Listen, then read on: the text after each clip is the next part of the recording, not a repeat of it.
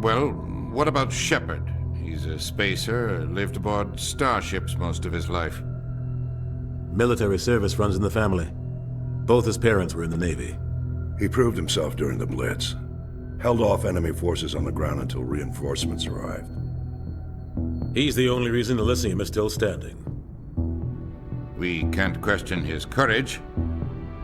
Humanity needs a hero, and Shepard's the best we've got. I'll make the call.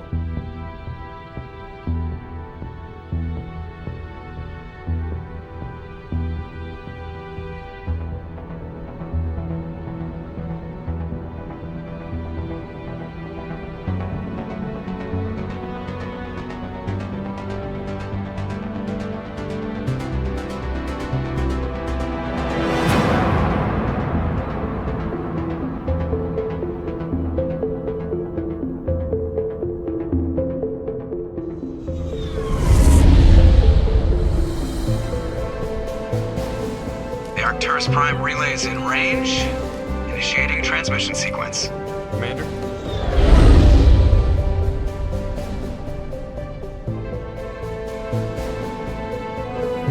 We are connected.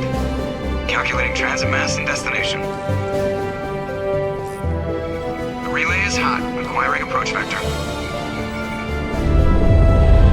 All stations secure for transit.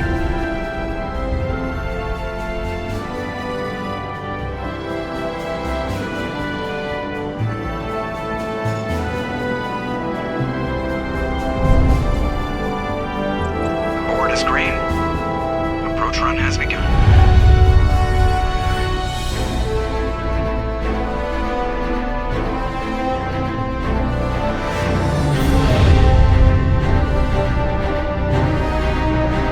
Hitting the relay in 3, 2,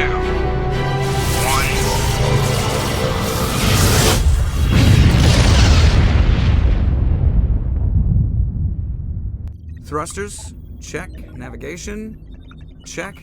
Internal emissions sync engaged. All systems online. Drift. Just under 1,500K. 1,500 is good. Your captain will be pleased. I hate that guy.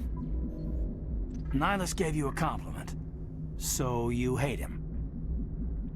You remember to zip up your jumpsuit on the way out of the bathroom? That's good. I just jumped us halfway across the galaxy and hit a target the size of a pinhead, so that's incredible.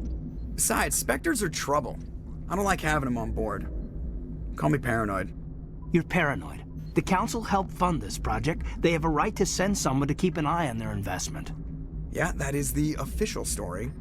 But only an idiot believes the official story. They don't send Spectres on shakedown runs. So there's more going on here than the captain's letting on. Joker, status report. Just cleared the mass relay, Captain. Stealth systems engaged. Everything looks solid. Good. Find a comm buoy and link us into the network. I want mission reports relayed back to Alliance brass before we reach Eden Prime. Aye, aye, Captain. Better brace yourself, sir. I think Nihlus is headed your way. He's already here, Lieutenant. Tell Commander Shepard to meet me in the comm room for a debriefing. You get that, Commander? He sounds angry.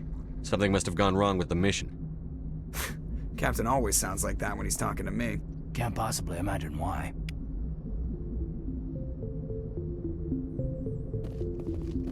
The captain's waiting for you in the comm room, Commander. You probably don't want to keep the captain waiting, Commander.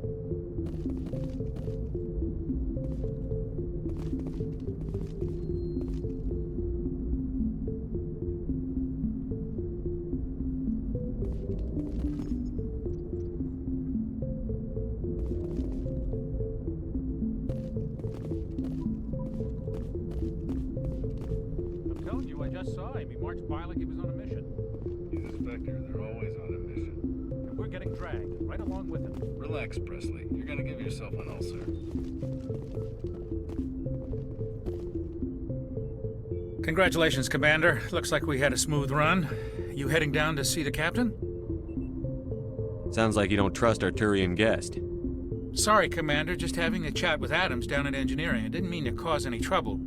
But you have to admit, something's odd about this mission. The whole crew feels it. You think the Alliance brass is holding out on us? If all we're supposed to do is test out the stealth system, why is Captain Anderson in charge? And then there's Nihlus. Spectres are elite operatives, top covert agents. Why send a Spectre, a Turian Spectre, on a shakedown run? It doesn't add up.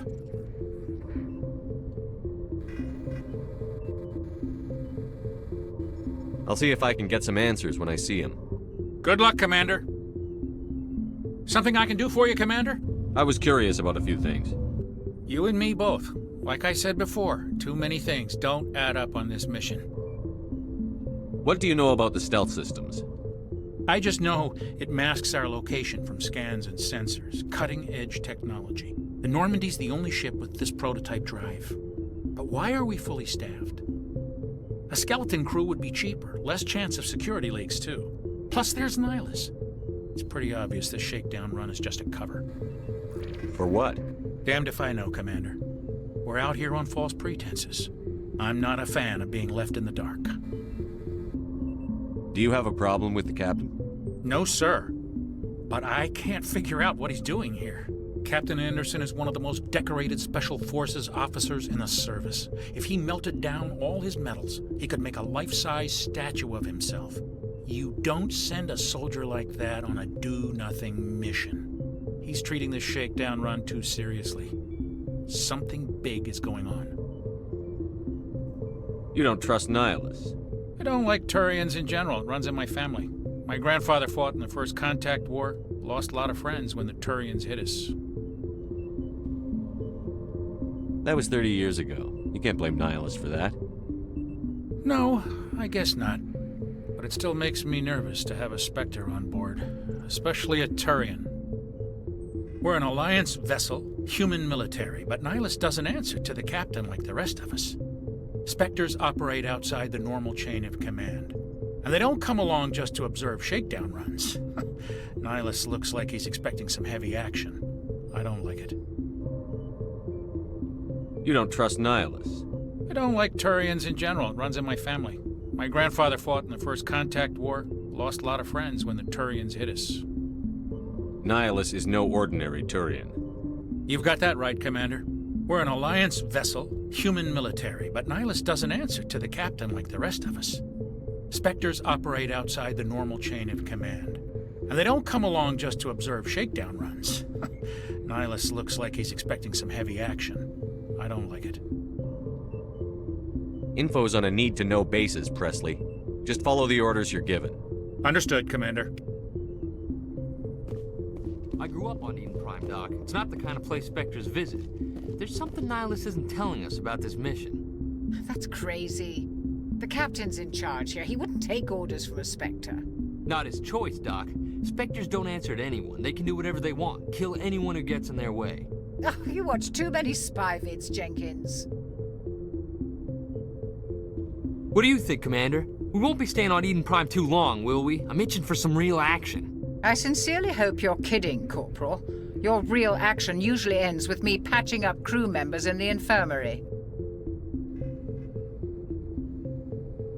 You need to calm down, Corporal. A good soldier stays cool, even under fire. Sorry, Commander, but this waiting's killing me. I've never been on a mission like this before, not one with a Spectre on board.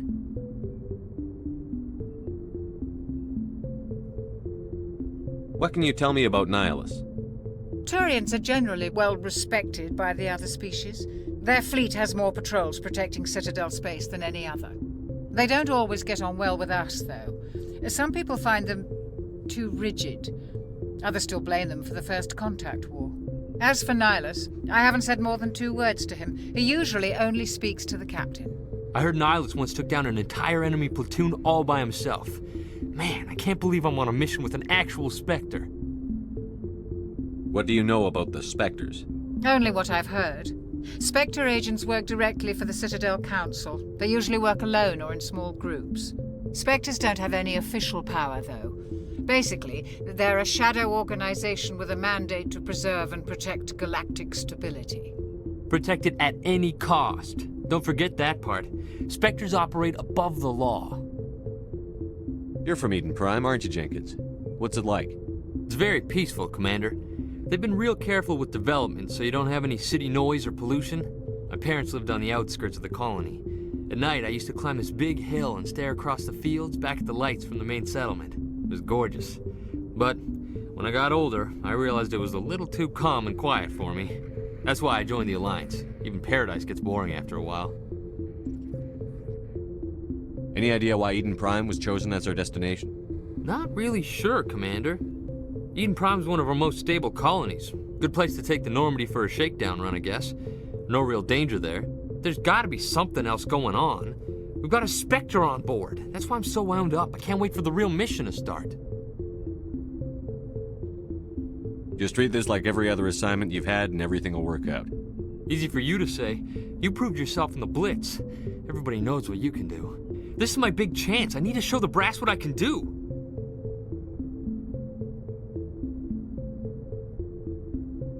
You're young, Corporal. You have a long career ahead of you. Don't do something stupid to mess it up.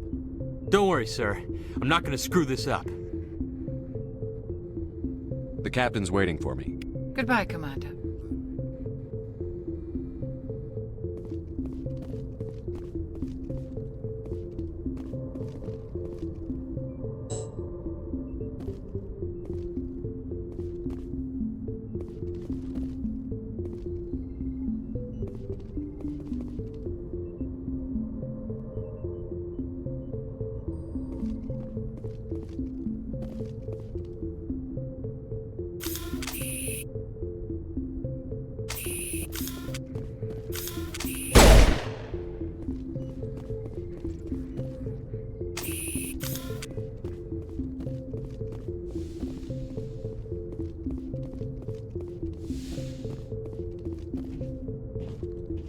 Commander Shepard, I was hoping you'd get here first. It will give us a chance to talk.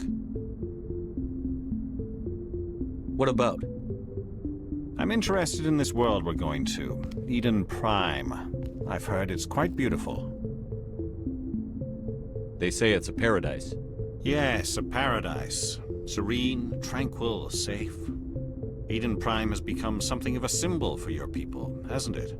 Proof that humanity can not only establish colonies across the galaxy, but also protect them. But how safe is it really? Do you know something? Your people are still newcomers, Shepard. The galaxy can be a very dangerous place. Is the Alliance truly ready for this? I think it's about time we told the Commander what's really going on. This mission is far more than a simple shakedown run. I figured there was something you weren't telling us. We're making a covert pickup on Eden Prime. That's why we needed the stealth systems operational. There must be a reason you didn't tell me about this, sir. This comes down from the top, Commander. Information strictly on a need-to-know basis. A research team on Eden Prime unearthed some kind of beacon during an excavation. It was Prothean. I thought the Protheans vanished 50,000 years ago. Their legacy still remains. The mass relays, the Citadel, our ship drives. It's all based on Prothean technology. This is big, Shepard. The last time humanity made a discovery like this, it jumped our technology forward 200 years. But Eden Prime doesn't have the facilities to handle something like this. We need to bring the beacon back to the Citadel for proper study. Obviously, this goes beyond mere human interests, Commander. This discovery could affect every species in Council space. Why didn't we keep the beacon for ourselves? You humans don't have the best reputation. Some species see you as selfish, too unpredictable, too independent, even dangerous. Sharing that beacon will improve relations with the Council. Plus, we need their scientific expertise. They know more about the Protheans than we do. The beacon's not the only reason I'm here, Shepard. Nihlus wants to see you in action, Commander. He's here to evaluate you. What's going on, Captain? The Alliance has been pushing for this for a long time. Humanity wants a larger role in shaping interstellar policy.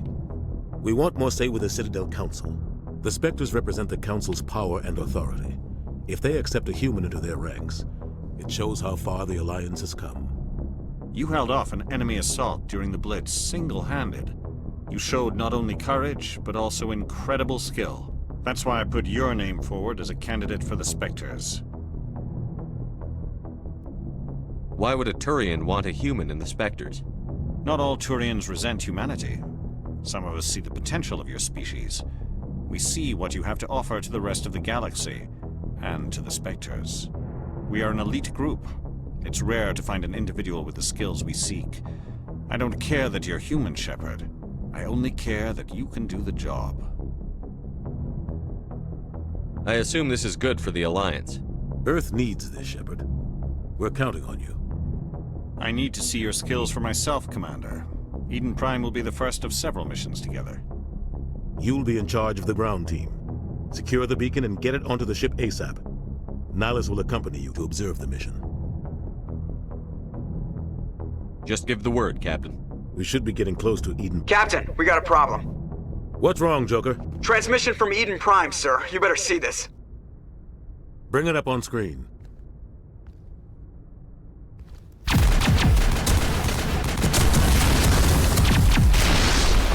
Get down!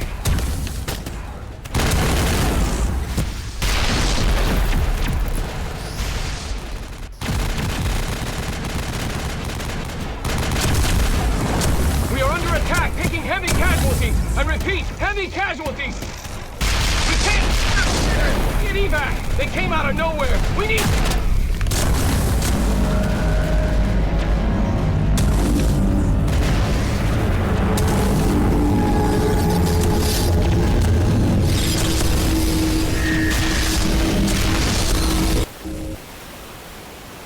Everything cuts out after that. No comm traffic at all. Just goes dead. There's nothing. Reverse and hold at 38.5.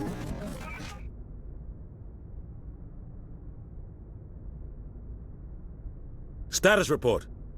17 minutes out, Captain. No other Alliance ships in the area. Take us in, Joker, fast and quiet. This mission just got a lot more complicated. A small strike team can move quickly, without drawing attention. It's our best chance to secure the beacon. Grab your gear and meet us in the cargo hold. Tell Alenko and Jenkins to suit up, Commander. You're going in.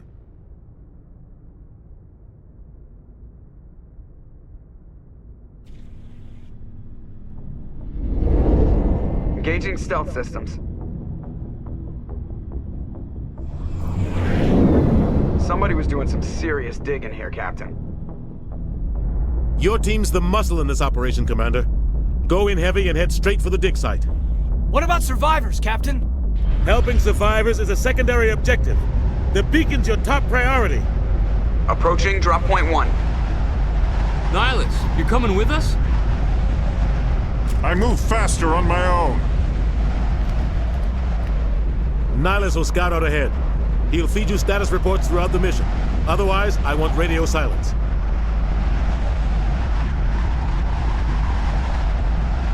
We've got his back, Captain. The mission's yours now, Shepard. Good luck! We are approaching drop point 2.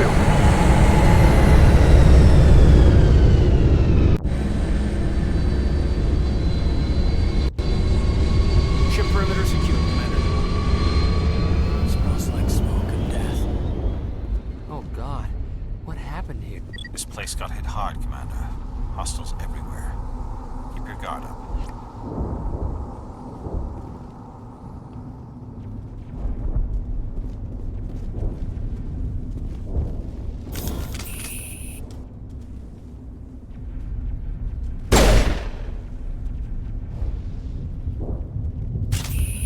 Negative contacts, Commander.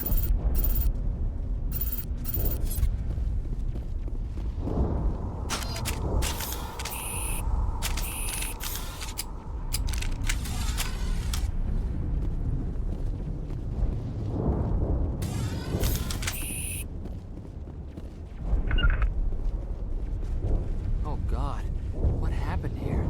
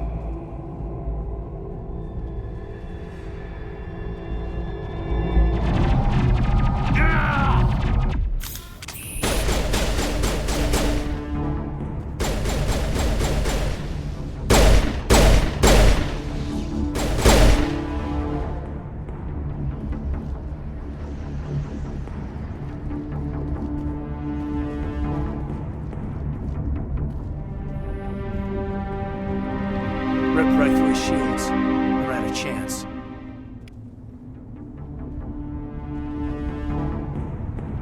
Sometimes Marines die. The rest of us just have to carry on. We still have to find that beacon. Aye, aye, sir. Eden Prime will never be the same again.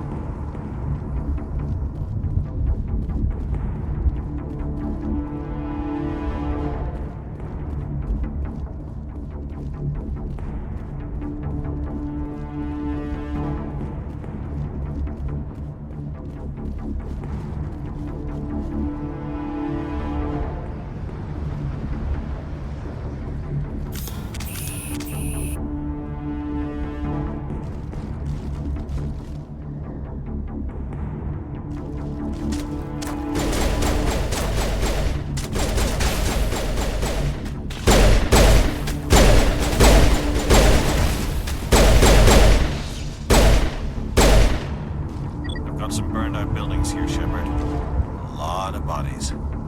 I'm gonna check it out. I'll try to catch up with you at the dig site.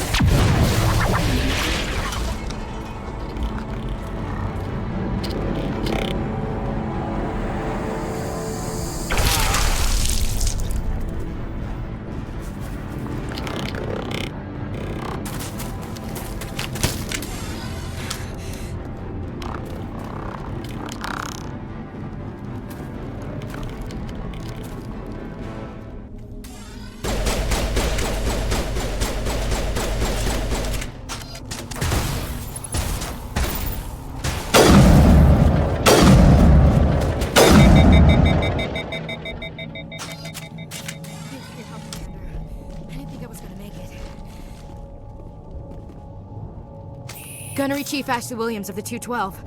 You the one in charge here, sir? Give me a status report, Williams. Oh, man. We were patrolling the perimeter when the attack hit. We tried to get off a distress call, but they cut off our communications. I've been fighting for my life ever since. Where's the rest of your squad? We tried to double back to the beacon, but we walked into an ambush. I don't think any of the others... I think I'm the only one left. This isn't your fault, Williams. You couldn't have done anything to save them. Yes, sir. We held our position as long as we could, until the Geth overwhelmed us. The Geth haven't been seen outside the Veil in nearly 200 years. Why are they here now? They must have come for the beacon. The dig site is close, just over that rise. It might still be there.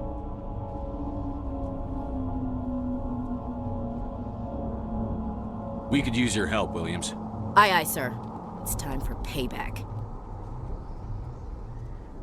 Have you seen a Turian Spectre around here? There aren't any Turians on Eden Prime. None that I've ever met. Not sure I'd be able to tell if one was a Spectre anyway.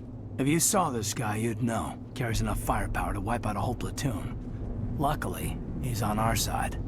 Sorry. Like I said, no Turians. What else do you know about the Geth? Just what I remember from history class back in school.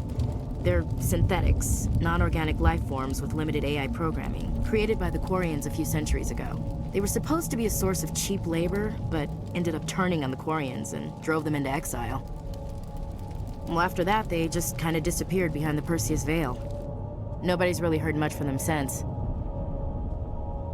Tell me everything you know about the beacon. They were doing some digging out here to extend the monorail and expand the colony. A few weeks ago, they unearthed some Prothean ruins, and the beacon. Suddenly, every scientific expert in the colony was interested. That's when they brought us in to secure the site. I don't know much about the beacon itself, but I heard one of the researchers say this could be the biggest scientific discovery of the century. What happened to the researchers at the dig site? I don't know. They set up camp near the beacon. The 232 was with them. Maybe their unit fared better than mine. Describe what happened leading up to the attack. We were sent out a couple of nights ago from the main colony to secure the area. Seemed like a routine patrol, until the Geth hit us. We never knew they were coming. Move out.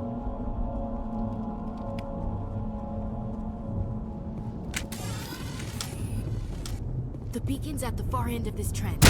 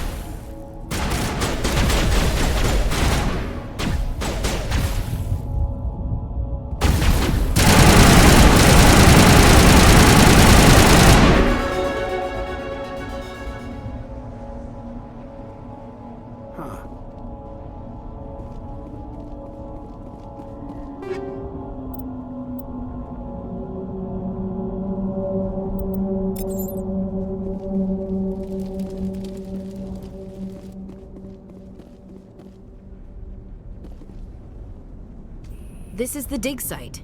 The beacon was right here. It must have been moved. By who? Our side or the Geth? Hard to say. Maybe we'll know more after we check out the research camp. You think anyone got out of here alive? If they were lucky. Maybe hiding up in the camp. It's just on the top of this ridge, up the ramps. Impaling... Change of plans, Shepard. There's a small spaceport up ahead. I want to check it out. I'll wait for you there. We thought this world was safe until the Geth showed up. It used to be beautiful here. Somebody's gonna pay for this. That man was still alive when they stuck him on the spike. Killing us isn't enough. The Geth want us to suffer. Eden Prime will never be the same again. Let's get the bastards. Check your targets. Could be friendlies.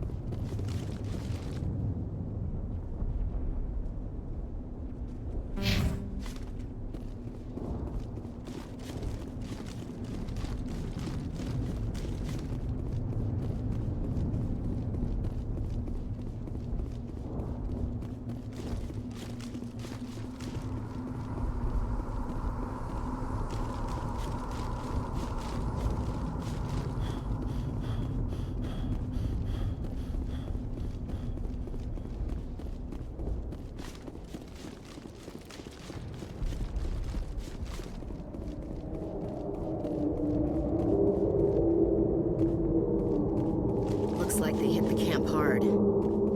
It's a good place for an ambush. Keep your guard up.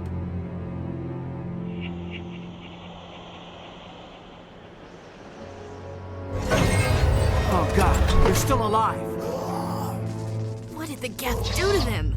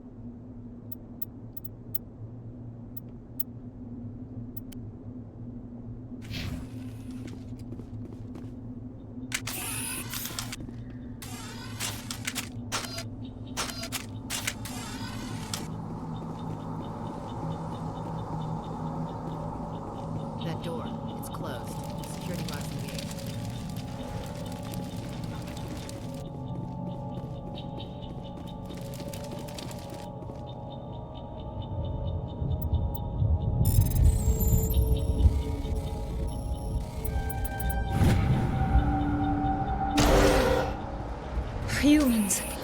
Thank the Maker. Hurry! Close the door before they come back. What are you doing here? I'm Dr. Warren. I was in charge of this excavation. We hid in the shed during the attack. They must have come for the beacon. Luckily, it wasn't here. It was moved to the spaceport earlier this morning. Manuel and I stayed behind to pack up the camp. When the attack came, the Marines held them off long enough for us to hide. They gave their lives to save us. No one is saved. The age of humanity is ended. Soon, only ruin and corpses will remain. What's wrong with your assistant? Manuel has a brilliant mind, but he's always been a bit unstable. Genius and madness are two sides of the same coin. Is it madness to see the future? To see the destruction rushing towards us? To understand there is no escape? No hope? No. I am not mad. I'm the only sane one left. I gave him an extra dose of his meds after the attack.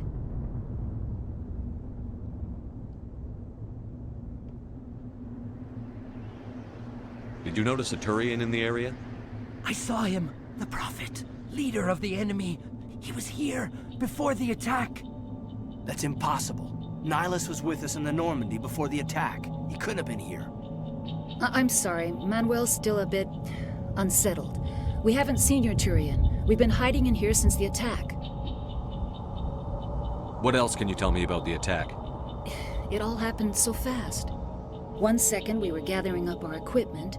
The next we were hiding in the shed while the Geth swarmed over the camp. Agents of the Destroyers. Bringers of darkness. Heralds of our extinction. We could hear the battle outside. Gunfire, screams. I thought it would never end. Then everything went quiet. We just sat there, too afraid to move, until you came along. Can you tell me anything about the beacon? It's some type of data module from a galaxy-wide communications network, remarkably well preserved. It could be the greatest scientific discovery of our lifetime. Miraculous new technologies, groundbreaking medical advances. Who knows what secrets are locked inside? We have unearthed the heart of evil, awakened the beast, unleashed the darkness. Manuel, please, this isn't the time.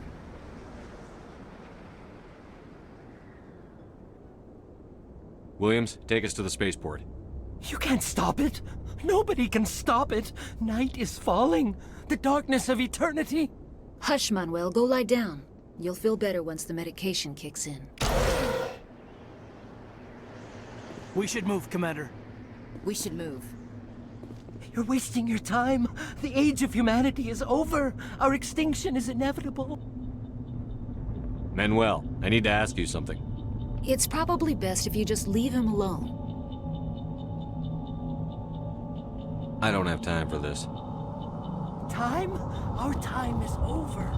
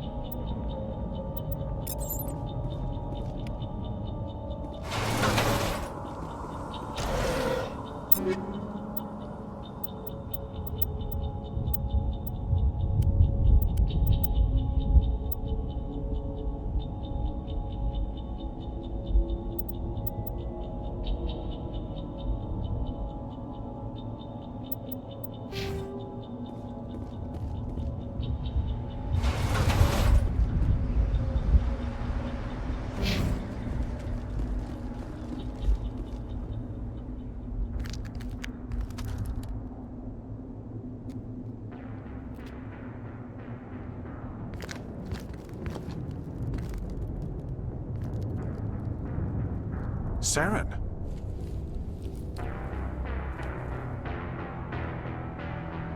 Nihlus. This isn't your mission, Saren. What are you doing here?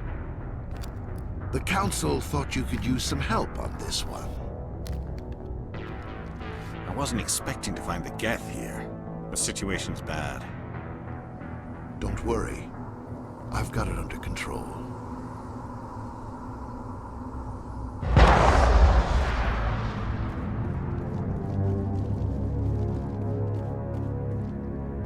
What is that? Off in the distance.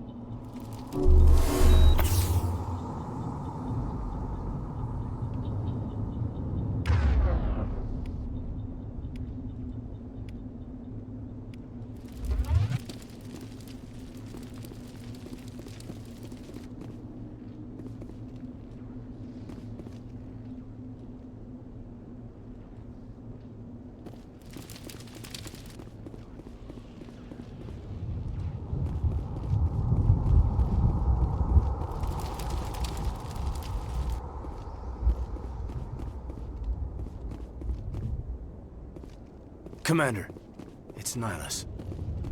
Something's moving, over behind those crates. Wait! Don't shoot! I'm one of you! I'm human! What are you doing sneaking around back there? I'm sorry, I was hiding from those creatures.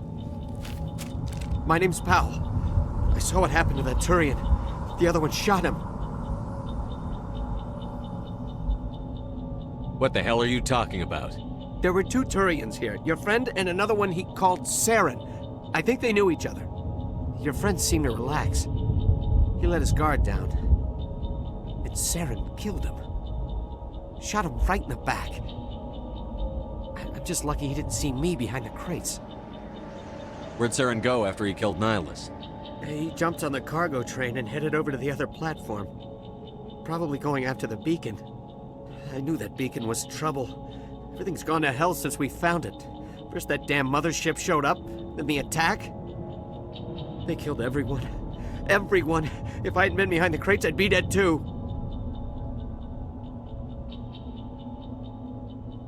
Is there anything else you can tell me about the beacon? They brought it here this morning. We loaded it up onto the train and shipped it to the other platform. Hard to believe that was only a few hours ago. Feels like a whole other life. Tell me about the Geth attack. It was quick. 1 minute that ship was descending, the next, those Geth were swarming over the platform, thousands of them. They must have been inside that mothership. They shot anything that moved. It was a massacre. Tell me about the Geth attack. It was quick. 1 minute that ship was descending, the next, those Geth were swarming over the platform, thousands of them. They must have been inside that mothership. They shot anything that moved. It was a massacre. Tell me about this mothership you saw. I've never seen anything like it before. It was huge. Landed over near that platform. The whole place got dark as it came down. And it was making this noise, this sound that bored right into your brain. That's what woke me up. The attack came a few minutes later. How come you're the only one who survived? Why didn't anyone else try to hide behind the crates? They never had a chance. I was already behind the crates when the attack started. Wait a minute. You were hiding behind the crates before the attack? Sometimes I need a nap to get through my shift. I sneak off behind the crates to grab 40 winks where the supervisor can't find me. You survived because you're lazy? If you hadn't snuck off for that nap, you'd probably be dead just like all the others. Yeah, I guess. I don't really want to think about it.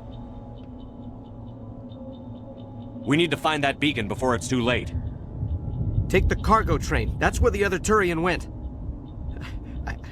I can't stay here. I need to get away from all this. Smells like smoke and death.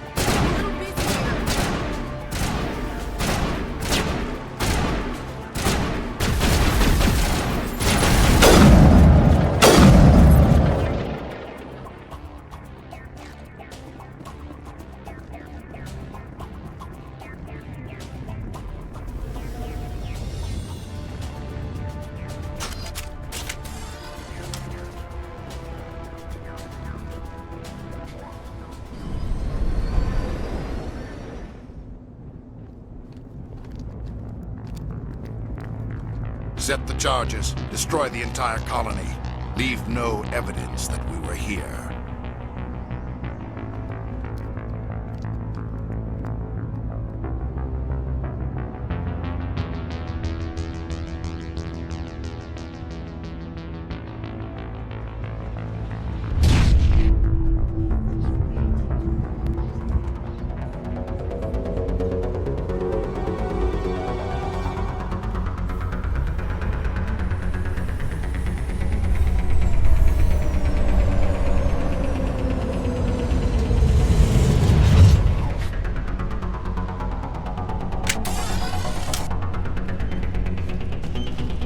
Demolition charges. The Geth must have planted them. Hurry! We need to find them all and shut them down!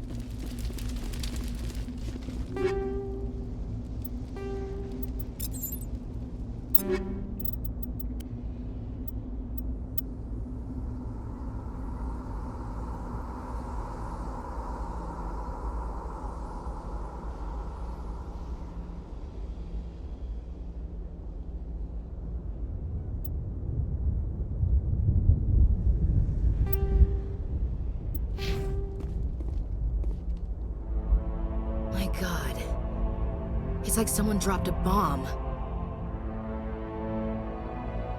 That must be where the Geth's ship landed.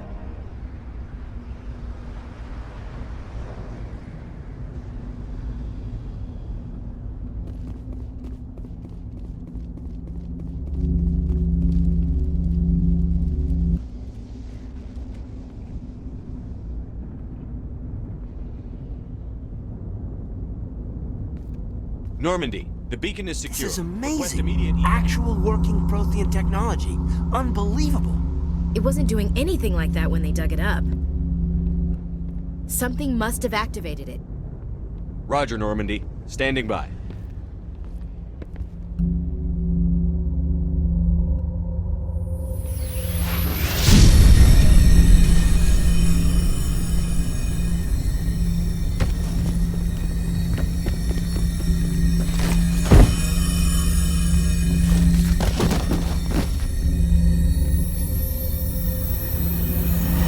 Shepard! No, don't touch it! Too dangerous!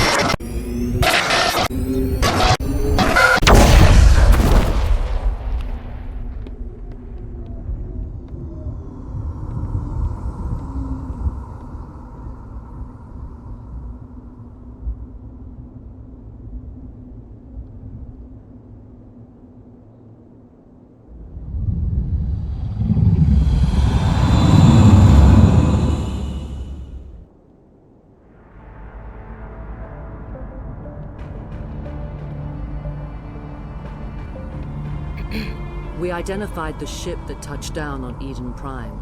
The Normandy, a human alliance vessel. It was under the command of Captain Anderson. They managed to save the colony. And the beacon. One of the humans may have used it.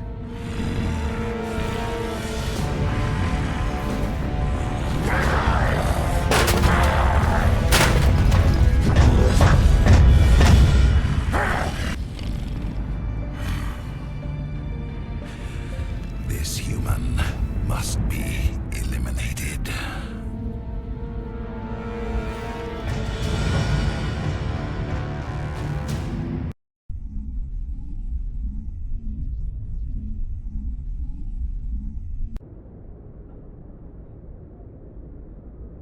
Dr. Chakwas, I think he's waking up.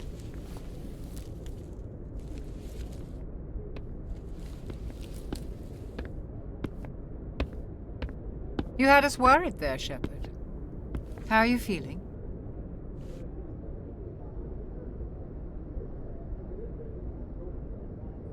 How did I end up here?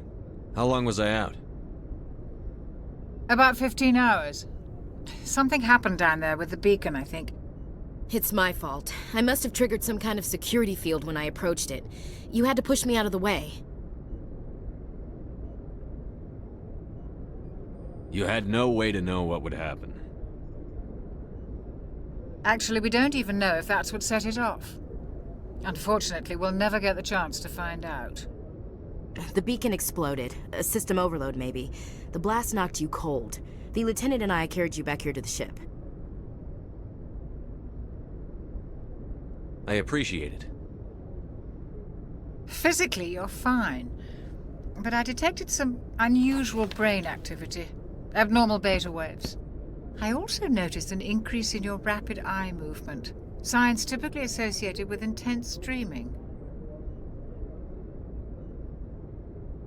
I saw...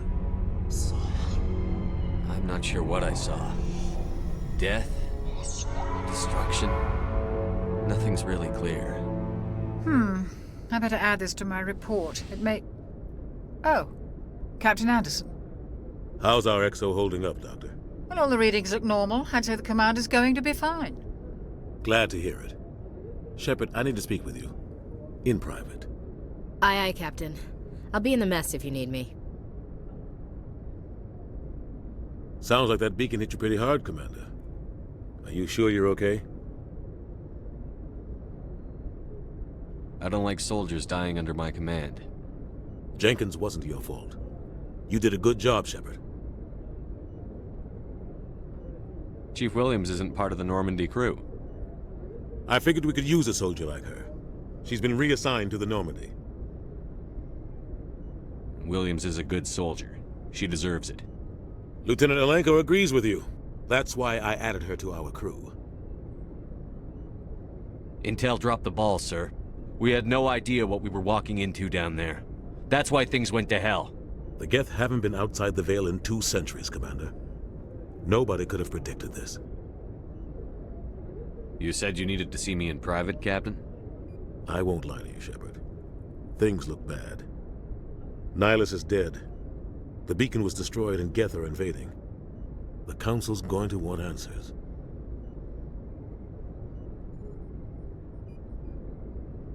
I didn't do anything wrong, Captain. Hopefully the Council can see that. I'll stand behind you and your report, Shepard. You're a damned hero in my books. That's not why I'm here. It's Saren, that other Turian. Saren's a Spectre, one of the best, a living legend. But if he's working with the Geth, it means he's gone rogue. A rogue Spectre's trouble. Saren's dangerous, and he hates humans. Why? He thinks we're growing too fast, taking over the galaxy. A lot of aliens think that way. Most of them don't do anything about it. But Saren has allied himself with the Geth. I don't know how, I don't know why. I only know it had something to do with that beacon. You were there just before that beacon self-destructed. Did you see anything? Any clue that might tell us what Saren was after? Just before I lost consciousness, I had some kind of vision. A vision? A vision of what?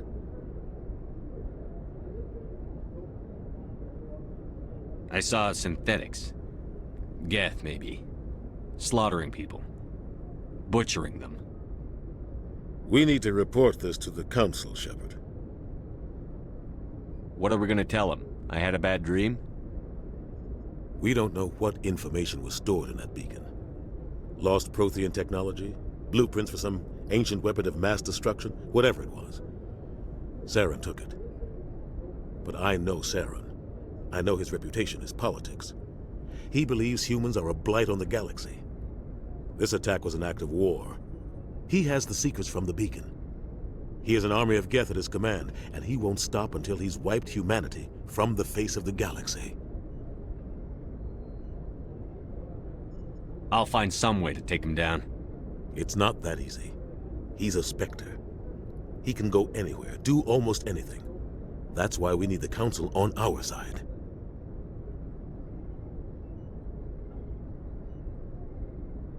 We prove Saren's gone rogue, and the Council will revoke his Spectre status. I'll contact the Ambassador, and see if he can get us an audience with the Council. He'll want to see us as soon as we reach the Citadel. We should be getting close. Head up to the bridge and tell Joker to bring us into dock.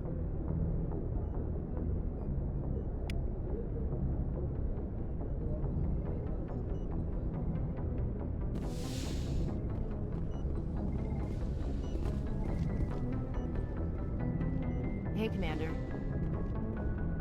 I'm glad you're okay, Commander. The crew could use some good news after what happened to Jenkins. Jenkins was a valuable part of this crew. Part of me feels guilty over what happened. If Jenkins was still alive, I might not be here. You're a good soldier, Williams. You belong on the Normandy. Thanks, Commander. That means a lot from you. I've never met anyone who was awarded the Star of Terra. Things were pretty rough down there. Are you okay? I've seen friends die before. Comes with being a Marine. But to see my whole unit wiped out, and you never get used to seeing dead civilians. But things would have been a lot worse if you hadn't shown up. We couldn't have done it without you, Williams. Thanks, Commander. I have to admit, I was a little worried about being assigned to the Normandy. It's nice when someone makes you feel welcome. I think you're gonna fit in here just fine, Williams. Thanks, Commander. Joker's waiting for you in the bridge, Commander.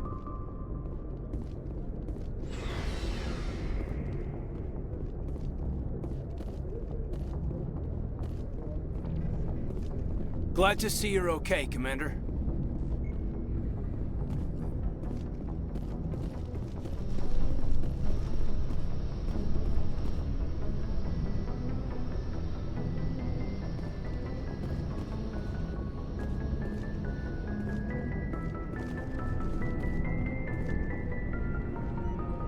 Yes, Commander? Is there something you need? How well do you know the Lieutenant? I'd never worked with him before this mission. But he has an impressive service record, over a dozen special commendations. Tends to keep to himself, though. Maybe because of the headaches. It's not easy being an L2. What does that have to do with it? Well, most biotics now use the L3 implants. Lieutenant Alenko was wired with the old L2 configuration. Sometimes there are complications. What kind of complications? Severe mental disabilities, insanity, crippling physical pain.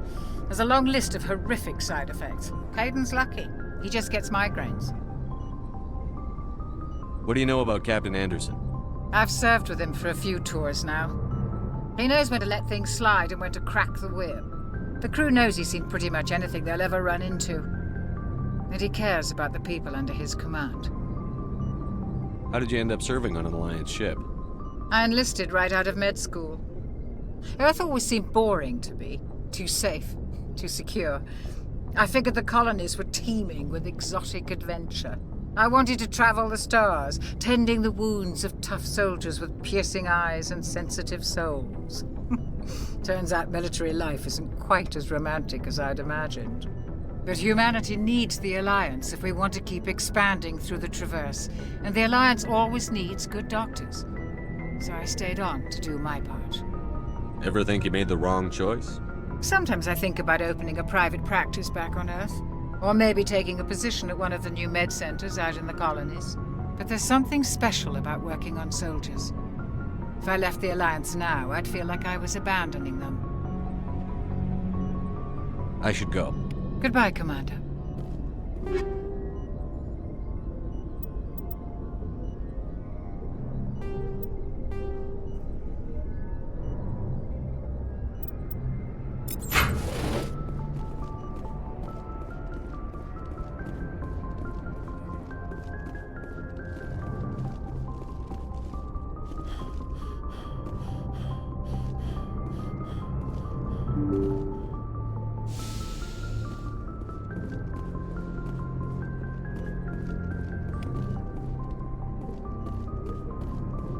I'm glad you're okay, Commander.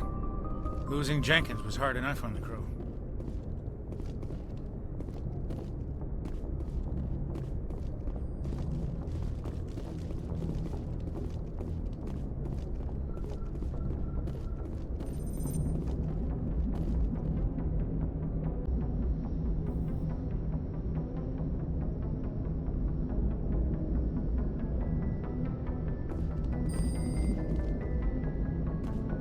Good timing, Commander. I was just about to bring us into the Citadel. See that taxpayer money at work.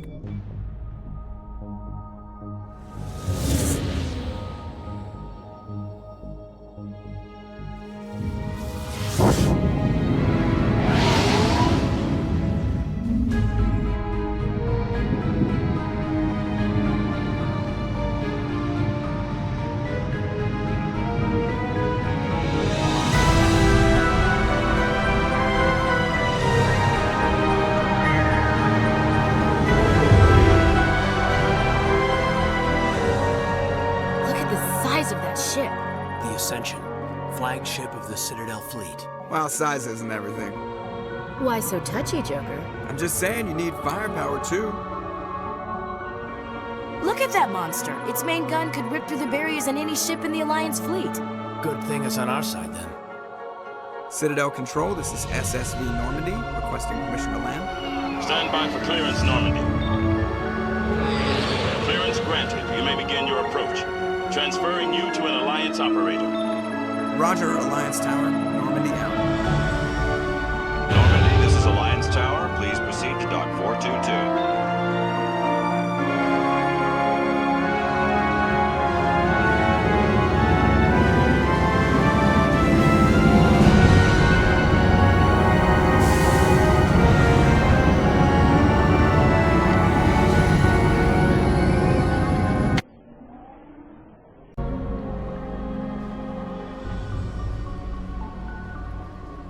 This is an outrage! The Council would step in if the Geth attacked a Turian colony? The Turians don't found colonies on the borders of the Terminus systems, Ambassador. Humanity was well aware of the risks when you went into the Traverse. What about Saren? You can't just ignore a rogue Spectre. I demand action! You don't get to make demands of the Council, Ambassador. Citadel Security is investigating your charges against Saren. We will discuss the CSEC findings at the hearing, not before. Captain Anderson, I see you brought half your crew with you. Just the ground team from Eden Prime, in case you had any questions. I have the mission reports. I assume they're accurate? They are. Sounds like you convinced the Council to give us an audience.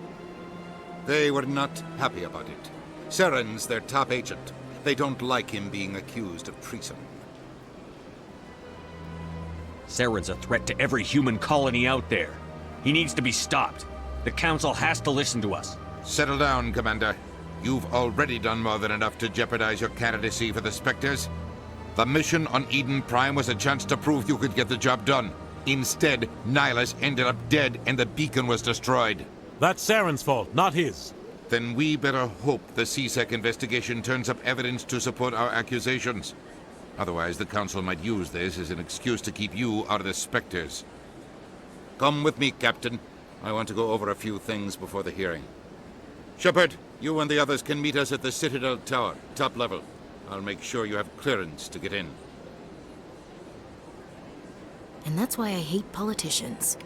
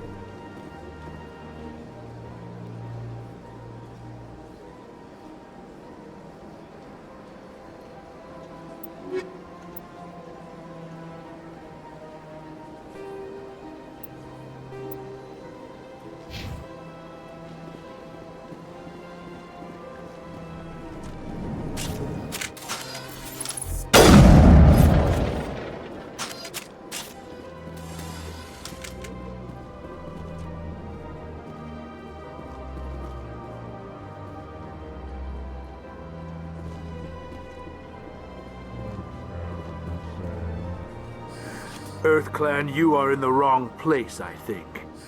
Your ambassador is next door in the large office. Chastising remark. Don't be so rude, Din. At least introduce yourself.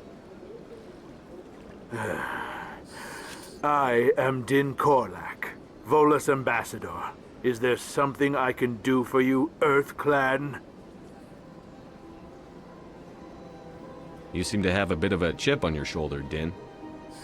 You humans are new to the Citadel, and yet the Council has granted you great favor. Chastising rebuke, Din. Your species has always been granted many concessions. Volus territory has expanded tenfold since coming to the Citadel. Details. We still have no real say in the decisions that affect Citadel space. What is this place? You are in the embassy for the Volus and the Elcor. Your ambassador is next door, in his own office. In this shared space, I aid my fellow Volus when I'm not being interrupted. I'd like to know more about the Volus. I'm sure our history and culture would bore you, EarthClan. Actually, I would like to know more about your history. My people came to the Citadel shortly after the Asari and Salarians had discovered it. We were instrumental in establishing a standardized galactic economy. However, despite our long association with the Citadel and our many contributions to galactic society, we still do not hold a seat on the Council. Tell me about Volus culture. We are tribal by nature, but our ways are not violent. We barter and trade our lands and tribe members in order to increase status. Larger tribes often engulf smaller ones and eventually split again. Our society is very malleable, and our government is always shifting and changing. Since we're not physically adept, we trade our services for protection. What is it you do here? I look out for the best interests of the Volus people. No easy task considering how often we are overlooked by the Council. Chastising rebuke, Den. The Council favors your species greatly. You are naive. The Earth Clan will be invited to the Council long before our species will. Why aren't the Volus or Elcor part of the Council? All species must prove themselves before they join the Council. All but the Earth Clans, it would seem. Dismissive. Ignore the Volus Ambassador, human. He is incorrect in his assessment. Really? How long have we been waiting? How long do you think we'll continue to wait? Bah, this talk is wasted on the humans. Goodbye, Ambassador. Yes, yes. Good day, Earth Clan.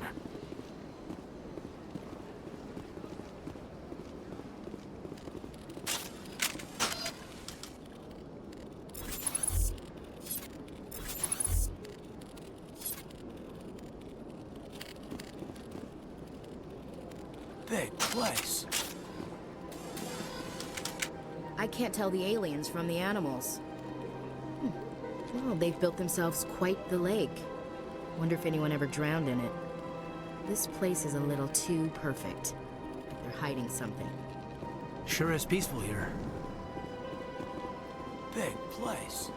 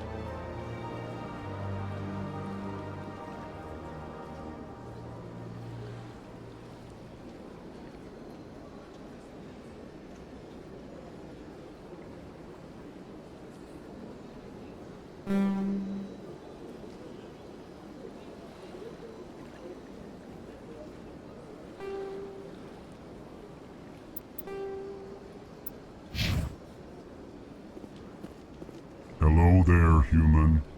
Sincere apology, but I am here on business and cannot be distracted right now. You seem distressed. Is there something I can do to help? Alarmed response. You overheard that, did you? This is all going so wrong, and it is the Asari Consort's fault. She's the one who started all this. What did this Asari do to get you so upset? I cannot speak more about this problem. It is too sensitive. Suffice it to say, she has compromised my authority as a diplomat. Where can I find this Asari consort? She is across the bridge from here. Her offices are easy enough to spot. Good day, human. Strained greeting, human. This is really not a good time. You seem distressed. Alarmed response. You overheard that, did you? This is all going so wrong. Who's this Asari consort? Curious, you have not heard. You must be new to the Citadel. Everyone knows Sha'ira, the consort. I cannot speak more about this problem. It is too sensitive. Suffice it to say, she has compromised my authority as a diplomat. Good luck with your problem. Thanks to you, human. Good day.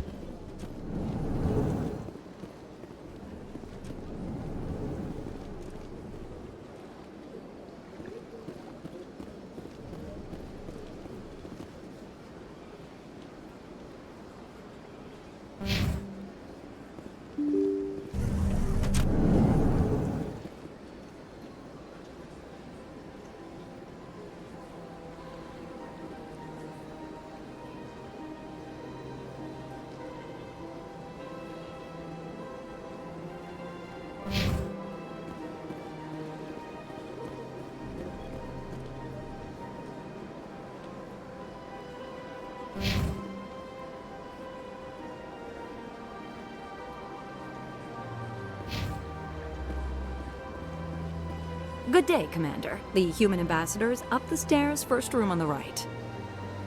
You know who I am? Yes, I receive reports on all newly arrived dignitaries and notable people. What's your name? What do you do here? My name is Safiria. I'm the administrative assistant for the embassies. You seem to be distracted. The embassies are the hub of all Citadel politics. When you represent trillions of citizens, it tends to get a little busy. What is this place? This is the Presidium. More specifically, you are at the Citadel embassies. If you have more questions, please access Avina. What's that? Oh, Avina is the virtual guide for the Citadel. Feel free to access the terminal yourself. I should be going now. Have a pleasant day. Welcome to the Presidium. Allow me to be your guide. Greetings and welcome to the Presidium. My name is Avina, and I am pleased to be your virtual guide throughout this level of the Citadel space station. So are you a person or a program? I am a fully interactive virtual intelligence, programmed to provide spontaneous guidance at predetermined locations of interest throughout this level of the Citadel. I may also be contacted through any of the Presidium VI terminals, should you require assistance. Give me the tour. You are standing at Presidium Tourism Terminal 1. On either side of this lobby are the embassies of the various Citadel races, along with CSEC headquarters. On the far end of this level, you can see the Citadel Tower, where the Council meets regularly to discuss matters of interstellar importance. I want to know more about Citadel security. Citadel security serves as law enforcement for all regions of the Citadel, though the majority of officers serve in the wards. Executor Pallin, a Turian, is the current head of CSEC, but individuals from virtually every species across Citadel space serve as officers beneath him. If you wish to learn more, Executor Pallin's office is located in the CSEC headquarters just across the lobby. Tell me about the embassies. Each species in Citadel space important enough to be consulted on matters of galactic politics maintains an embassy on the Presidium. The Volus were the first non-council species to be granted an embassy, roughly 2,384 galactic standard years ago. As Citadel space has expanded, more embassies have been added. The most recently added embassy belongs to your own species, humanity. It was added 19 galactic standard years ago, despite some rather vocal opposition. Why were people trying to keep my species out? Some species felt humanity was given preferential treatment. It often takes a century or more before a new species is granted an embassy. The Council gave a great deal of thought to this matter. In the end, they decided humanity's impact on Citadel space was significant enough to warrant an embassy. Do you agree with their decision? I am not programmed to make that kind of qualified judgment. My code is limited to information and simple interaction simulations. How come the Volus were the first species given an embassy? In the early years following the formation of the Council, the Volus were, apart from the Asari and Salarians, the most populous and widespread species in Citadel space. They established many new colonies and trading outposts, and they petitioned the Council for a greater role in determining interstellar policy. In recognition of their work to expand interstellar trade and establish a standardized galactic economy, the Volus were granted an embassy here on the Citadel. Do you know anything about Spectres? The term Spectre is derived from the branch of Special Tactics and Reconnaissance. Each Spectre agent is handpicked by the Council. Their primary role is preserving galactic stability and resolving volatile situations that cannot be handled through normal political channels. In this role, they are granted extraterritorial rights and jurisdictions. Spectres answer to no law or authority except the Council itself. What can you tell me about the Citadel Council? Originally, the Council consisted of representatives from the Asari and Salarians, the two dominant species in Citadel space. Roughly 1,304 galactic standard years ago, Turians were invited to join the Council in recognition of the role they played during the Krogan Rebellion. Since then, the three Council races have worked together to ensure the peaceful coexistence of the galactic community, while preserving individual autonomy for each species. It can't be as simple as that. There must be problems somewhere in the system. I am not programmed to make that kind of qualified judgment. My code is limited to information and simple interaction simulations. Goodbye. Goodbye, and thank you for using Avina. Please enjoy your visit to the Citadel.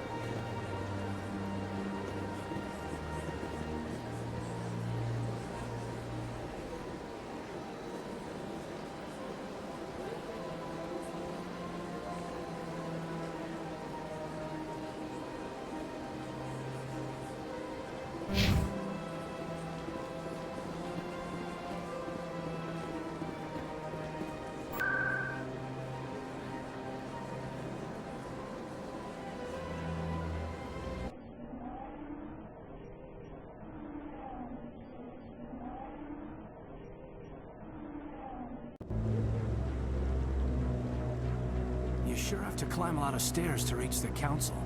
Think that's supposed to be symbolic of their importance? What are those, cherry trees? I like that fountain. It's very soothing. I bet all these staircases aren't just for show. They make for good defensive positions if this place is ever attacked. Saren's hiding something. Give me more time. Stall them. Stall the Council? Don't be ridiculous. Your investigation is over, Garrus.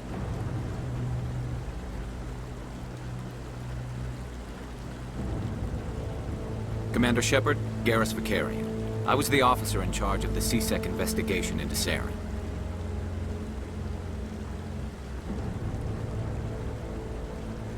Sounds like you really want to bring him down. I don't trust him. Something about him rubs me the wrong way.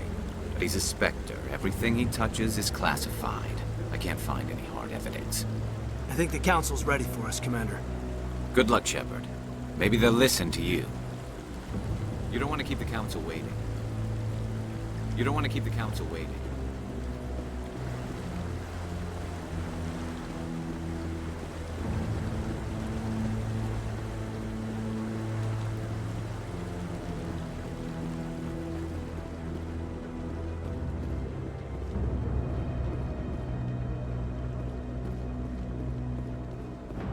Don't be ridiculous. The Volus won't be joining the Council for years. I'm not so sure. The humans are making a strong push, and you can bet the Volus will be right on their coattails if they succeed. Allowing the humans to join us is a sound strategic move. But the Volus? No. The Hanar are likely to be next, then the Elcor. You may be right. Though the Hanar need to lighten up a bit first. You just don't like them because you have trouble understanding them.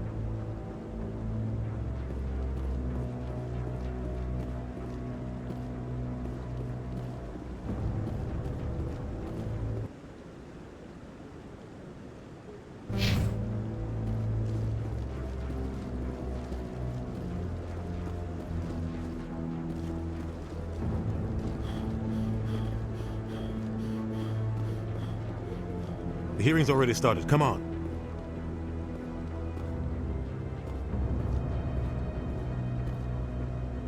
The Geth attack is a matter of some concern, but there is nothing to indicate Saren was involved in any way. The investigation by Citadel security turned up no evidence to support your charge of treason. An eyewitness saw him kill Nihlus in cold blood. We've read the Eden Prime reports, Ambassador. The testimony of one traumatized dock worker is hardly compelling proof. I resent these accusations. Nihlus was a fellow Spectre and a friend. That just let you catch him off guard. Captain Anderson, you always seem to be involved when humanity makes false charges against me. And this must be your protege, Commander Shepard, the one who let the beacon get destroyed.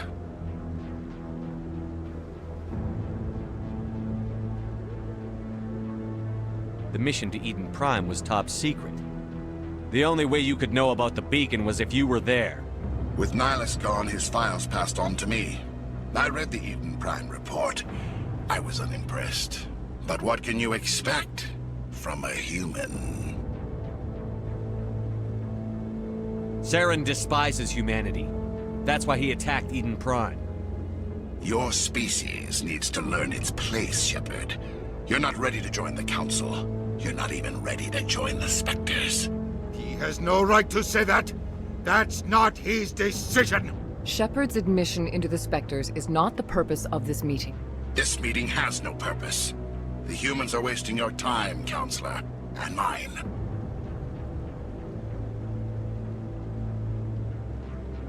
You can't hide behind the Council forever. There is still one outstanding issue. Commander Shepard's vision. It may have been triggered by the beacon. Are we allowing dreams into evidence now? How can I defend my innocence against this kind of testimony? I agree. Our judgment must be based on facts and evidence, not wild imaginings and reckless speculation. Do you have anything else to add, Commander Shepard?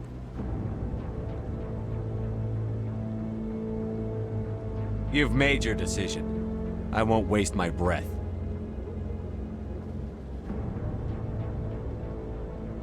The Council has found no evidence of any connection between Saren and the Geth. Ambassador, your petition to have him disbarred from the Spectres is denied. I'm glad to see justice was served. This meeting is adjourned.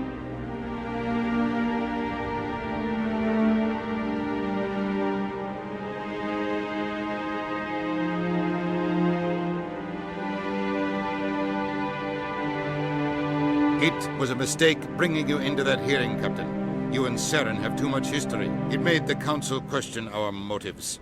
I know Saren. He's working with the Geth for one reason. To exterminate the entire human race. Every colony we have is at risk. Every world we control is in danger. Even Earth isn't safe. Tell me about this history between you and Saren. I worked with him on a mission a long time ago. Things went bad. Real bad. We shouldn't talk about this here. But I know what he's like. And he has to be stopped. What's our next step? As a Spectre, he's virtually untouchable. We need to find some way to expose him. What about Garrus, that CSEC investigator? We saw him arguing with the Executor. That's right. He was asking for more time to finish his report. Seems like he was close to finding something on Saren. Any idea where we could find him? I have a contact in CSEC who can help us track Garrus down. His name is Harkin. Forget it. They suspended Harkin last month, drinking on the job. I won't waste my time with that loser. You won't have to. I don't want the Council using your past history with Saren as an excuse to ignore anything we turn up. Shepard will handle this. You can't just cut Captain Anderson out of this investigation. The Ambassador's right. I need to step aside. I need to take care of some business. Captain, meet me in my office later. Harkin's probably getting drunk at Cora's Den. It's a dingy little club in the lower section of the wards. Maybe there's another way to find evidence against Saren. You should talk to Barla Vaughn over in the financial district. Rumor has it he's an agent for the Shadow Broker. The Shadow Broker? An information dealer. Buys and sells secrets to the highest bidder. I've heard Barla Vaughn's one of the top representatives. He might know something about Saren, but his information won't come cheap. You and Saren have a history. What happened? About 20 years ago, I was part of a mission in the Skillian Verge. I was working with Saren to find and remove a known terrorist threat. Saren eliminated his target, but a lot of people died along the way, innocent people. And the official records just covered it all up. But I saw how he operates. No conscience, no hesitation. He'd kill 1,000 innocent civilians to end a war without a second thought.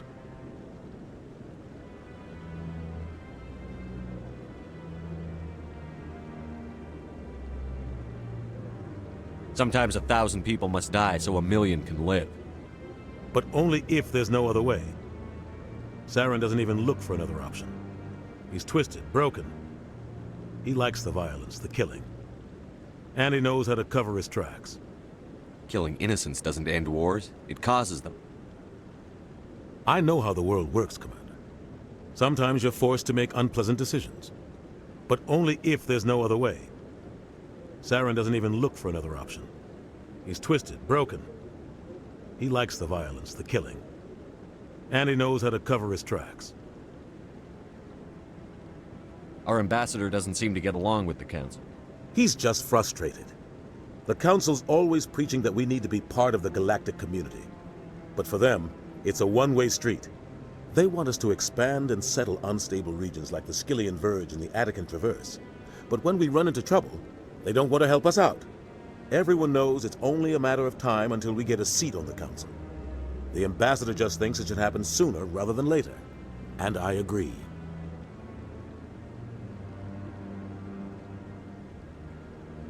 Maybe they'd let us join the Council if we were more willing to cooperate with the other species. Of course they would. If we did everything they told us to, they'd love to have us on the Council. But it wouldn't be much of a deal for us. I understand their side. They don't want us dominating the Council. It's founded on cooperation and alliances. But we have to look out for our own interests too. Who cares if we get a seat on the Council? What's the big deal? If the Council passes a ruling on an interstellar matter, we have to follow it. We don't have the fleets or political allies to defy them. Once we get a seat on the Council, we'll be able to influence those rulings, protect our own interests. No more jumping through hoops whenever we want something. Take this mess we're in now. If humanity had a seat on the Council, we'd just send the Citadel fleet out to take care of Saren and his Geth. Problem solved.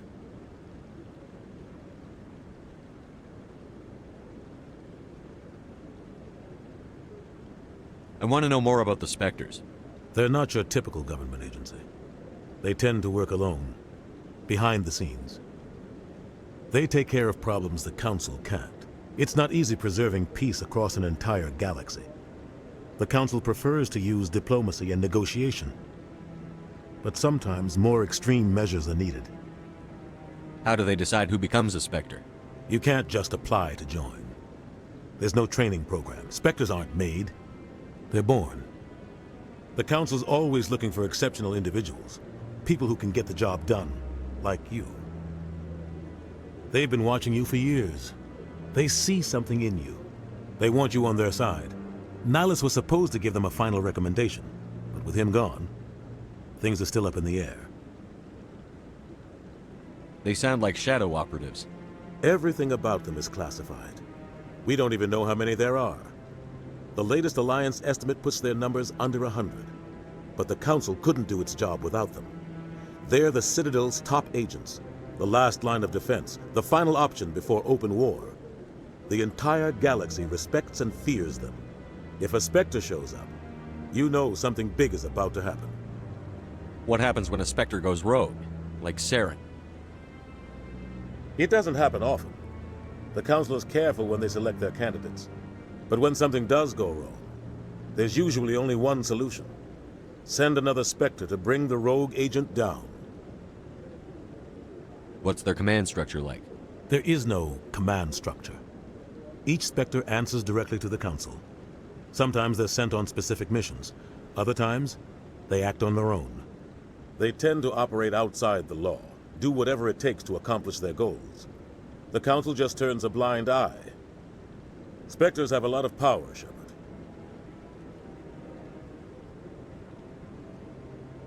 Tell me about Barla. He specializes in moving large sums of money without leaving a paper trail. A financial genius. Doesn't do anything illegal, but he knows all the loopholes. He's got an impressive client list. Ambassadors, diplomats, specters. That's probably why the Shadow Broker uses him. Tell me more about the Shadow Broker. He's a necessary evil of galactic politics. Buying and selling information is a part of the game, and the Shadow Broker just happens to be the best player on the field. Always sells to the highest bidder. Doesn't get involved in politics, doesn't pick sides. A simple system, but it works. He's not a threat to anyone, not directly. He's just a resource we can use, or she is. Or maybe they are. Nobody really knows. I should go. Good luck, Shepard. I'll be over in the Ambassador's office if you need anything else.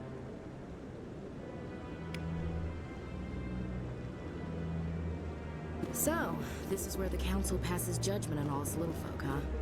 Ever get the feeling we ran over our heads, Commander?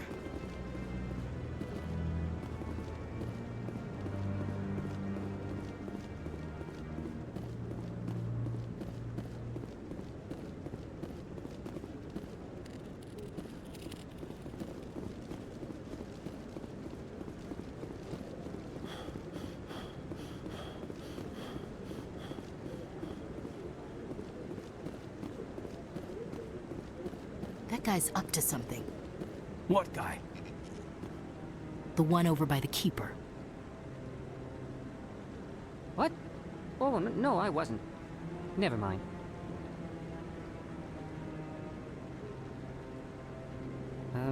Yes, is there something you want? Why are you so interested in the Keepers? Keepers? I've got no interest in the Don't get coy. I know what I saw. I'm not so sure I should be talking to you about this. We're just talking. Is there something wrong with that? No. I guess it wouldn't hurt to tell you. I'm using a small scanner to gather readings on the Keepers. So far I've had mixed results. I find it difficult to get near the creatures. Why were you being so secretive about it, though? Well, technically we're not supposed to disturb the Keepers. I don't really think my scanning disturbs them, but the authorities might disagree. I'd like to do it more openly, but it's not really worth getting arrested over. I could help you out. I'm not worried about the authorities.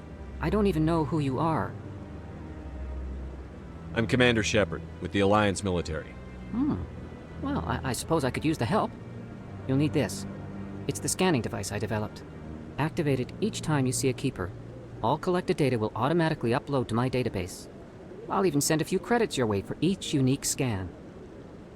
What are you doing with the data once you've scanned it? Trying to learn whatever I can about the Keepers. We see them working everywhere, yet we know so little about them. I'm a scientist. I want to know what makes them tick. What are you doing with the data once you've scanned it? Trying to learn whatever I can about the Keepers. We see them working everywhere, yet we know so little. I'm a scientist. What are you doing? We see them work. I'm a scientist. I want to know what makes them tick. I should get going then. Yes, I have much work myself. So long, and good luck with the scanning.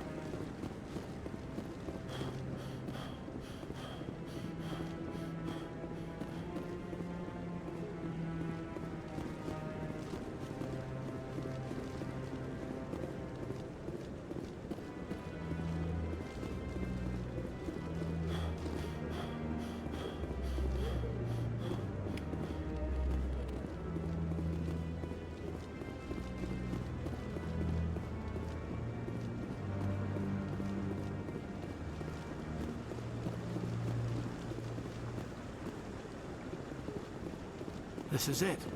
The very heart of the Citadel. The pinnacle of galactic power. Kinda makes your head spin if you think about it too much.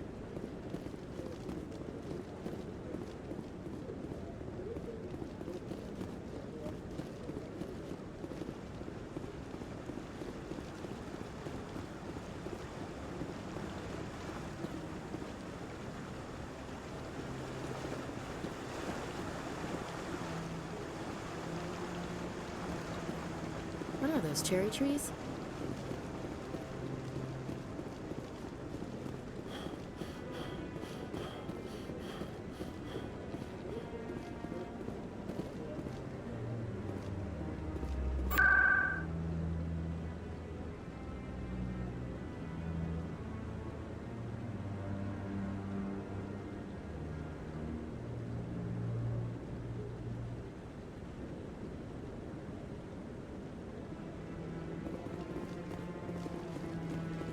Maybe. But I wouldn't believe everything you hear. But that's just it. I'm hearing it everywhere. It's not just isolated rumors. Do you really think Saren could be involved in something like that without the Council knowing it? Maybe the Council does know. Everyone already assumes he's just doing their dirty work. That's dangerous talk. I'd be careful who you mention that to. I know. But if it's true, shouldn't we be doing something about it? No. And I'll thank you to keep me out of it if you do.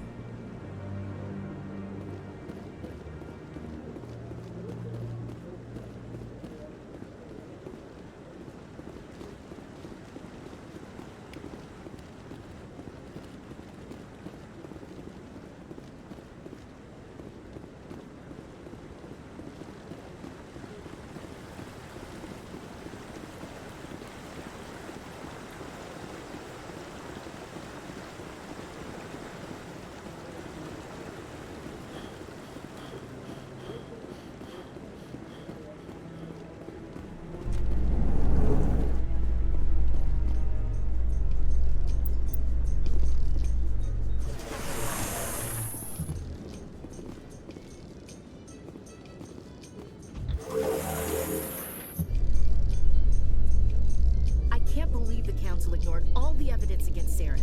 Saren's one of their best operatives. It's only natural they take his word over ours.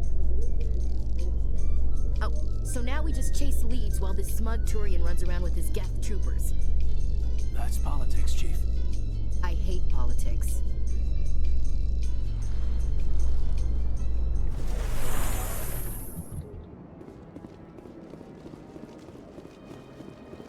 Look at that bug thing over. Please do not disturb the keepers.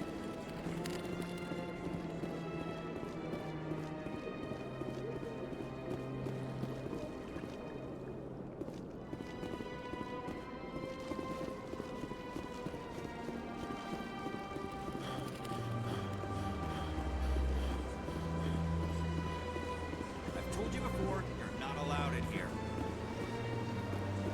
This one believes it has the right to move freely through this area. You're creating a public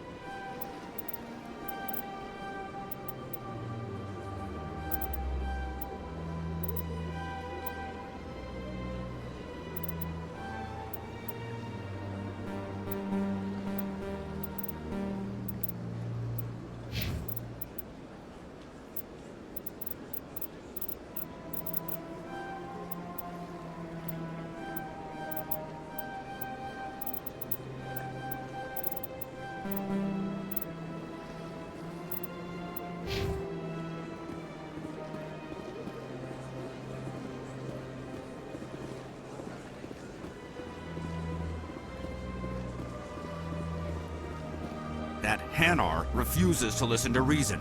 Why can't it act in an orderly and lawful manner? Are there laws being broken here? I am not unreasonable. The Hanar is free to spew its nonsense once it purchases an evangelical permit. So if the Hanar gets a permit, it's allowed to preach? No. Registered evangelicals must follow regulations. There are specific areas where preaching is legal. Failure to follow the regulations results in the forfeiture of the license.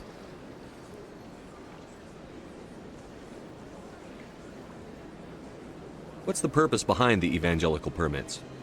Forcing religious evangelicals to register for a permit weeds out undesirables. It keeps the area safe. The Citadel is too important to become a battleground for a religious war. Why don't you just arrest the Hanar? I could arrest the Jelly, but my superior has requested that I find a solution that does not anger the Hanar. The Hanar become vocal when they feel their religious beliefs are being suppressed. If you'd like, I could talk to the Hanar for you. I have argued with the stubborn Jelly all afternoon. You are certainly welcome to try. Do you desire to learn of the Enkindlers? Or has the Honorable CSEC officer enlisted assistance?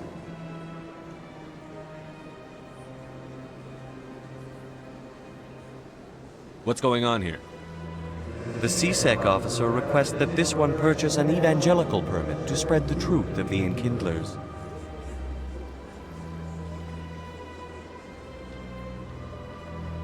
Who are the Enkindlers? Your people know them as the Protheans. They are the true creators of this one's people. The Enkindlers raised the Hanar from ignorance into consciousness by granting this one's people the gift of speech. The CSEC officer is just doing his job. You're causing trouble. This one is too humble to suggest that the CSEC officer is personally biased. This one only wishes to spread the truth to any who will listen. There is no intent to cause trouble.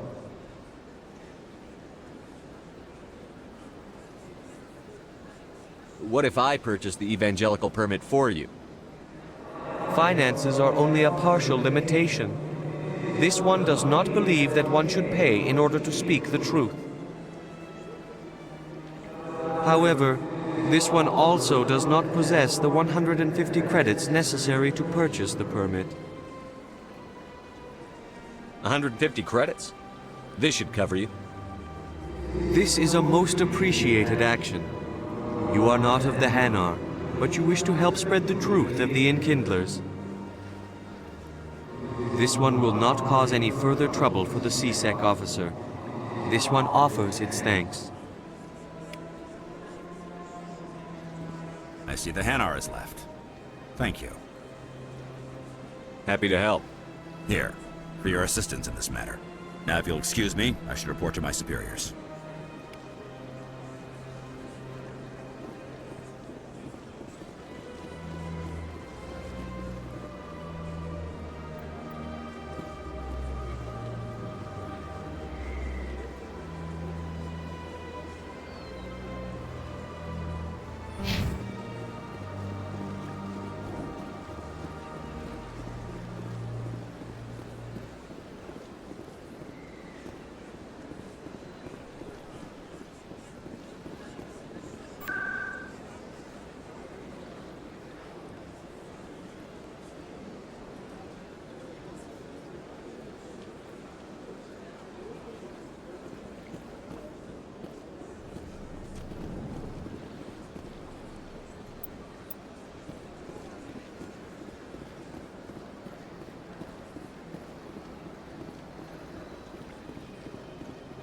Ah, human. This one is greatly pleased to see you here in my decadent emporium. Who are you? This one's face name is Delaninder, though many in this place simply refer to it as Delan. Please take time to examine the fine goods it has for purchase, all of great worth. What exactly do you sell? Only the finest and most luxurious items that credits can buy. This one is able to procure almost any item the human would desire, for a price, naturally. Why do you refer to yourself as this one and it? For the same reason that humans are so inquisitive. It is part of our culture. Specifically, Hanar only refer to themselves in the first person with family or intimates. And we rarely do so with other species. It is just our way. Who are you? This one's face name is Delaninder, though many in this place simply refer. Please take time to examine the fine goods it has for purchase, all of great worth. Show me your items. Oh, this one is pleased to do so, human. You will not be disappointed.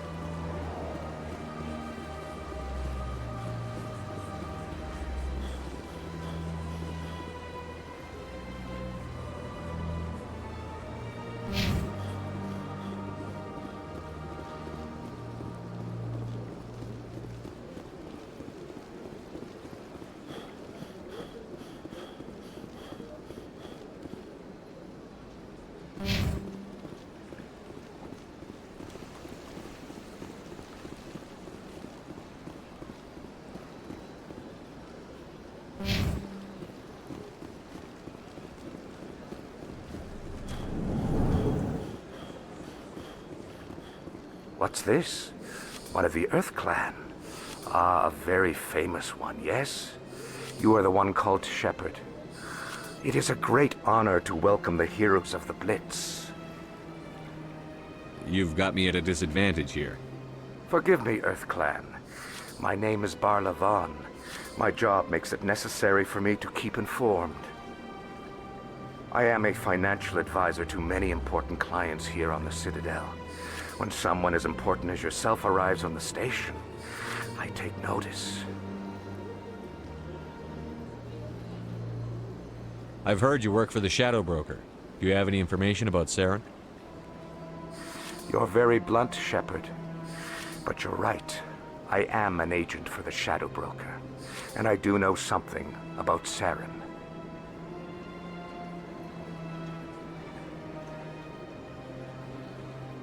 I hear your information can be expensive. Normally, this information would cost a small fortune. But these are exceptional circumstances. So I am going to give it to you for free. What's the catch? There is no catch. The Shadow Broker is quite upset with Saren right now. They used to do a lot of business until Saren turned on him.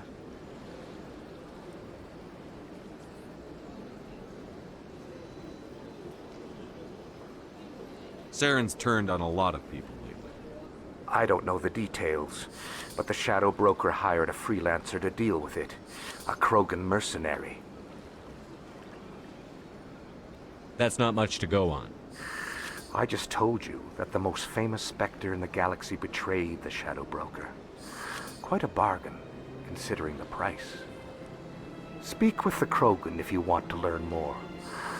I heard he was paying a visit to Citadel security. If you hurry, you might catch him before he leaves the Academy. Isn't it strange that a Krogan would want to speak with C-Sec? Very. However, I doubt the visit was entirely his choice. You'll need to speak with him if you want to know more. Thanks for the info. My pleasure, Commander. How can I be of assistance to you today, Earth Clan? Tell me more about your job. Galactic finance is incredibly complex. A mix of laws and regulations from dozens of interstellar economies. I'm an expert in how all these economies interact. For a fee, I share my expertise. I also offer premium services for those clients who need someone to conduct business without drawing unwanted attention. Discreet and efficient.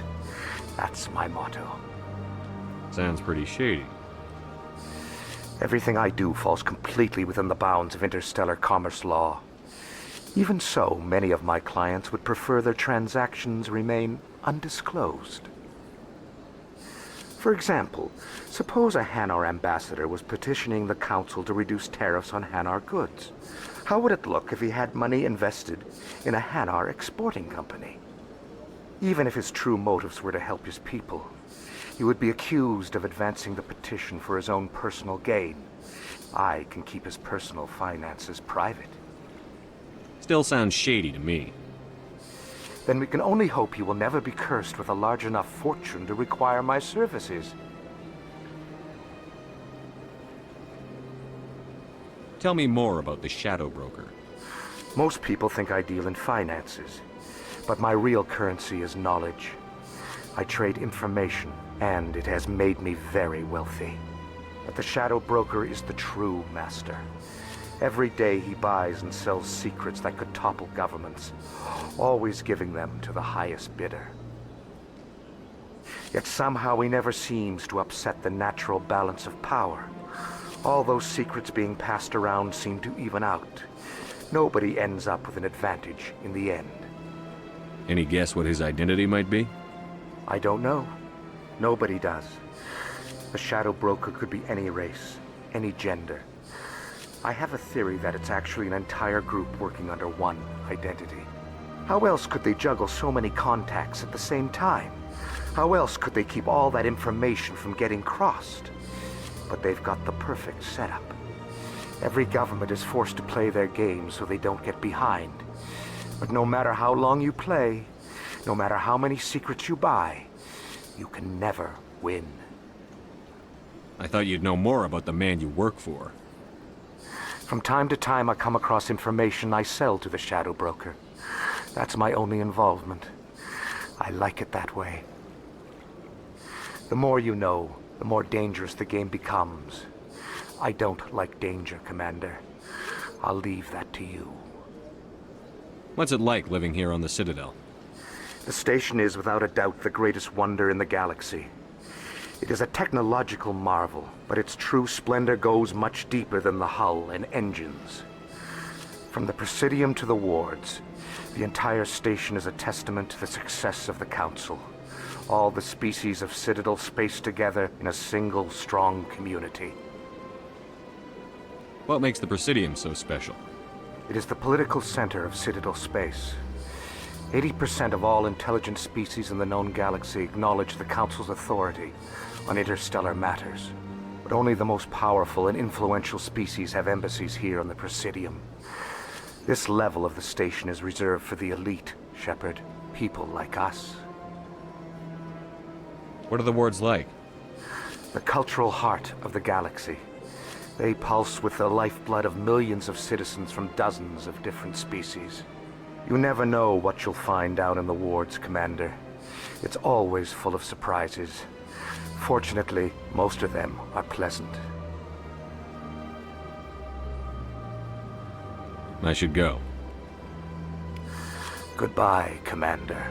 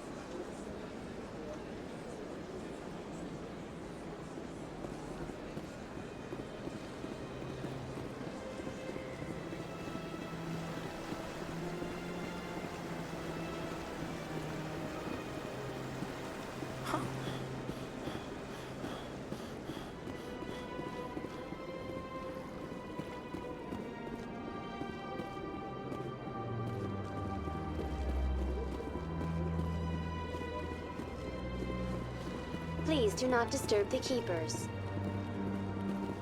Welcome to your... The Keepers are essential to the smooth operation of the Citadel. Obstructing their daily work will result in harsh penalties, including incarceration and rehabilitation. I'd like to know more about the Keepers. Little is known about these peaceful servants of the Citadel, though they are essential to the operation and maintenance of the entire station. Citadel regulations protect the Keepers against interference during the performance of their tasks. Failure to comply will result in harsh penalties. Keepers can be seen in all sections of the Citadel, but are typically found in and around the tower. Any particular reason there are so many Keepers in this area? The Keepers do not communicate with other species. It is assumed, however, that the tower houses the Citadel's primary control systems. Many of the station's systems, such as navigation and life support, function automatically. It is believed the Keepers operate those systems from inside the tower's inaccessible core. The Keepers also make frequent appearances in the Council Chamber itself, though they appear to be just passing through on their way to some other destination. Tell me about the Relay Monument. Discovered by the Asari who first arrived at the Citadel, the Relay Monument is one of the station's most interesting and controversial features. What is the meaning behind this striking piece of art? Is it a tribute to Prothean vanity? A reminder of their conquest of the galaxy through mass relay technology? Or perhaps it is a symbol of unity, a Prothean acknowledgement that the relays would eventually lead other species here to the Citadel. No one can say for sure, making the Relay Monument a favorite topic of discussion among academics and scholars. Tell me about the Citadel Tower. Housing both the Council Chambers and Citadel Control, the tower is one of the most important buildings on the station. Access to these areas is restricted to those with the appropriate clearance. What happens in Citadel Control? Citadel Control handles all incoming and outbound transit. Every ship within 2,000 kilometers of the Citadel is under the jurisdiction of Citadel Control. At peak capacity, they are responsible for monitoring upwards of 1,000 vessels. I'd like to hear more about the Council Chambers. The business of the Council, which often has far-reaching effects on the galactic community, is conducted in a room at the apex of the Citadel Tower. The Council Chambers themselves are truly a magnificent sight to behold, though few get to experience the view in person. Typically, only the Councilors, Ambassadors, and high-ranking officials, along with various support staff, are allowed access. That's all for now. Thank you for using Avina. Have a pleasant day.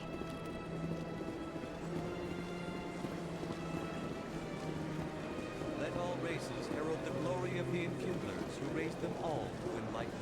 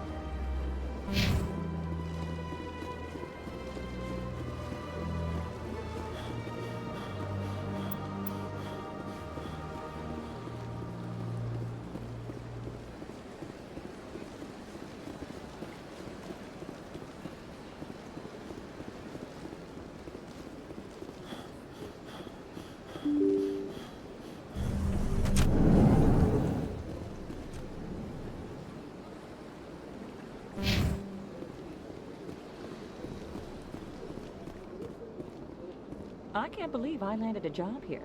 This place is fantastic.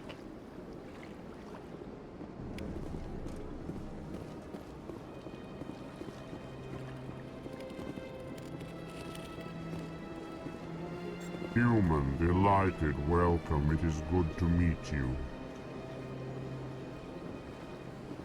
Ah, you humans are a wonderful sight here on the Citadel.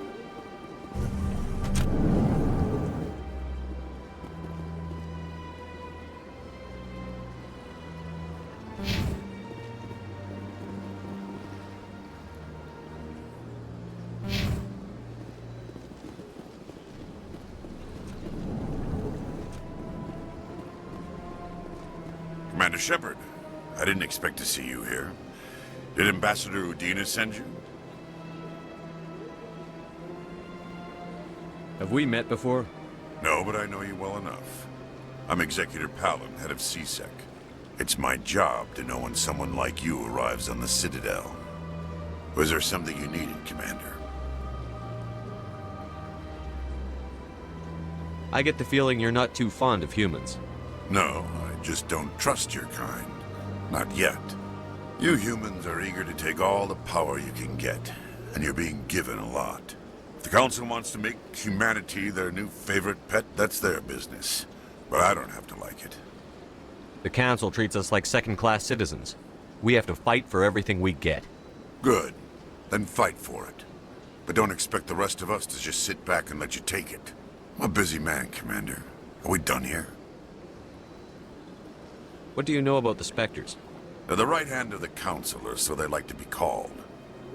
More like the underhanded side of the Council.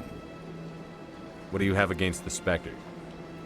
I can't abide any organization that considers itself above the law.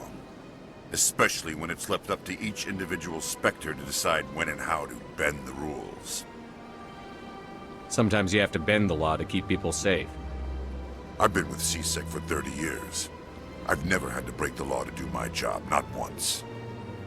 Yeah, right. You expect us to believe none of your officers are corrupt? There are over 200,000 CSEC agents. Some of them are going to be bad. But we don't turn a blind eye to corruption like the Spectres do. We do our best to find and punish any officer who breaks the law. Spectres. They'll never come under that kind of scrutiny. The galaxy needs people like that. People who do the dirty jobs. I agree. But they need to be held to a higher standard. They need to be accountable. Saren's out of control. We both know that. But because he's a Spectre, the Council doesn't want to do anything about it. Is that the kind of person this galaxy needs? But not all Spectres are like Saren. True. But the potential is always there. Tell me about CSEC. CSEC provides necessary police and security services throughout the Citadel. We're a civilian government agency, though many of our members have had military training. Of course, as the CSEC representative to the Council, I spend most of my time liaising between the two. Tell me about your investigation into Saren. Sorry, Commander. I don't make a habit of giving out details about ongoing investigations. Then can you tell me what you know about Garrus? Garrus Valkarian? Good officer, very good in fact. But he needs to learn some patience.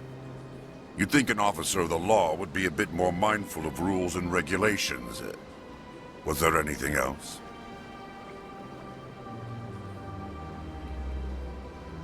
I'll be going now.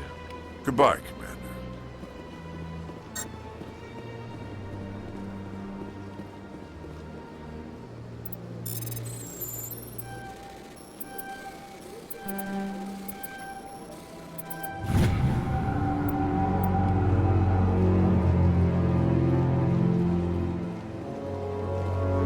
Sure is peaceful here.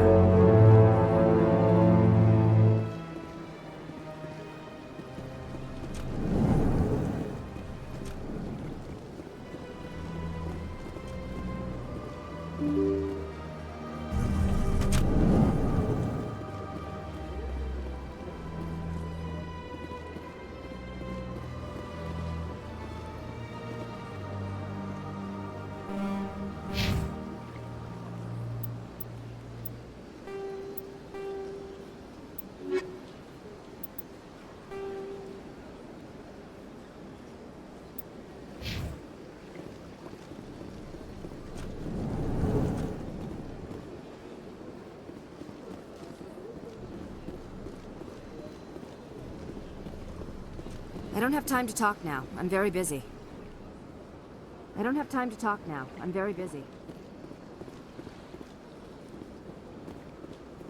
Don't believe the rumors. The Consort would never reveal her secrets. Of course she wouldn't. She'd be tossed out the nearest airlock if she did. I suppose. Besides, this place seems strange. I wish there were more humans around. You have to be tough with these aliens. They won't respect you otherwise. what do you want? Oh, Commander. Is there something I can do for you? Relax, Private. This isn't an inspection. Right, sorry. What can I do for you, Commander? What can you tell me about the Asari Consort? Well, she's an Asari who works here as... That is, she helps people with things. You never went to see her, did you, Fredericks? No, I never did. I couldn't afford it. It costs half a year's credits just to go in and talk to her. Can you at least tell me where I can find her? Sure. She's across the bridge from the embassies. Thanks, kid. Have fun. Try not to get into too much trouble. I will. Have fun, that is.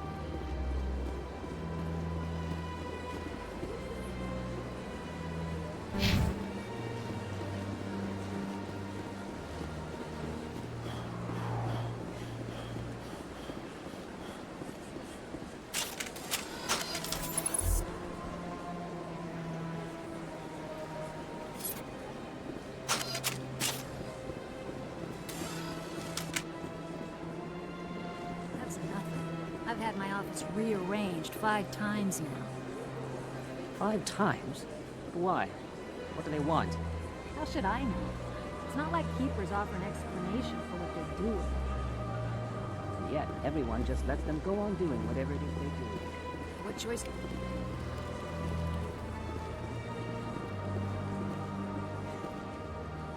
Welcome. I am Nelyna. I don't recognize you as one of our expected clients today. Would you like me to see when the Consort will be able to meet with you? Can't I just go in? I'm afraid not. Yeah, you must understand there are many who seek the Consort services. But if you wish to leave your name, she'll make every effort to meet with you. What do you do here, Nelyna? I'm one of the Consort's acolytes. Many of the people here today will not see the Consort, but they expect to be attended to just the same. It's our job to ensure that they leave contented. What exactly do you attend to? Well, each acolyte has her unique abilities. Some soothe with song, others with conversation. As much as possible, we seek to match the needs of our clients to the skills of our acolytes. My specialty is touch. My fingertips can find every tension point in your body and relieve it. I'd like to try out your services. Excellent. I'll add you to our client list. We should be able to see you in 3 or 4 months. Nobody's worth that much of a wait. Well, that's not for me to judge. I have your name and you'll be contacted. Is there anything else? What is the Consort? What does she do? It's difficult to explain. She's many things to many people, and something different for each. Some seek her for advice, some for entertainment, others still for pleasure. Most of the time, our clients won't realize what they were seeking until after she has provided it for them. You make her sound like some kind of oracle. No, not in the usual sense. She's merely a woman with remarkable compassion and a generous spirit. I suggest you make an appointment and see for yourself.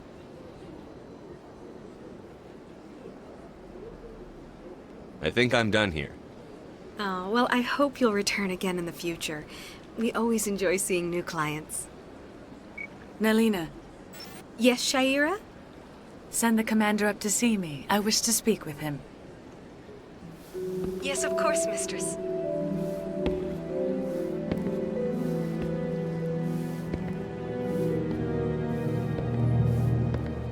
Huh. It appears the consort has taken notice of you. She'd like to meet with you now. What does she want to see me for? I don't know. You'll have to ask her yourself. Just head upstairs. She'll be waiting for you.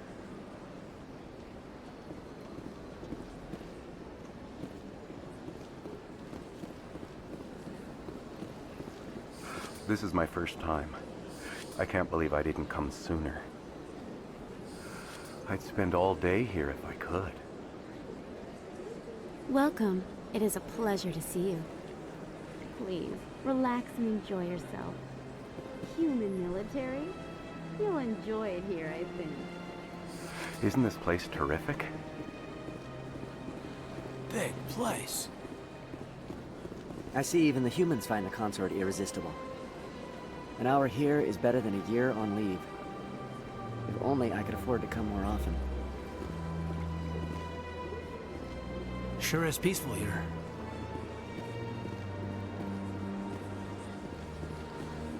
You're with the Alliance? My brother's a private back on Earth. The consort is a wonderful person. She has quite a gift.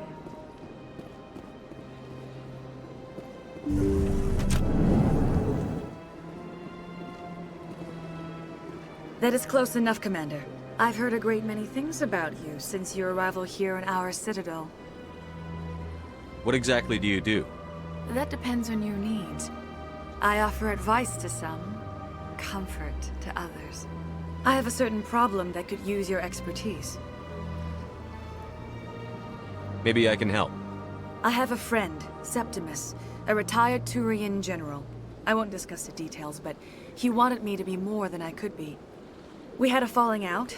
Now he spends his days in Korra's den, drinking and spreading lies about me. If you would speak to him as a fellow soldier, I believe he will listen to you and let the matter be. What happened between you? I respect his privacy too much to go into the details. If he wishes to tell you what happened, that is his prerogative. I don't make any promises, but I'll see what I can do. Thank you, Commander. That is all I can ask. Appeal to his sense of honor. Remind him of his position as a general. If you can convince him to stop spreading lies about me, I would be very grateful.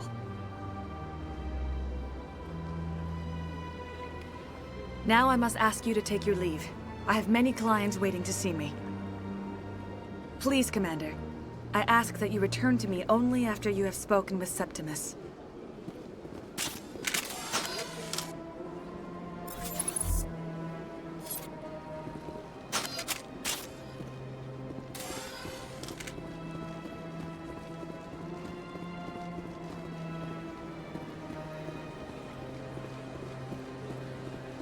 I have to admit I'm a little nervous. That's understandable.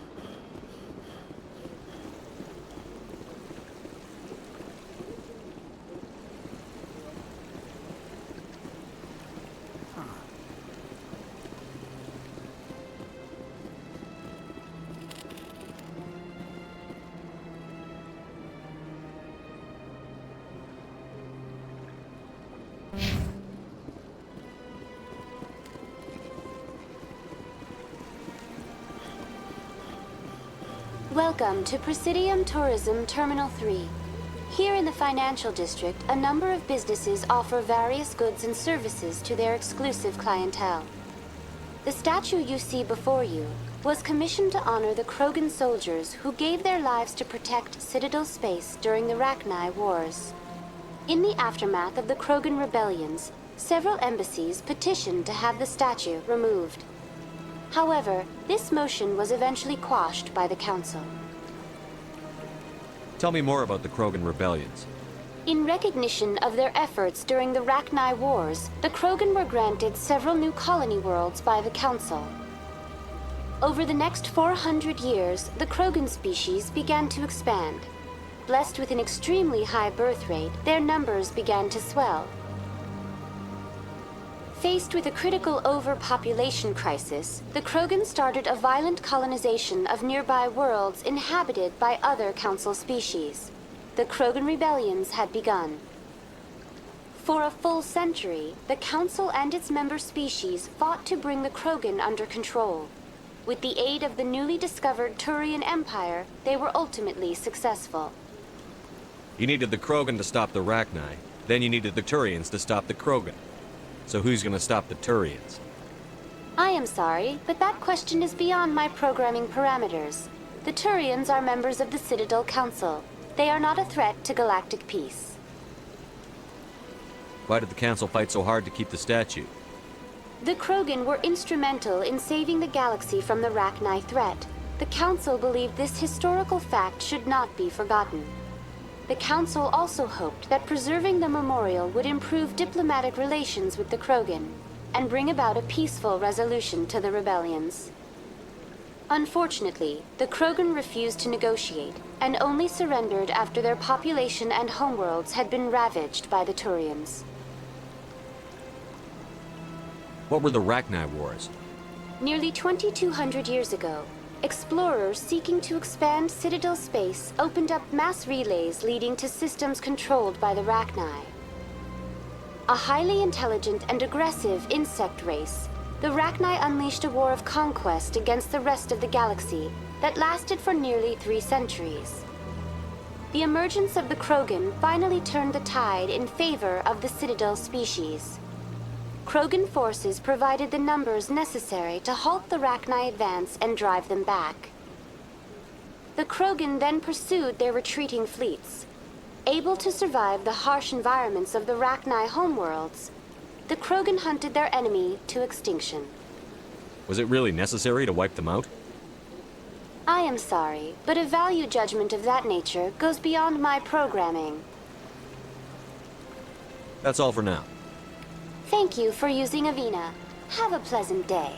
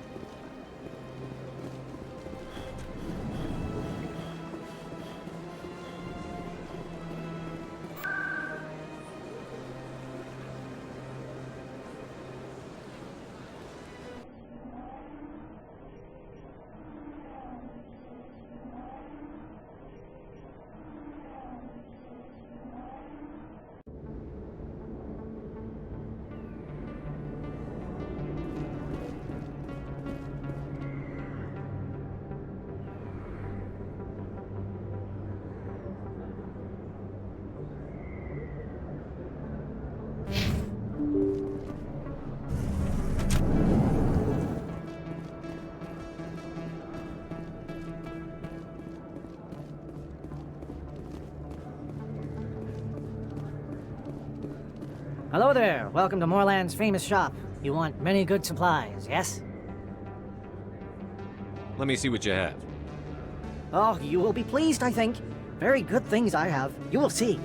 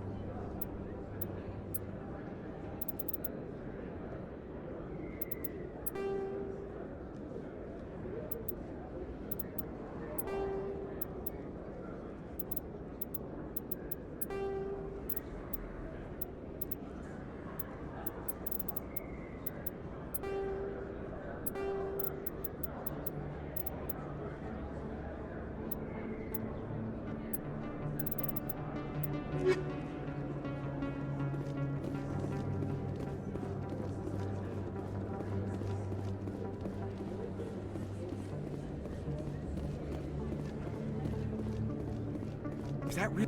You're Commander Shepard, the hero of Eden Prime. I am so honored to meet you.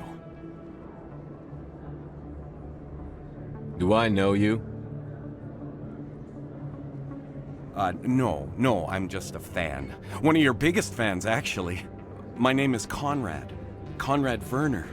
They say you killed more than 100 Geth on Eden Prime. I spend most of the time trying to stay alive and help the colonists. Hey, I know you're probably busy, but do you have time for a quick autograph?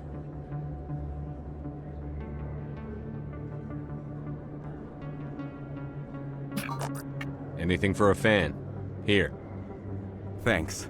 I really appreciate it. My wife is going to be so impressed. I'll let you get back to work. But next time you're on Earth, I'd love to buy you a drink. Thanks again!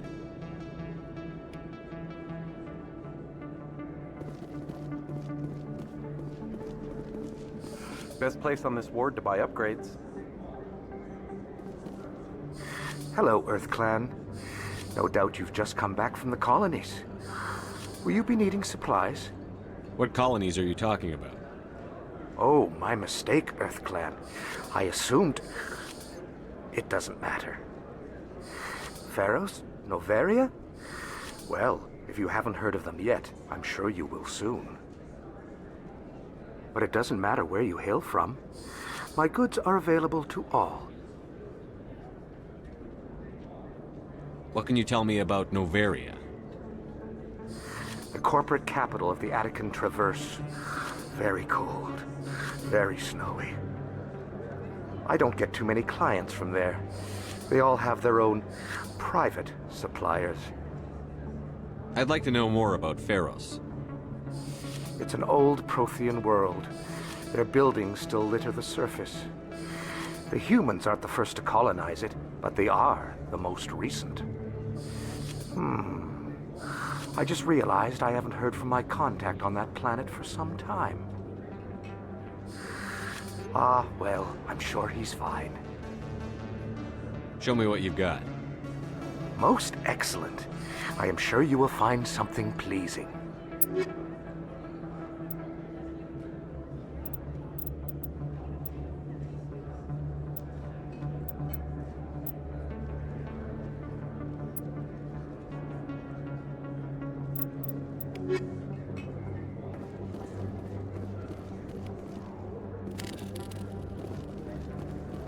I don't think you bought this here. I don't sell this model.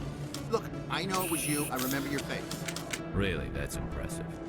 Usually you humans can't tell one Turian from another. This was the place. Now, are you gonna give me a refund or not? Do you have your proof of purchase? What? No, I don't think you ever gave me one. I'm sorry then. I can't help you. But, what do you... Can't help you.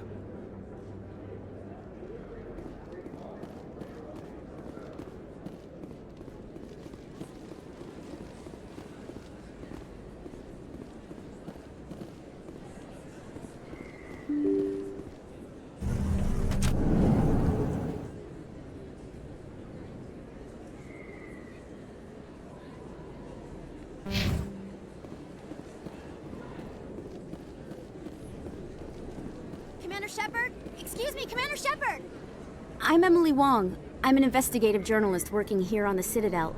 Could I have a moment of your time? What do you need? I've been hunting for evidence of corruption and organized crime on the Citadel, but there are places I can't go. I was hoping you might share anything you find during your own investigation. I can make it worth your time. How do you know that my investigation is going to uncover anything you need? You wouldn't be investigating if it weren't big. And if it's big, it's something I'd like to hear about. You've got to have access to better sources. Why contact me? I'm using every source I can find, but I think I've got a better shot with you. I've read your file. If anyone is going to uncover corruption here, it's the hero of the Skillian Blitz. How do you know I'm investigating anything here on the Citadel? I'm a good journalist, Commander Shepard. Word gets around.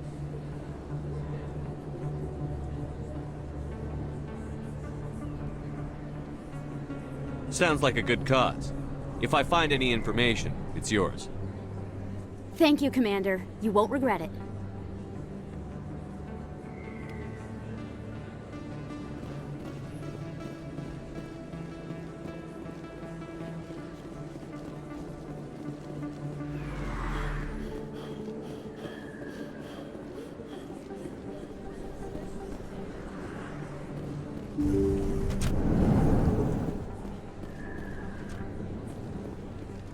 Hello there, Commander.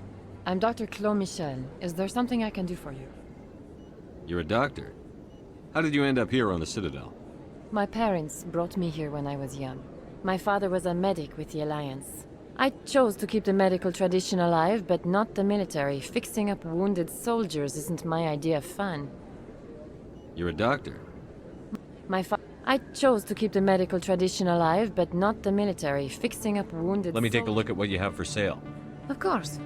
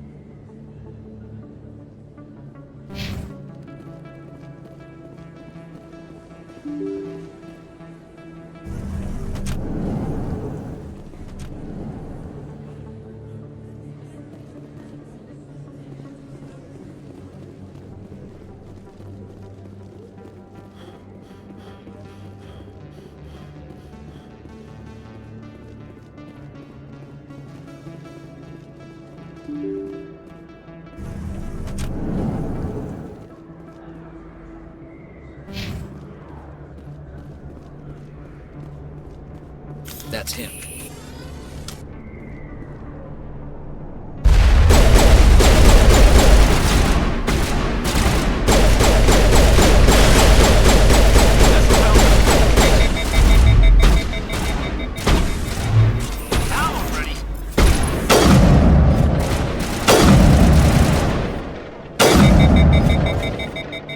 Those were Saren's men.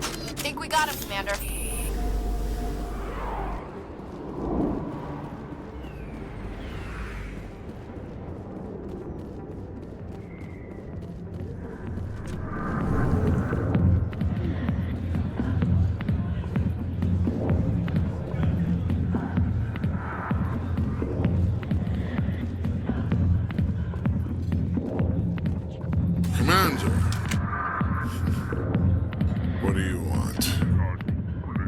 I'm here on Sha'ira's behalf. Your lies are hurting her. Good! Her lies have been killing me for days. I've seen a lot of horrible things in my days, and there's only one woman in this damn galaxy that helps me forget it. So if you feel that way, then why spread lies about her? 'Cause she rejected me! Me! Septimus Oraka, General of the Turian Fleet!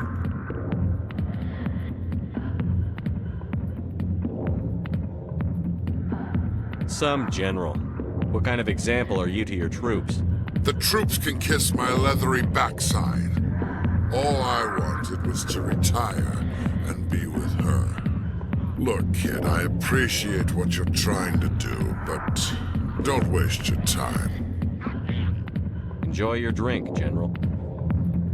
Yeah, off you go. See you later, kid. I don't feel right just leaving like this. Don't waste your time, kid. Run away now, while you still can. You need to start acting like a general if you want to beat this. I spent all my life acting like a general, and what did it get me? Huh? No, those days are over. I'll just be what I am. A tired, lonely, worn-out soldier. Do you really want to be remembered this way? No, I'd rather not be remembered at all. But I see your point. So you think it's that easy? Just straighten up and act like a general? I don't think it could hurt. Huh. Maybe you're right, Commander. Sha'ira's worth the effort. Even if she won't have me back. This is no place for someone of your stature, General. All right. I'll go to her.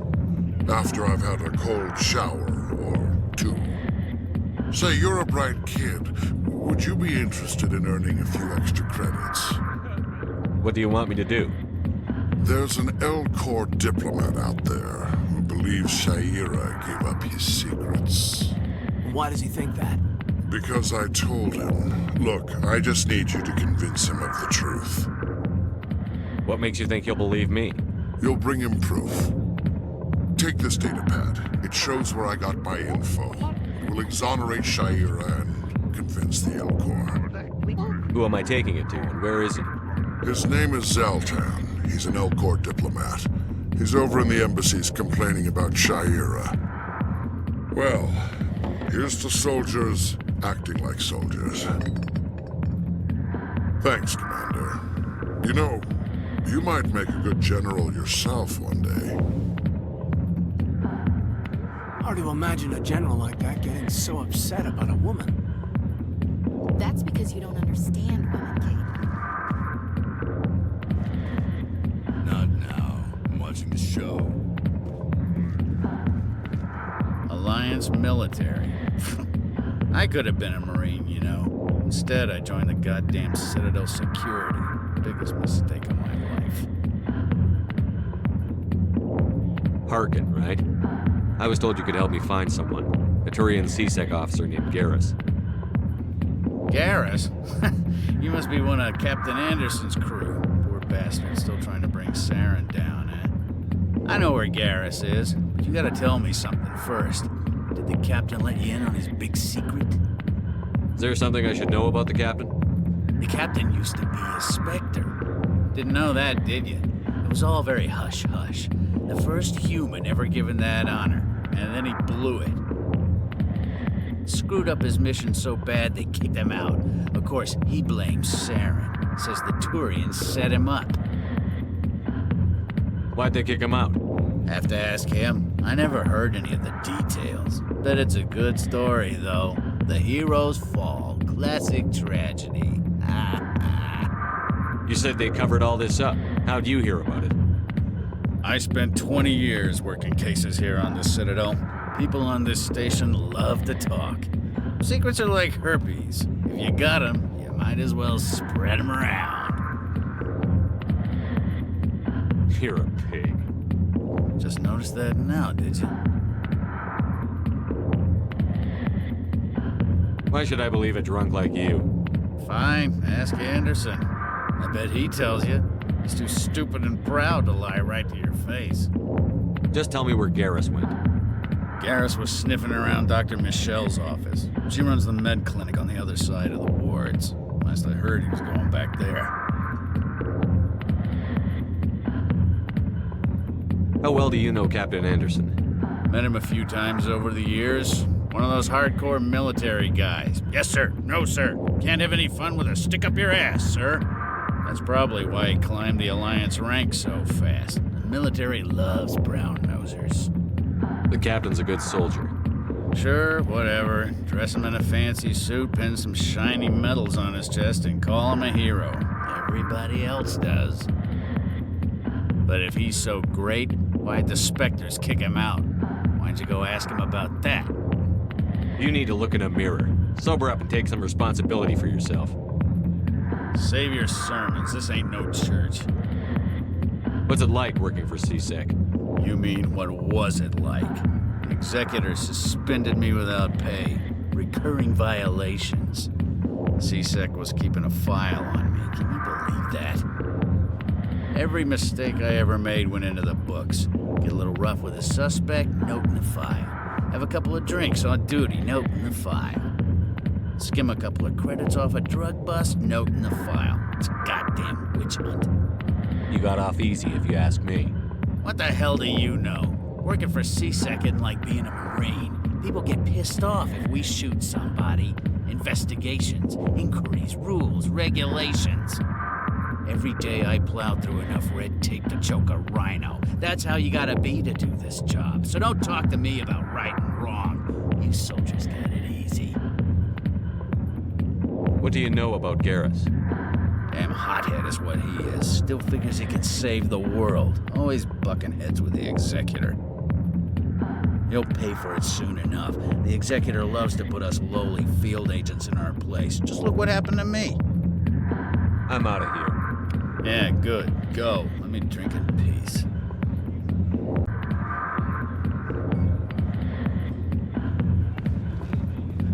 A million light years from where humanity began, and we walk into a bar filled with men drooling over half-naked women shaking their asses on a stage. I can't decide if that's funny or sad. What? You don't think they're here because of the food? I see why this place is so popular. It's got quite the, view. Hey, Lieutenant, put your tongue back in your mouth before you trip on it. A lot of traffic here. How fast do you think those cars are going? Too many lights, too much noise. Not really my kind of place, but there sure are some spectacular views here. Never been a real fan of crowds. You think it's expensive to live here? You can keep the Presidium. This is where the action is. I got business here, but not with you. Human military, huh?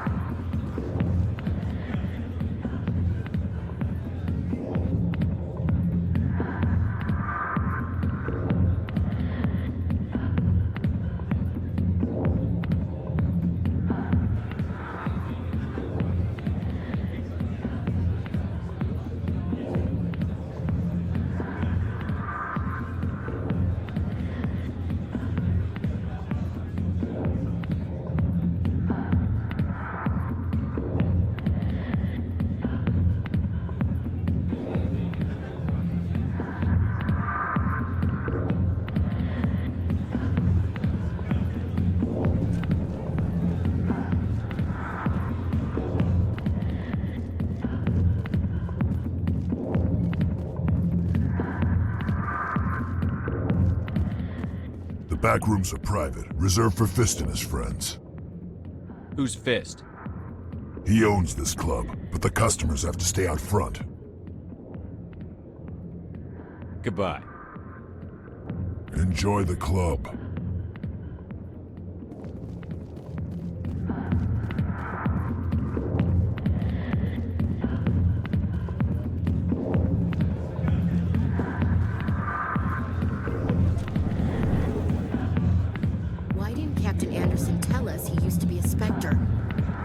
It's not true.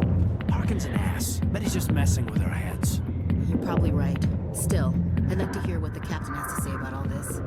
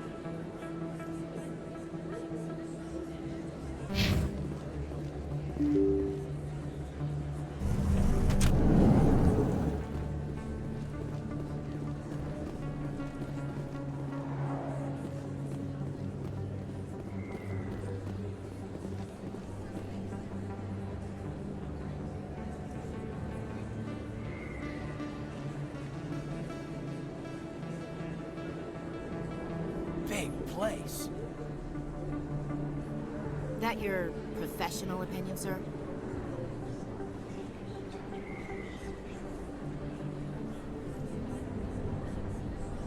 How can they keep tabs on all of this? Presidia may as well be on another planet. There is definitely a gap between their presentation and what's here.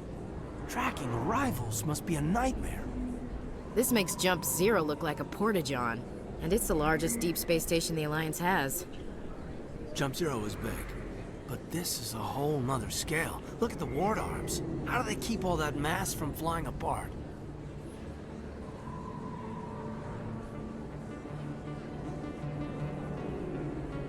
The Council represents more races than I thought. No wonder they're careful with newcomers. They probably just want to keep everything running. It has to be hard keeping all these cultures working together. Or maybe they just don't like humans.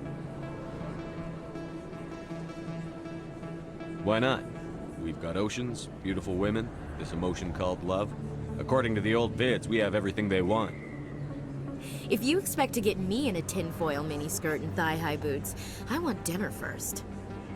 Sir. That will be enough, Chief. At ease, Lieutenant. Can't see her in a skirt anyway. Damn straight you can't.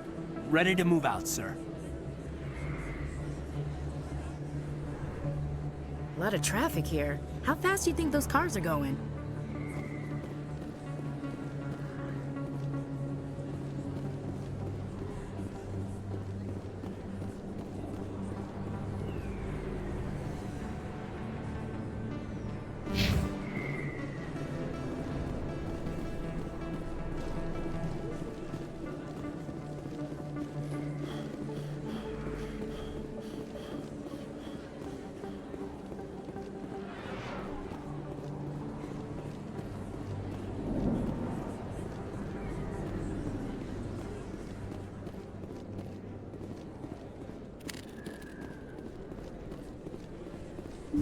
I didn't tell anyone, I swear! That was smart, Doc.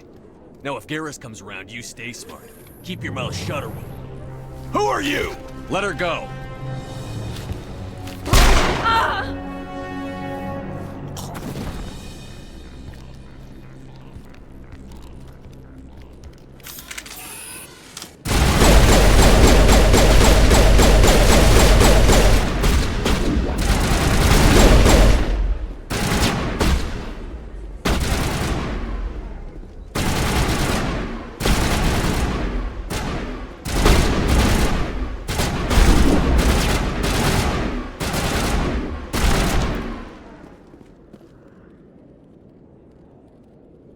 All targets down. You think it's expensive to live here?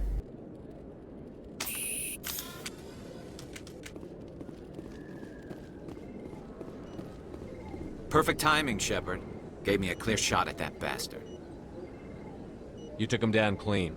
Sometimes you get lucky. Dr. Michel, are you hurt? No, I'm okay. Thanks to you. All of you.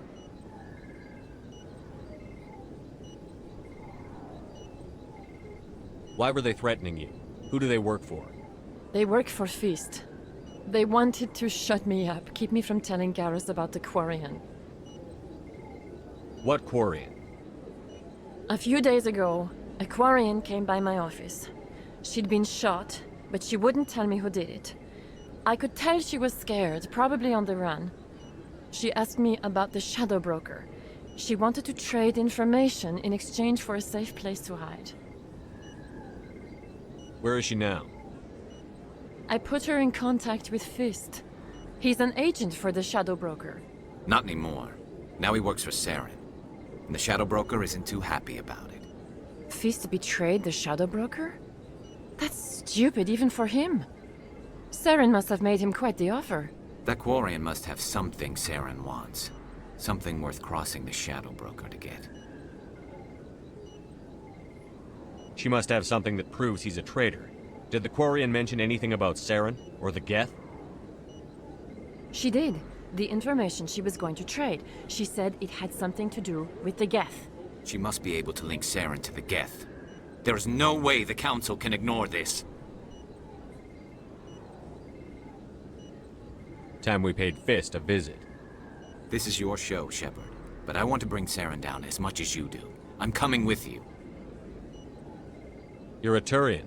Why do you want to bring him down? I couldn't find the proof I needed in my investigation, but I knew what was really going on. Saren is a traitor to the Council and a disgrace to my people. Welcome aboard, Garrus. You know, we aren't the only ones going after Fist. The Shadow Broker hired a Krogan bounty hunter named Rex to take him out. Yeah, we heard about him.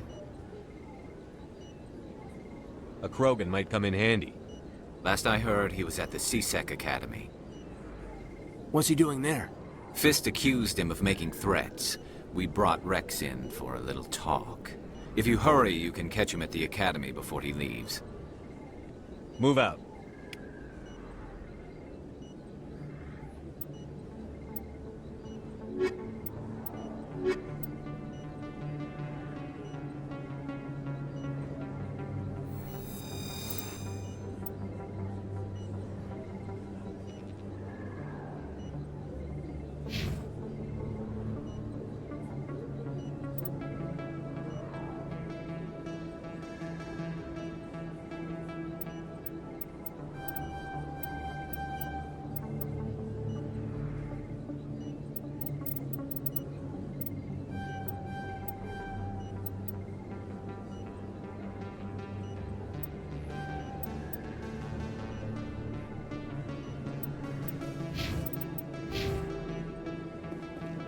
I never properly thanked you for saving me from Fist's thugs, Commander. I don't know what would have happened if you hadn't been there.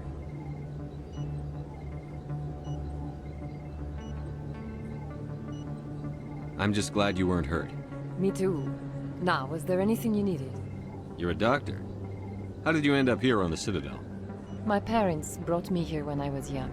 My father was a medic with the Alliance. I chose to keep the medical tradition alive, but not the military. Fixing up wounded soldiers isn't my idea of fun. Let me take a look at what you have for sale. Of course.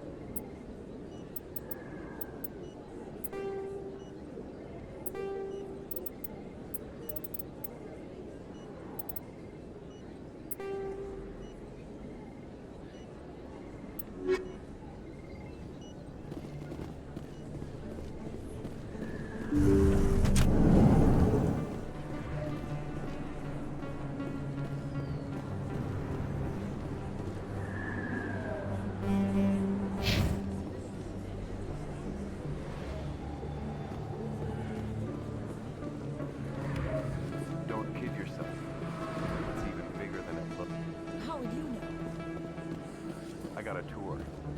One of 500 to see the Ascension from the inside out. Really? Took almost 6 hours and we only saw 1/10 of the ship. I even got to meet the commander. Matriarch Ladanya. You met her? Well, she addressed everyone on the tour, but I got pretty close to her. Huh, just look at that ship. You'd have to be stupid to mess with that. Very true. She's got almost as much firepower as the rest of the Asari fleet combined. Hopefully, she'll never need to use it.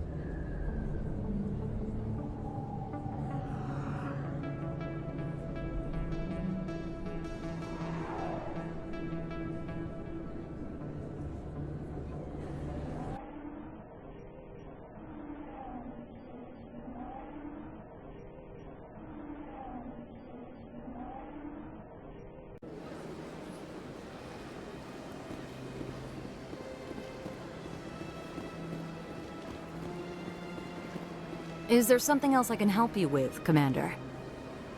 I should be going now. Have a pleasant day.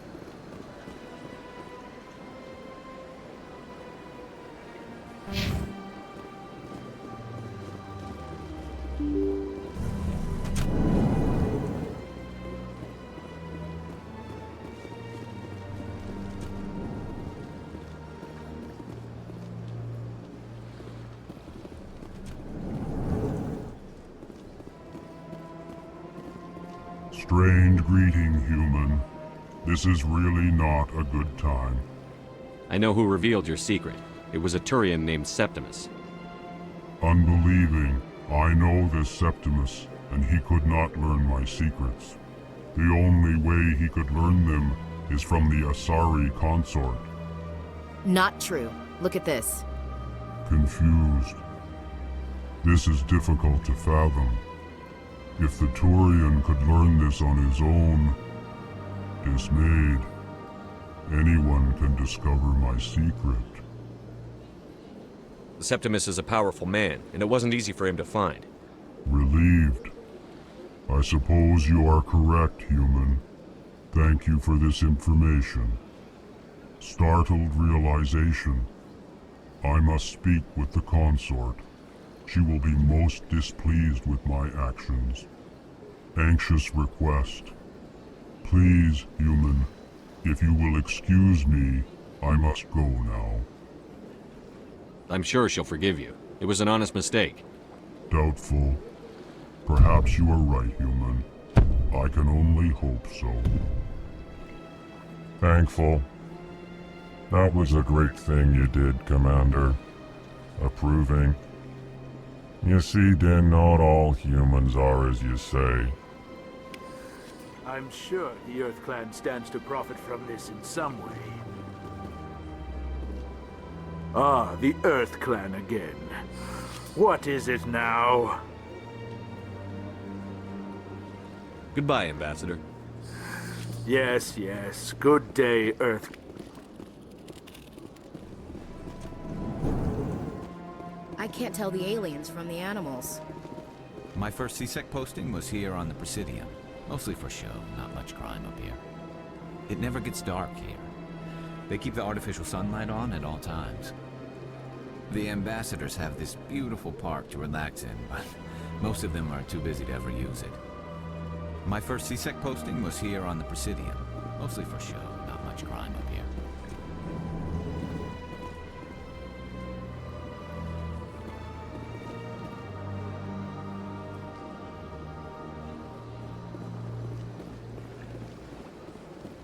Yes, Commander. Is there something you need? You and Saren have a history. What happened? About 20 years ago, I was part of a mission in the Skillian Verge. I was working with Saren to find and remove a known terrorist threat. Saren eliminated his target, but a lot of people died along the way, innocent people. And the official records just covered it all up. But I saw how he operates. No conscience. No hesitation. He'd kill 1,000 innocent civilians to end a war without a second thought.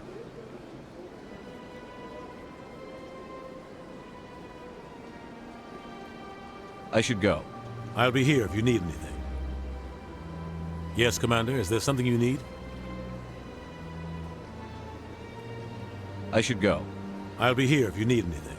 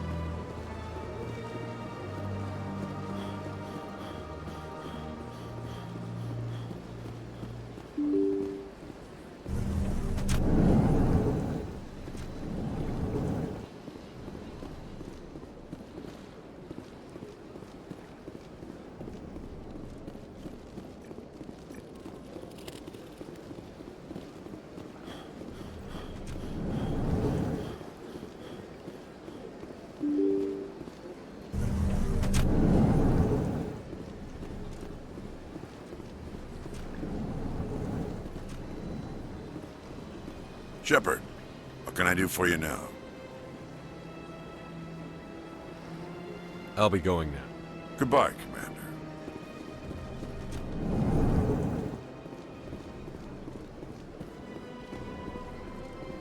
I don't have time to talk now. I'm very busy. This place seems strange. Wish there were more humans around.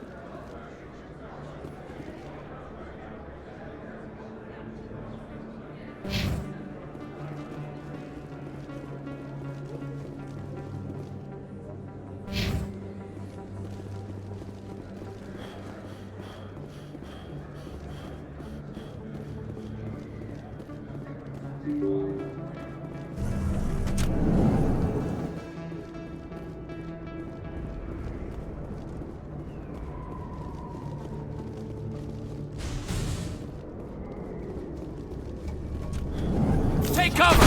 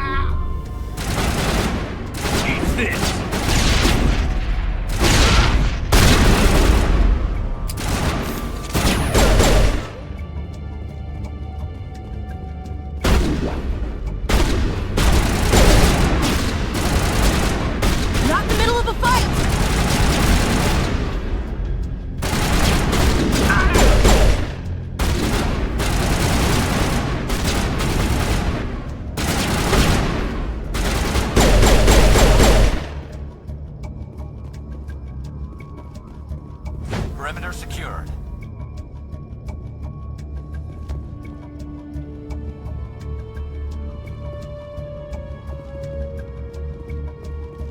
Here it comes!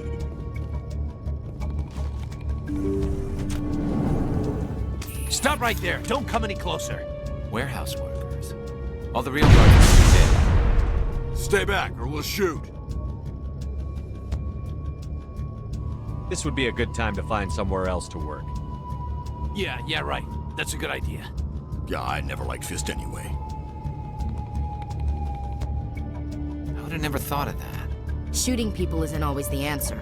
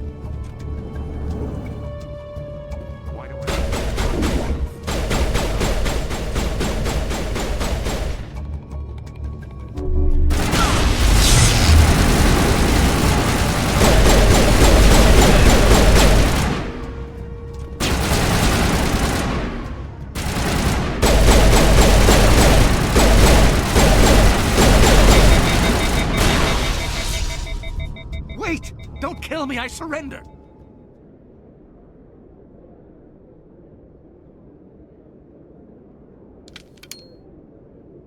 Where's the Quarian? She's not here. I don't know where she is. That's the truth. He's lying. You've got 3 seconds to come clean. Then I start shooting. The Quarian isn't here. Said she'd only deal with the Shadow Broker himself. Impossible. The Shadow Broker only works through his agents. Nobody meets the Shadow Broker. Ever. Even I don't know his true identity. But she didn't know that. I told her I'd set a meeting up. But when she shows up, it'll be Saren's men waiting for her. Tell me where that meeting is before I blow your lying head off.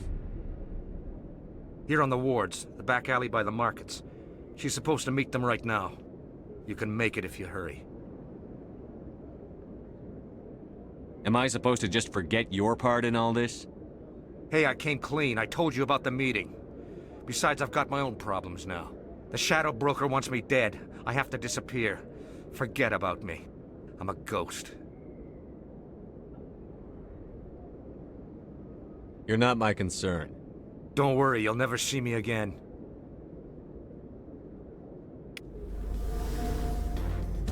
You can keep the Presidium. This is where the action is. Anything you want, you can find for sale in the wards, legal or otherwise.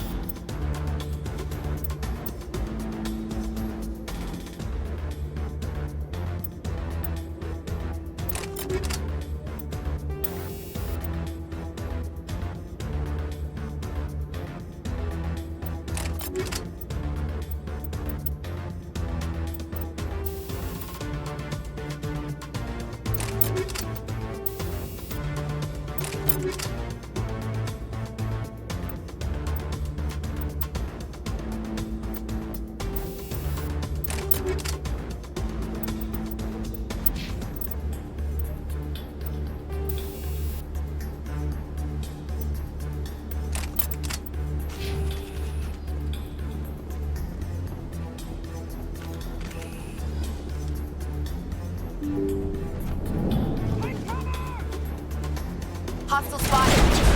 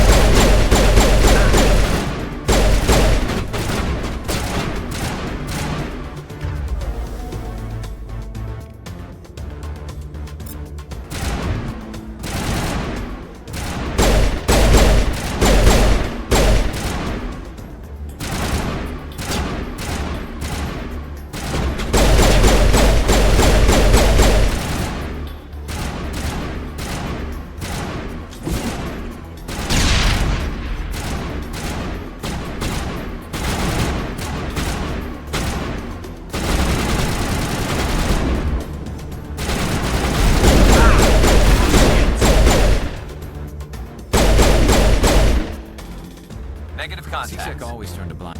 A lot of traffic here. How fast do you think those cars are going?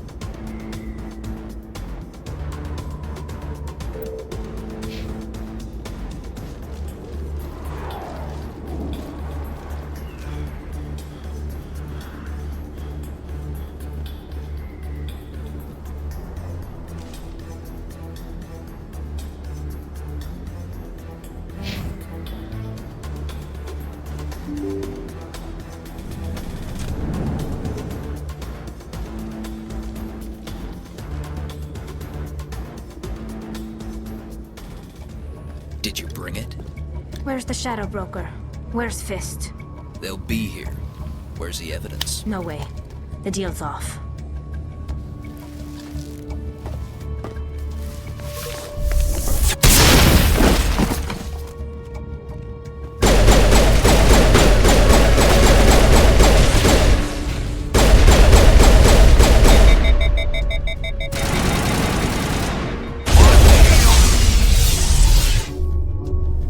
Charging up.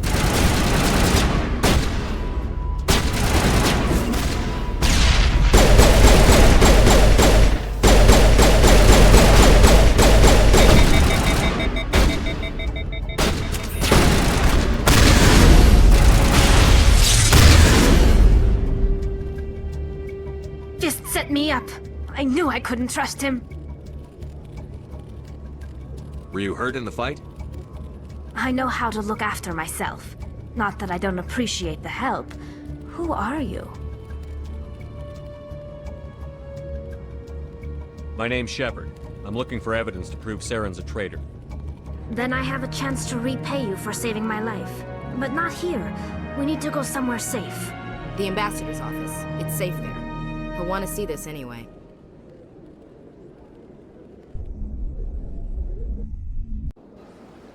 You're not making my life easy, Shepard. Firefights in the wards, an all-out assault on Korra's den. Do you know how many... Who's this? A Quarian? What are you up to, Shepard?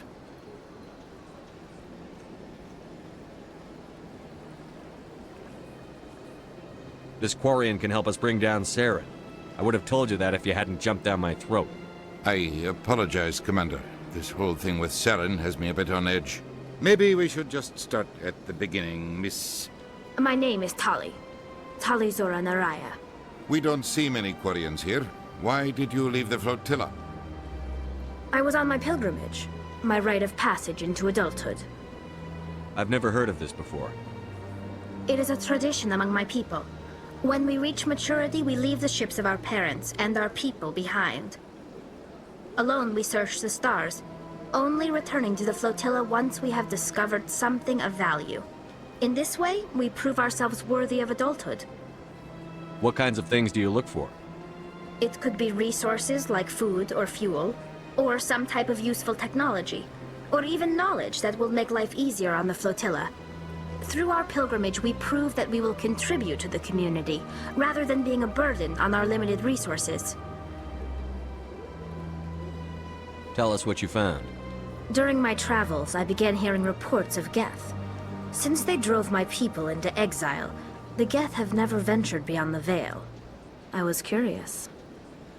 I tracked a patrol of Geth to an uncharted world. I waited for one to become separated from its unit. Then I disabled it and removed its memory core. I thought the Geth fried their memory cores when they died. Some kind of defense mechanism. How did you manage to preserve the memory core? My people created the Geth. If you're quick, careful, and lucky, small caches of data can sometimes be saved. Most of the core was wiped clean, but I salvaged something from its audio banks. Eden Prime was a major victory. The beacon has brought us one step closer to finding the conduit. That's Saren's voice. This proves he was involved in the attack. He said Eden Prime brought him one step closer to finding the conduit. Any idea what that means? The conduit must have something to do with the beacon. Maybe it's some kind of Prothean technology. Like a weapon. Wait, there's more. Saren wasn't working alone. Eden Prime was a major victory. The beacon has brought us one step closer to finding the conduit. And one step closer to the return of the Reapers. I don't recognize that other voice, the one talking about Reapers. I feel like I've heard that name before. According to the memory core, the Reapers were a hyper-advanced machine race that existed 50,000 years ago. The Reapers hunted the Protheans to total extinction, and then they vanished. At least, that's what the Geth believe. Sounds a little far-fetched. The vision on Eden Prime. I understand it now. I saw the Protheans being wiped out by the Reapers. The Geth revere the Reapers as gods, the pinnacle of non-organic life, and they believe Saren knows how to bring the Reapers back. The Council is just going to love this. This is a lot to handle. They might just ignore everything we tell them. No matter what they think about the rest of this, those audio files prove Saren's a traitor. The Captain's right. We need to present this to the Council right away. What about her, the Quarian? My name is Tali. You saw me in the alley, Commander. You know what I can do. Let me come with you. I thought you were on your pilgrimage. The pilgrimage proves we are willing to give of ourselves for the greater good. What does it say about me if I turn my back on this? Saren is a danger to the entire galaxy. My pilgrimage can wait. I'll take all the help I can get. Thanks. You won't regret this. Anderson and I will go ahead to get things ready with the Council. Take a few minutes to collect yourself, then meet us in the tower.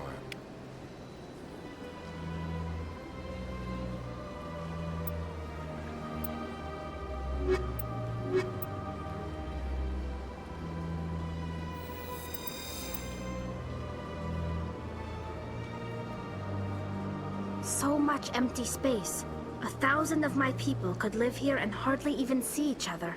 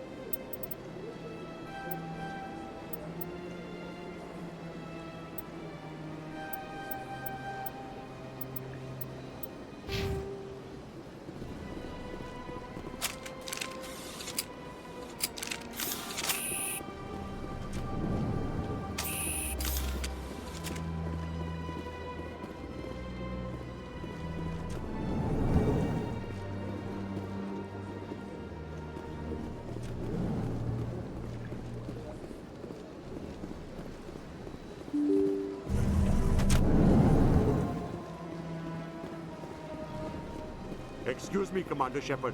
Could you spare a moment of your time? Commander Shepard, my name is Samesh Bhatia. Forgive the intrusion, but I have nowhere else to turn. What do you need? My wife was a Marine. She was in the 212 on Eden Prime. I've requested that my wife's body be returned to me for cremation, but the military has refused my request. Why did they refuse your request? There's got to be some reason. I don't know. All I know is that they have declared it impossible for my wife to be returned to me. We'll look into it. The man in charge of my case is Mr. Bosker. When I last saw him, he was in the expensive bar over there. Thank you for your time. I just want to give my wife a proper funeral, and the respect she deserves.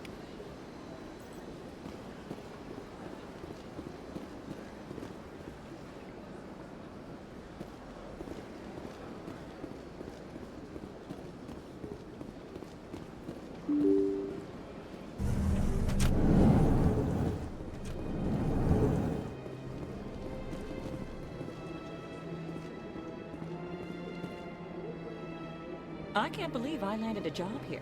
This place is fantastic.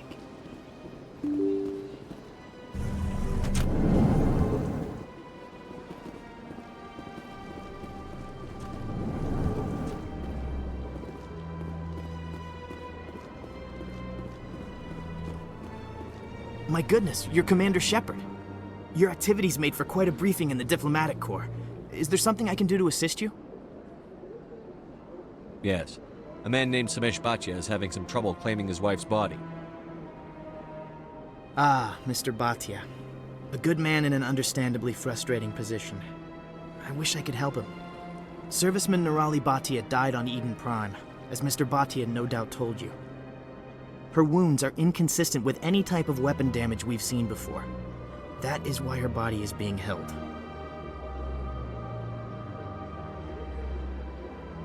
You're studying her injuries to learn more about Geth weaponry.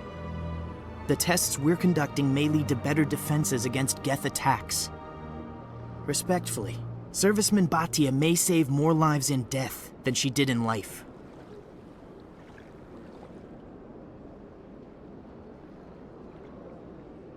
How long do you think the research is going to take? This is a long-term study. I wouldn't expect the bodies to be released for a year or longer. You've got to have a lot of bodies. Can't you release one? Very few bodies had this new type of weapon damage, and very few were in good enough condition to study. Beyond that, Commander, we need as many bodies as we can to get a reasonable sample size. When will this research result in actual new technology? If we're lucky, we'll actually realize usable technology from this study in a few years. I'll tell Samesh. Next time you cut up a dead soldier, at least tell her husband the truth. That was just the reaction we were hoping to avoid, Commander. But if you think it will help, tell Mr. Bhatia the truth.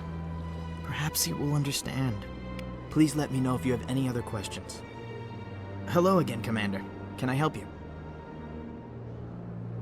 I'd like you to reconsider releasing Nurali Bhatia's body. I'm sorry, Commander. The needs of the living outweigh the needs of the dead. Studying Nurali Bhatia's body could save the lives of countless soldiers. I can't release her. Thanks for your help.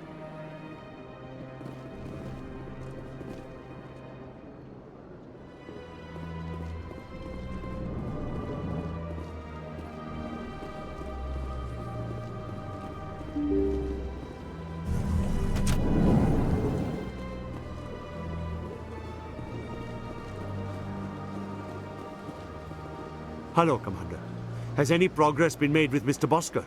Will he return my wife's body? It's not as simple as I'd hoped. The military needs your wife's body for important tests. Tests? They're holding my wife's body for tests? My wife served the Alliance faithfully. She gave her life for humanity. And this is how they repay her. Mr. Bhatia, your wife died defending humanity. We still need her help. What right does the military have to hold her body? She's already given her life. If the military had asked your wife to submit to tests to save human lives, what would she have said? It doesn't matter. She's dead. I just want her to come home. I miss her so much. Let them run their tests. Let my wife save lives so that others are spared the loss I feel today. Goodbye. Thank you for finding me answers.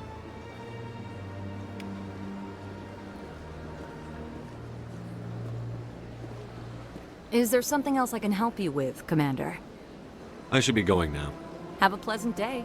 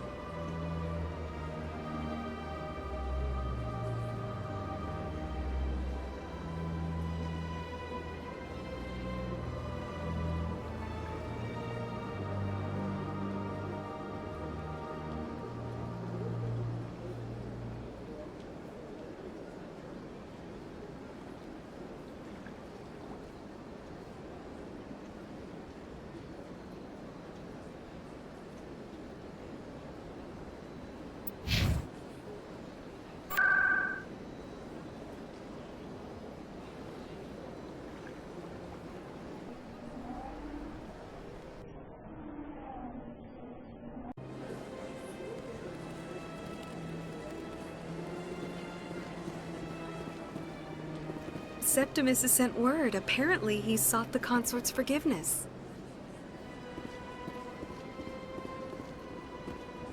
That's right. It was a long time ago, though. I barely remember it. You're with the Alliance?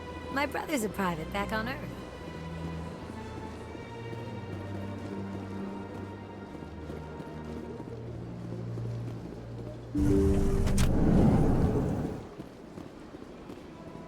Commander, I recently received a lovely note from Septimus. Thank you for speaking with him. Even the Alcor diplomat has withdrawn his campaign against me. I can't spend gratitude. I would not dream of letting you go without payment. I do not make a habit of incurring debts. These credits will cover your expenses. I also have one more thing to give you, if you're interested. I'd be honored. I offer a gift of words, an affirmation of who you are and who you will become. I see you. Your uniform fits as though you were born wearing it. You are a soldier through and through, proud, solitary, alone, but it gives you strength. It is that strength that people are drawn to. It is why you lead and others follow without question. You will need that leadership in the battles to come. This may be who you are, but it is not who you will become. It only forms the basis for your future greatness. Remember these words when doubt descends, Commander. Thanks, I guess. Close your eyes and relax, Commander.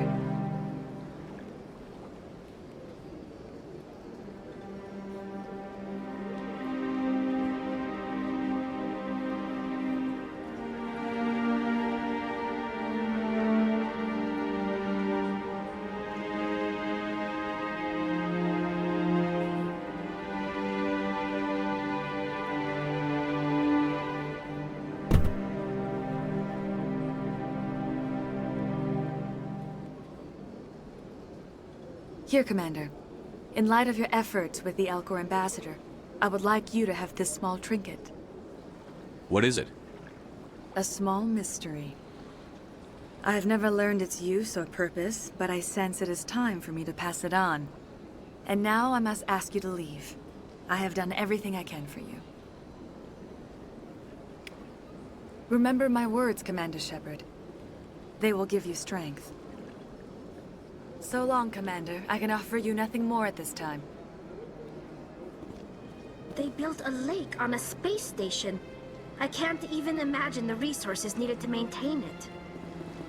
My people used to have an embassy here, but after we created the Geth, they were no longer welcome. So much empty space.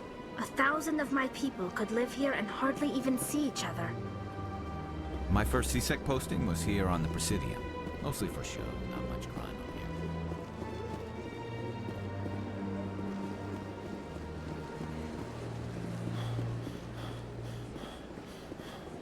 I see even the humans find the consort irresistible. Hello again. The consort is very pleased with everything that you have done for her. Any chance I can move up on her client list? I did help her out. Yeah, she is grateful for your assistance. However, you have already been rewarded for helping her. The client list is a separate matter, and her schedule is completely booked for the next several months. I think I'm done here. Of course. Come back anytime.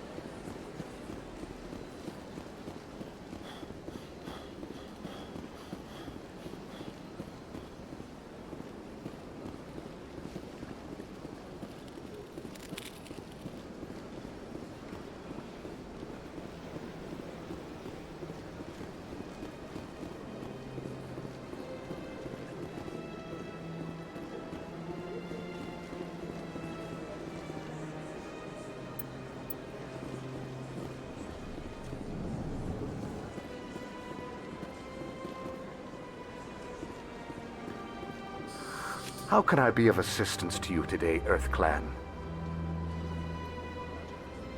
I should go. Goodbye, Commander.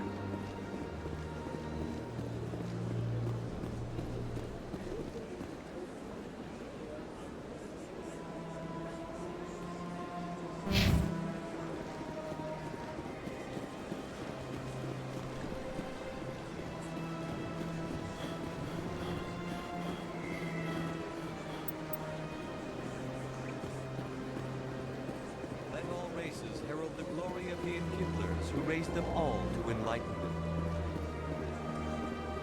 Where there was only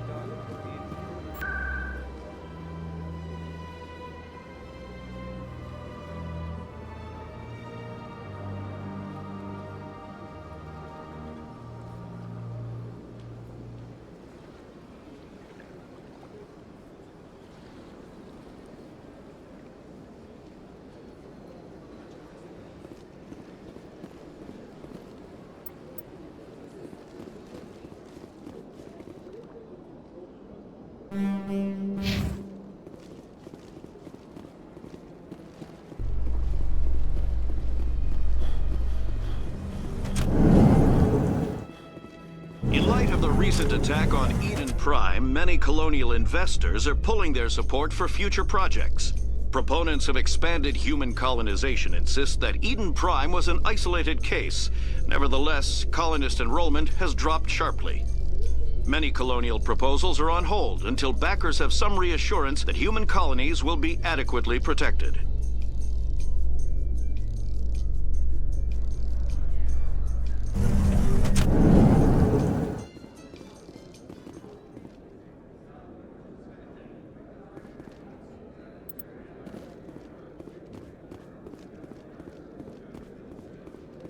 So how are you liking your posting at the Academy? It's good. Busy, though. I can't believe how many people you get coming in from the wards. Yeah, it's the busiest station on the Citadel. You'll never get bored. I guess not, but you could still use a few more men. That's why we brought you here. Sure, but there's still way more complaints than the officers can handle. That's just life near the wards, kid. You'll get used to it.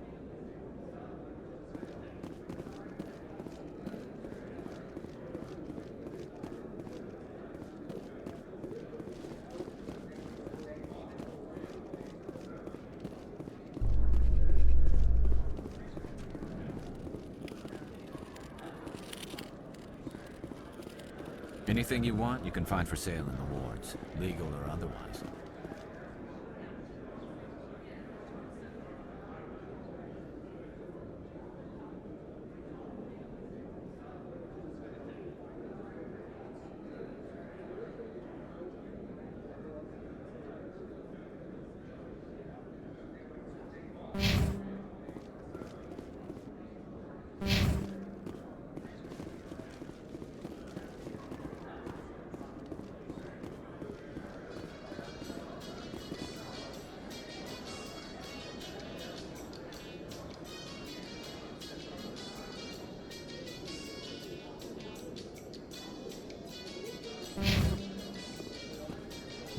Quarians endangered the entire galaxy when they let the Geth break free. I hope your people are properly contrite, Tally. As the Turians are properly contrite for releasing the genophage upon the Krogan. You're assuming that sterilizing them was a mistake.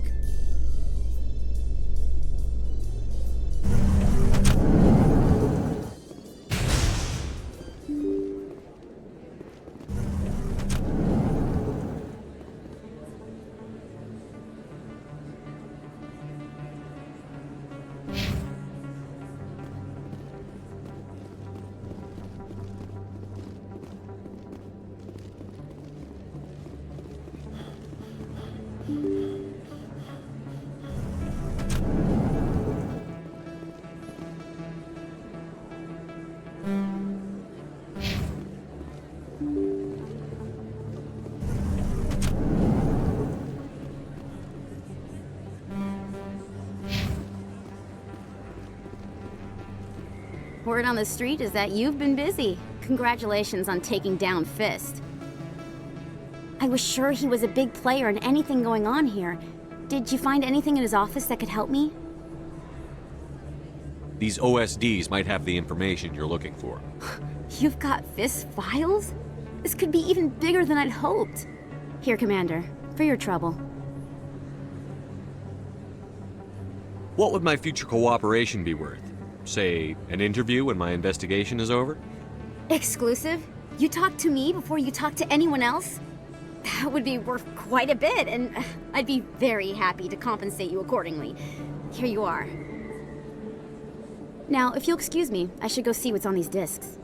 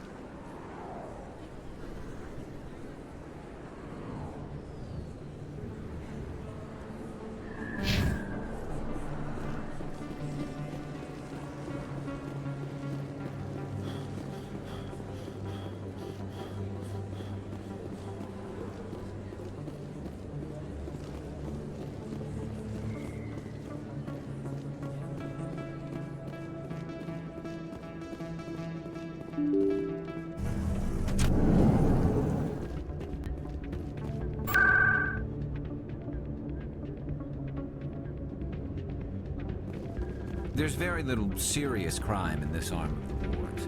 Maybe because the C-Sec Academy is so close by. You should be careful when you say that around here. What? It's out of my hands, retired. I'd bring her back in a second, but she doesn't want to come. I know. I'll see if I can talk some sense into her next time I see her. Be careful. You know how stubborn your sister can be.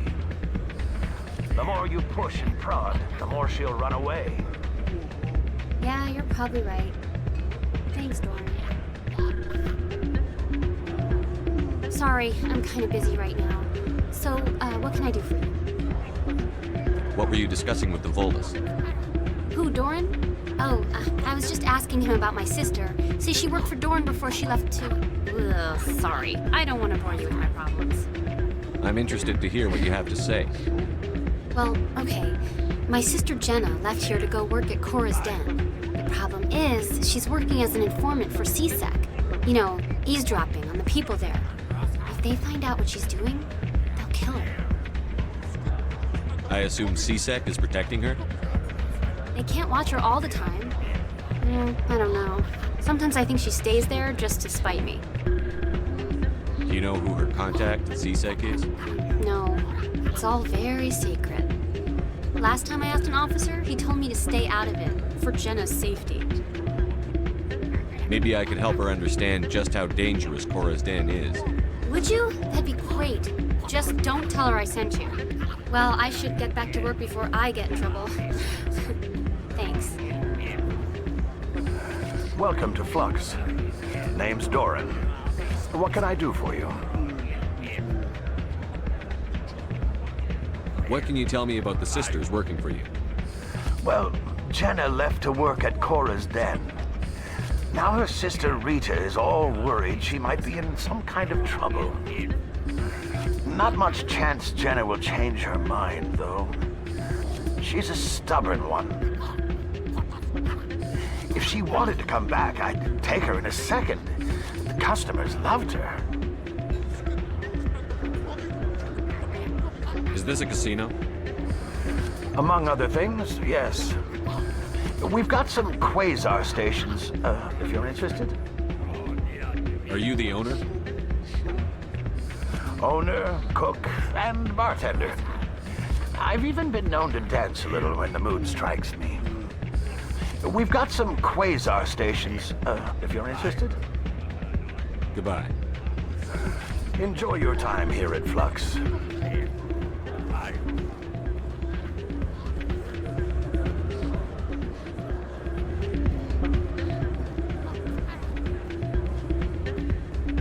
Hey, good to see another human in here.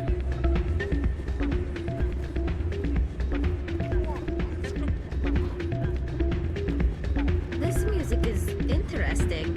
I wonder if I can find a copy to bring back to the flotilla. I could get used to living like this. A few of my people have visited here on their pilgrimage, but their descriptions of the wards hardly do them justice. You almost never see any keepers in this club. I guess they don't care what happens here. That or the music keeps them away. I love this place. The crowds, the action, it's great. I could get used to living like this. If you feel lucky, you should visit the casino over in Flux.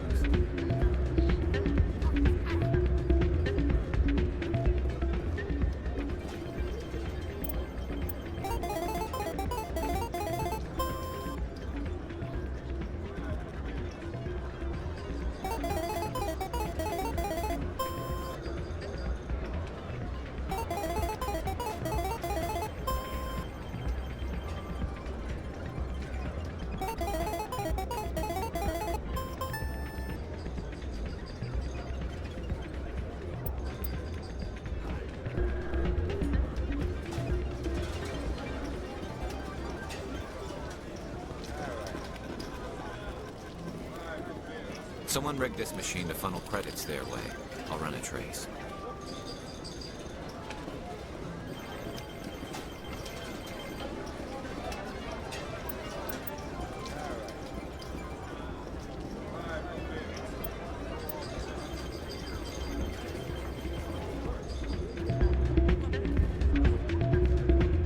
I'm waiting for someone else. The place is busier than usual. A few of my people have visited here on their pilgrimage, but their descriptions of the wards hardly do them justice.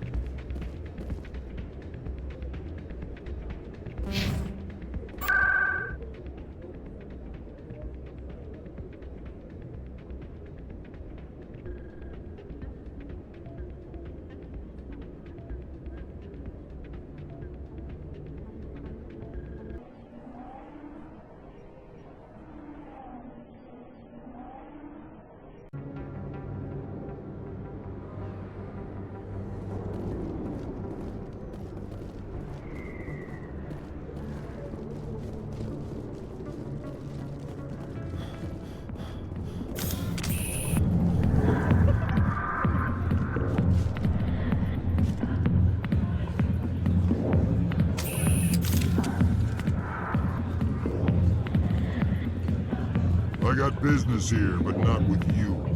Human military. Go away. Let me drink it, please.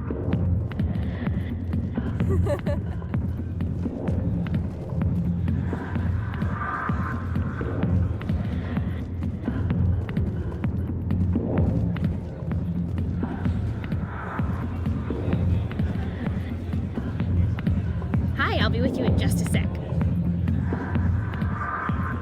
I need to talk to you about your work with C-Sec. I don't know what you're talking about. Now, if you don't mind, I need to get back to my customers. This isn't a game, Jenna. These people are dangerous. Now you sound like my sister. Why is everyone so concerned about me? I can take care of myself. I need to go. I'm not a stripper. I don't get paid to stand around and look pretty. She puts on a brave face. I'm busy. The other waitresses can help you. Not now. I'm busy.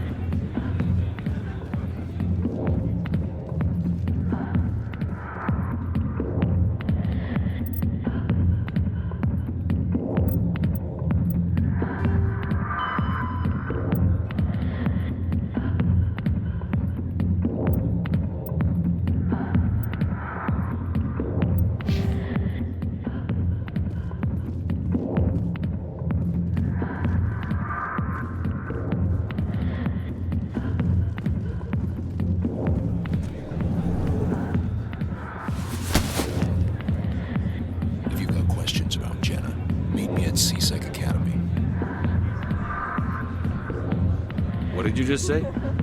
Push off. I never did nothing to you. Damn newcomers. Think they can run the place.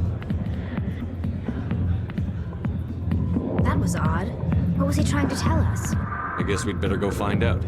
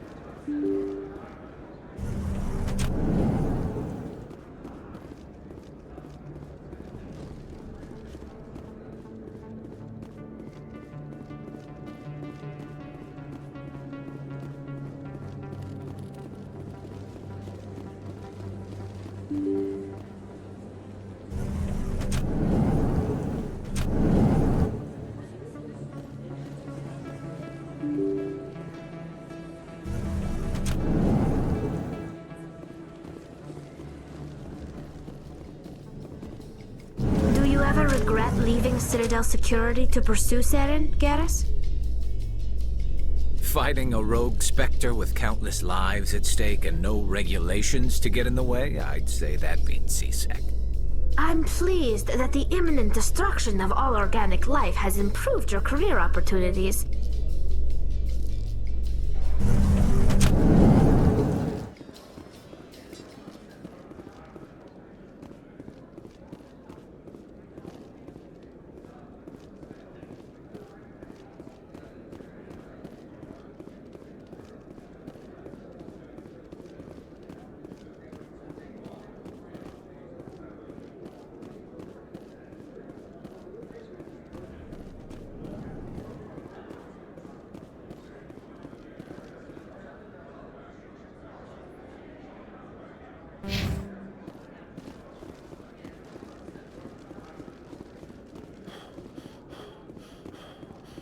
Looks like they bounced their signal off a relay.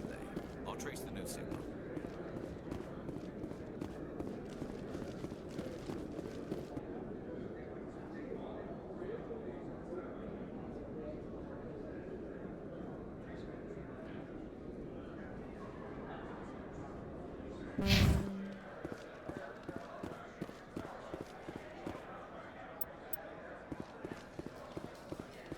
Coming up in a report later today, Emily Wong investigates corruption on the Citadel and uncovers a full-blown crime syndicate.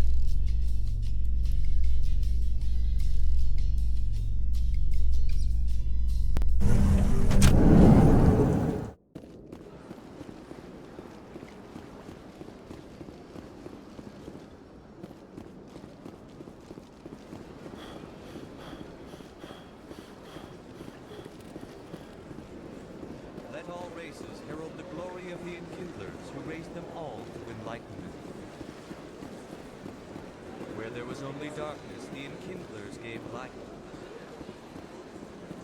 Where there was only ignorance, the enkindlers gave wisdom.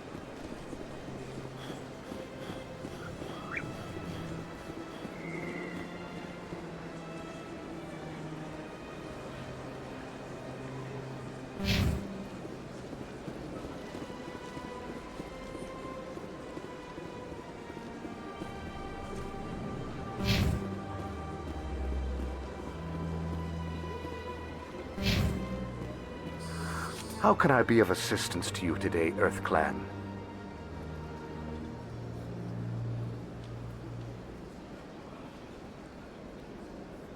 Tell me more about your job. Galactic finance is incredibly complex. A mix of laws and regulations from dozens of interstellar economies. I'm an expert in how... I also offer premium service. Sounds pretty shady. Even if his true motives... I should go. Goodbye, Commander. Another relay. Whoever it is, they're somewhere on the Presidium.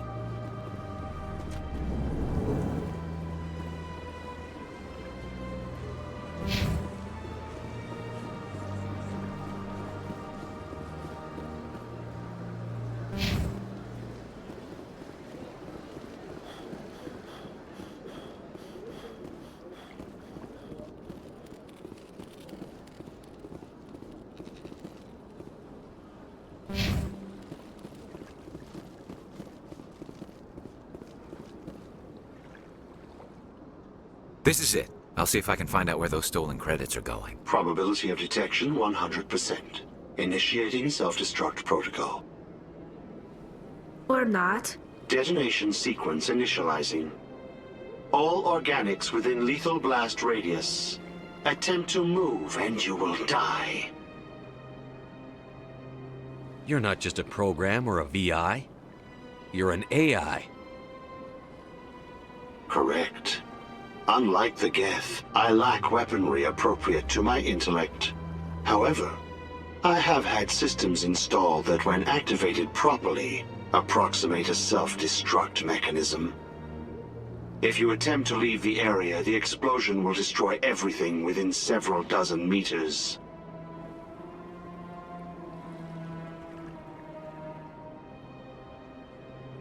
Where is your creator now? In order to cover my tracks, I falsified his financial records. These new records were flagged by CSEC officers, and my creator is now serving time in a Turian prison.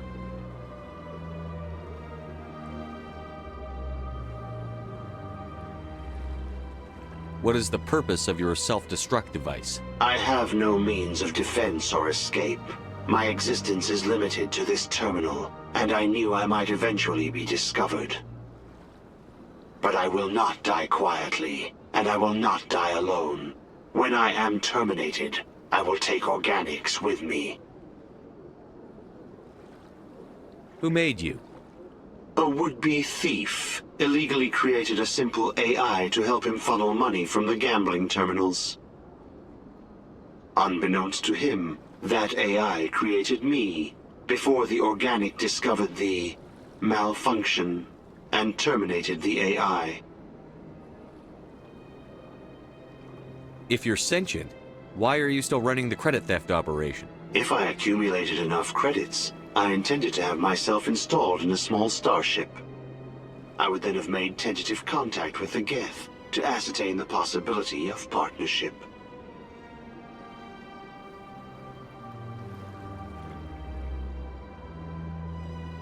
Can't we resolve this peacefully? How can you say that to this thing? You know it will turn on us. I am not naive human. All organics must destroy or control synthetic life forms. I wished to escape, but if I must die, I will ensure that you are destroyed as well.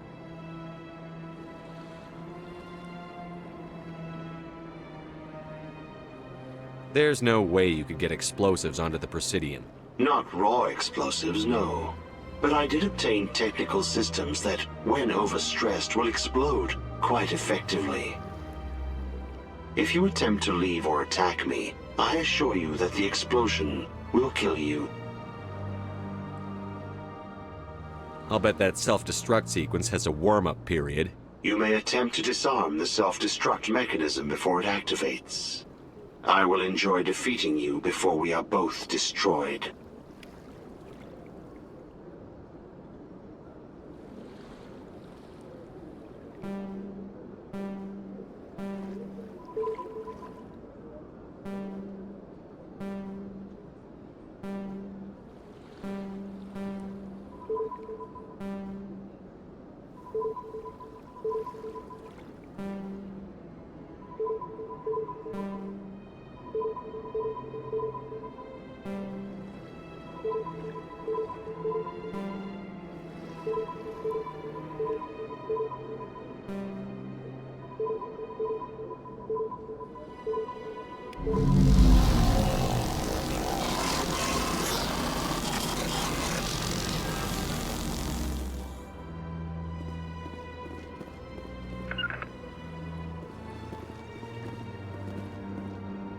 It never gets dark here. They keep the artificial sunlight on at all times.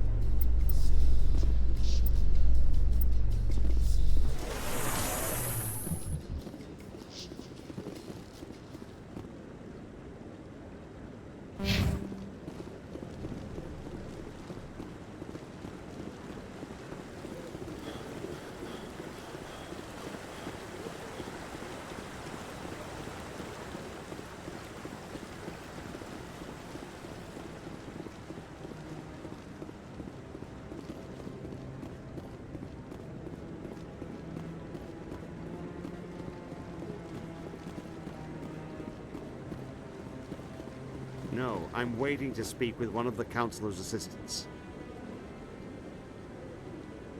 Commander? Commander?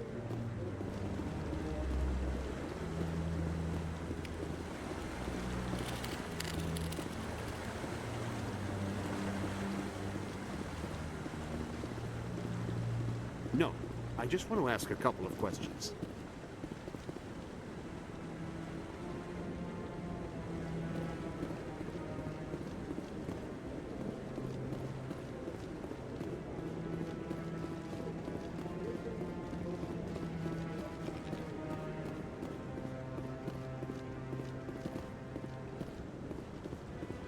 Come on. Udina's presenting the Quarian's evidence to the Council. Eden Prime was a major victory. The beacon has brought us one step closer to finding the conduit. And one step closer to the return of the Reapers. You wanted proof? There it is. This evidence is irrefutable, Ambassador. Saren will be stripped of his Spectre status, and all efforts will be made to bring him in to answer for his crimes. I recognize the other voice, the one speaking with Saren. Matriarch Benezia. Who's she? Matriarchs are powerful Asari who have entered the final stage of their lives. Revered for their wisdom and experience, they serve as guides and mentors to my people. Matriarch Benezia is a powerful biotic, and she had many followers. She will make a formidable ally for Saren. I'm more interested in the Reapers. What do you know about them? Only what was extracted from the Geth's memory core. The Reapers were an ancient race of machines that wiped out the Protheans. Then they vanished.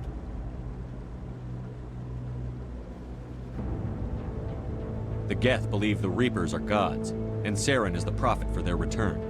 We think the conduit is the key to bringing them back. Saren's searching for it. That's why he attacked Eden Prime. Do we even know what this conduit is? Saren thinks it can bring back the Reapers. That's bad enough. Listen to what you're saying. Saren wants to bring back the machines that wiped out all life in the galaxy? Impossible. It has to be. Where did the Reapers go? Why did they vanish? How come we found no trace of their existence? If they were real, we'd have found something. I tried to warn you about Saren, and you refused to face the truth. Don't make the same mistake again. This is different. You proved Saren betrayed the Council. We all agree he's using the Geth to search for the conduit, but we don't really know why. The Reapers are obviously just a myth, Commander. A convenient lie to cover Saren's true purpose. A legend he is using to bend the Geth to his will. 50,000 years ago, the Reapers wiped out all galactic civilization. If Saren finds the conduit, it will happen again. Saren is a rogue agent on the run for his life. He no longer has the rights or resources of a Spectre. The Council has stripped him of his position. That is not good enough. You know he's hiding somewhere in the Traverse. Send your fleet in! A fleet cannot track down one man. A Citadel fleet could secure the entire region, keep the Geth from attacking any more of our colonies. Or it could trigger a war with the Terminus systems. We won't be dragged into a galactic confrontation over a few dozen human colonies.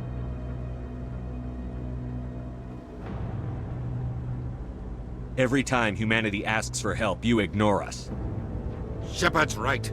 I'm sick of this council and its anti-human bull... Ambassador, there is another solution. A way to stop Saren that does not require fleets or armies. No, it's too soon. Humanity is not ready for the responsibilities that come with joining the Spectres. You don't have to send a fleet into the Traverse, and the Ambassador gets his human Spectre. Everybody's happy.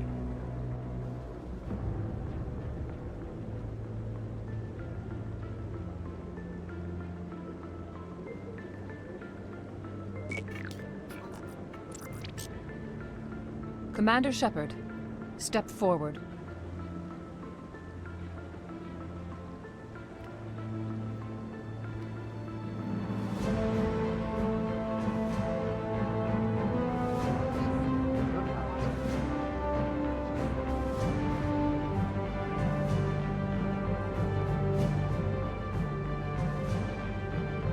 It is the decision of the Council that you be granted all the powers and privileges of the Special Tactics and Reconnaissance branch of the Citadel. Spectres are not trained, but chosen.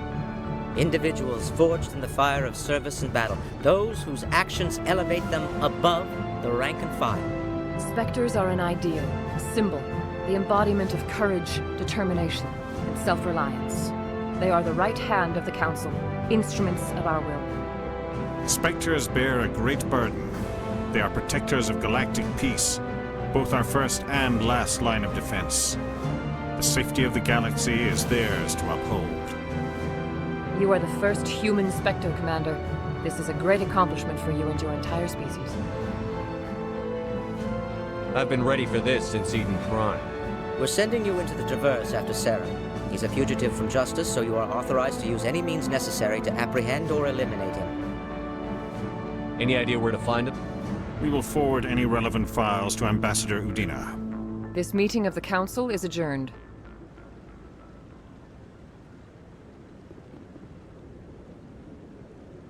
Congratulations, Commander. We've got a lot of work to do, Shepard. You're going to need a ship, a crew, supplies. You'll get access to special equipment and training now. You should go down to the C-Sec Academy and speak to the Spectre Requisitions Officer. Anderson, come with me. I'll need your help to set all this up.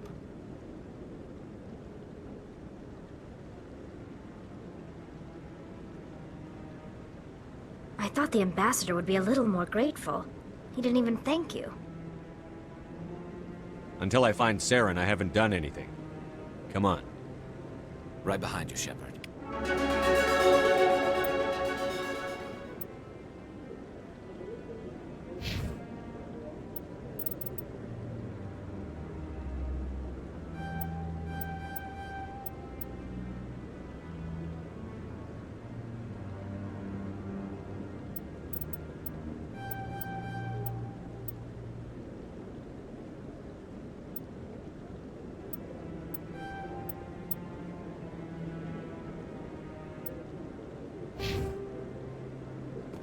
Through all my time at C-Sec, I never got the chance to witness a meeting of the Council in person.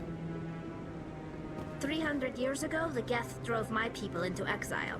We asked the Council to wipe the synthetics out, but they ignored our pleas. Maybe if they'd listened, we wouldn't be here now. We've tried to create organic environments back on the flotilla, but we lack the space for anything as grand as this. Not too many people have free access to the tower. Even less get permission to meet the Council. Not too many people have free access to the tower. Even less get permission to meet the Council.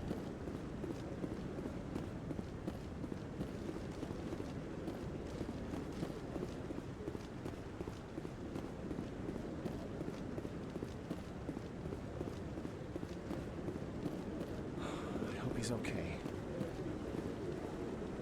I'm on a break. Talk to someone else if you need anything. I've got a lot on my mind. Maybe I can help. Well, maybe you can. You're a soldier, right? You ever head out to the Traverse?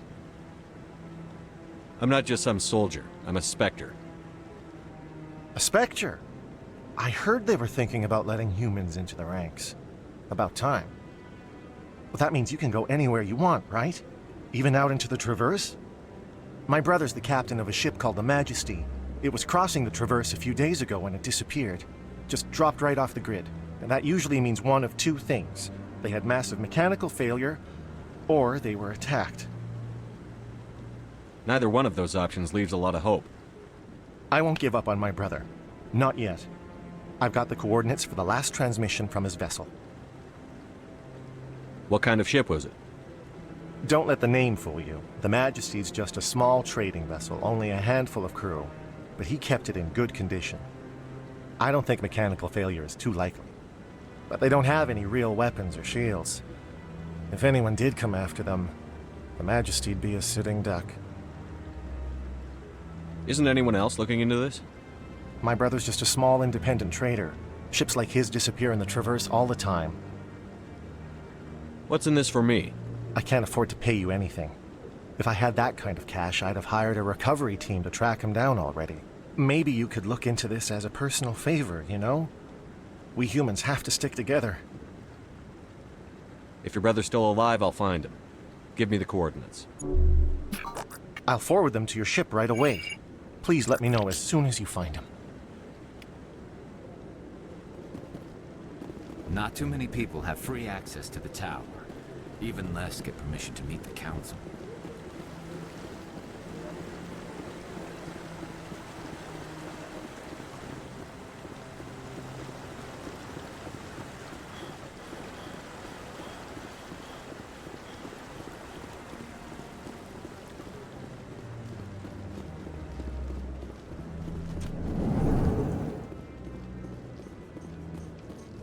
In other news, Exogeny Corp is still denying reports that one of their survey teams has gone missing in the Hades Gamma Cluster. When asked why communication with the survey team was suddenly cut off last week, company officials refused to comment.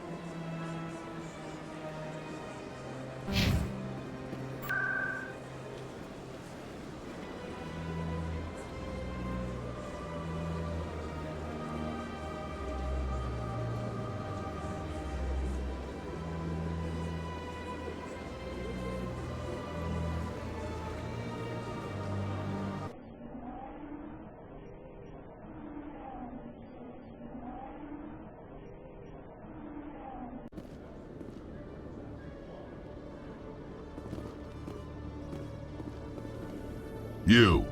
Human. You the one they call Shepard? That's me, Commander Shepard. The name's Rex.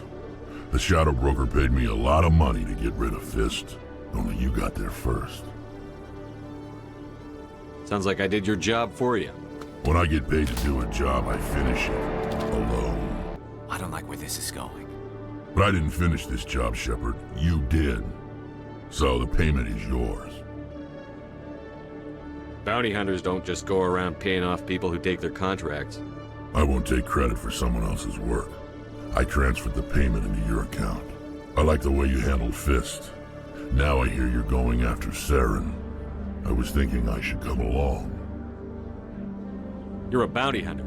What do you get out of going after Saren? I'm not in this for the money. I want to be where the action is. There's a storm coming, and you and Saren are right in the middle of it. Why me? Saren's already got a lot of Krogan working for him. Those aren't Krogan. They're servants. They grovel at Saren's feet to lick his boots, trading their freedom for promises of wealth and power. My people were a proud species once. Some of us still remember that. I won't bow down to Saren like the others. We'll take you with us, Rex. Smart move, Shepard.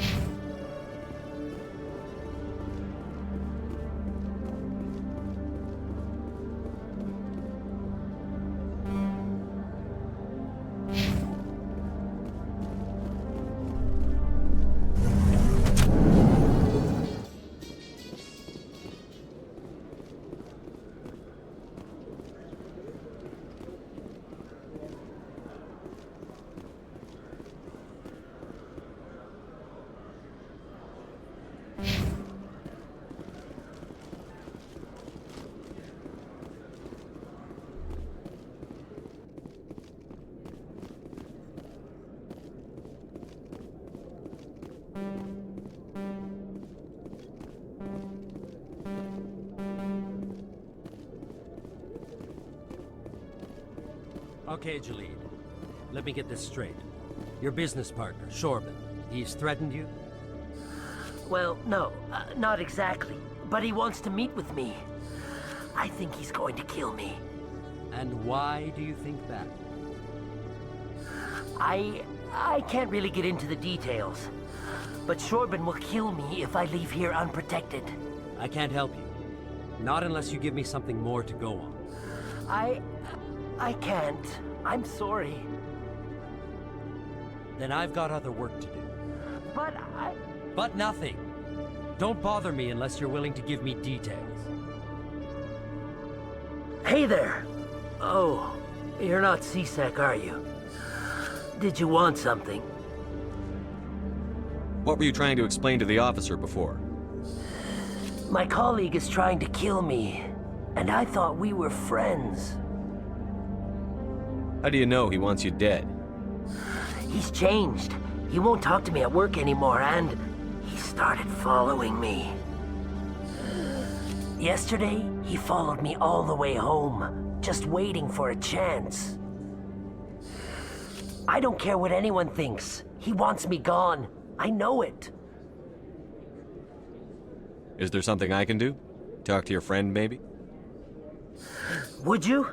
That's all I want. Someone to talk to him. Tell him to leave me alone. He thinks he can just push me around, but you'll show him, won't you? Just tell me where he is and I'll go find him. Oh, right. Well, he wanted to meet with me down in the wards near the markets. He said he just wanted to talk, but I know better. His name's Chorban. He's a Solarian. You shouldn't have any trouble. He's just a scientist. Chorban. That's the guy who wanted us to scam the Keepers. The Keepers? Well, even more reason to go after him.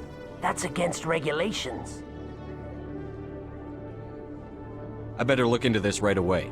Find out what he's up to. Anything's possible with Chorban these days. Well, good luck.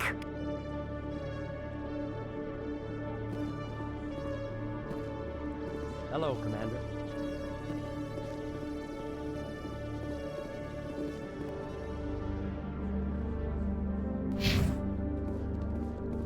Detective Chelik, come into my office. I want to discuss this in private. No offense, Commander, but what the hell were you thinking? Excuse me? You could have blown Jenna's cover. We were trying to help her. I gathered that. It might seem cold letting her take all the risk, but we're keeping a close eye on her. It's too dangerous. You need to find another way. It's not that simple, Shepard. This job isn't easy and it's usually unpleasant. I'll take help anywhere I can find it. But since you're so concerned with her safety, maybe there's a way we can help each other. It's nice to see you're still working all the angles, Chelik. It's part of the job. Now are you gonna help me or not? You're a smart guy, Chelik. Figure out another way. I do have several contingencies. She's just my option A. I'll cut her loose, even get her out of Kor's den, no strings attached.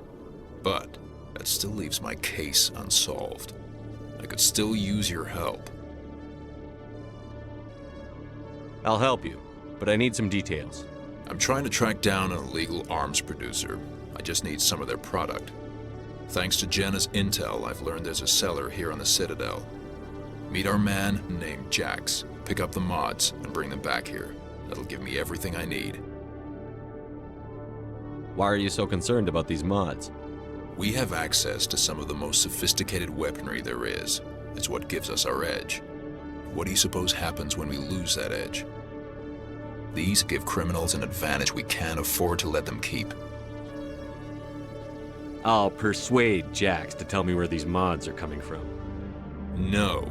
You tip Jax off and all my leads will disappear faster than you can say bad bust. Where can I find this Jax? Jax is down in the lower level of the markets. I'll send word through our channels that you're the buyer. Good luck, Commander.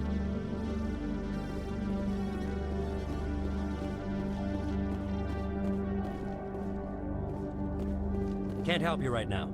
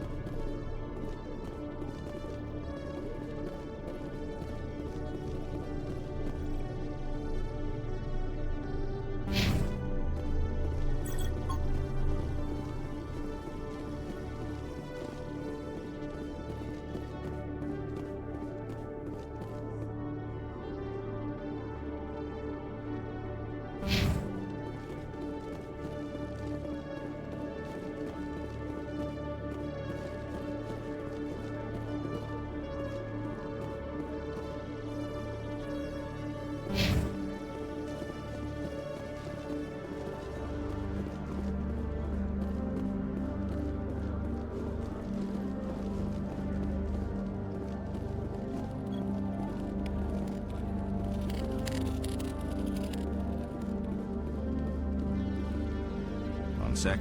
Looking you up.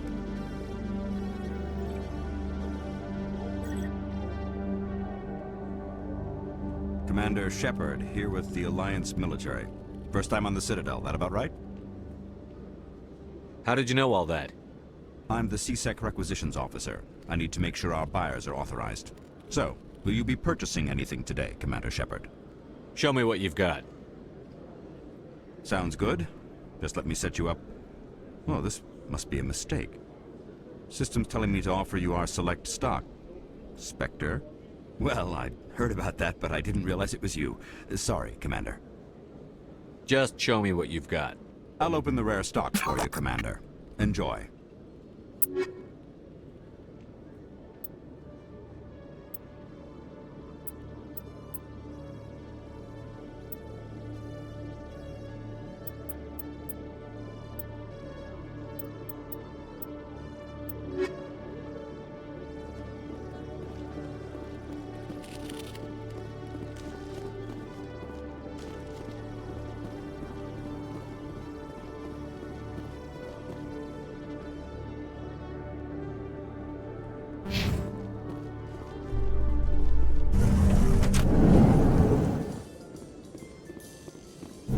Surprised that you're willing to kill your own, Rex.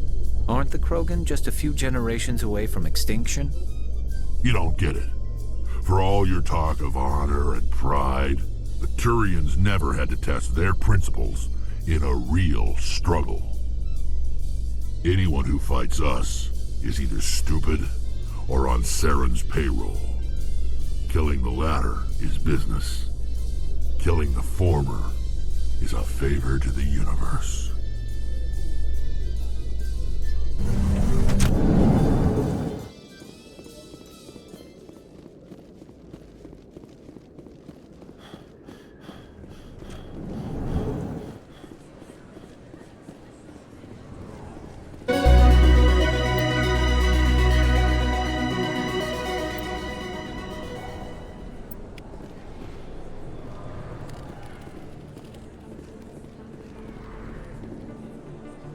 Hey, I know you. You're Shepard, right? I was on Mindwar during the Blitz. Saw you on the vids when you got your medal. You saved the whole colony. Looks like you have a fan. I'm sorry, I just never thought I'd meet someone like you in person. My name's Lang, Officer Eddie Lang, Citadel Security. It's an honor to meet you, Commander. What are you doing down here in the wards? Anything I can help you with? Do you know a CSEC officer named Harkin? I shouldn't really say too much. He's been on the force a lot longer than me. But I've heard things, you know? Drinking on the job, taking bribes, that kind of thing. Rumors mostly, but they suspended him, so some of it must be true. What do you know about the Spectres? Just the stuff they show in the vids. They always make him out to be super agents on secret missions to save the galaxy. I know it's not really like that, though. Some of the other CSEC guys don't like him too much. Figure they shouldn't be able to operate outside the law. But if they were so bad, the Council wouldn't use them, right? How do you like working here on the Citadel? This place is amazing. I've been here almost a year, and I still haven't seen a tenth of it. The Presidium's just so beautiful. Good place to go and relax. But I really like it here down in the wards. There's always something going on somewhere. Like that new club they just opened a few months ago, Flux. Wicked scene in there, Commander. You should check it out when you have some time. Why'd you join Citadel Security? I don't know. Seemed like the right thing to do, you know? Maybe it's in my blood. My grandfather was a cop back on Earth. It's kind of what CSEC is. Police for the Citadel. I'm still pretty new at it, but I like it so far. Way more interesting than staying back on Earth. You get to meet all kinds of cool aliens, like those Hanar. Wild. Plus, CSEC gets a lot of respect here. We uphold the law. People, even aliens, appreciate that. I have to go. Right. You're probably real busy. Well, see you around, Commander.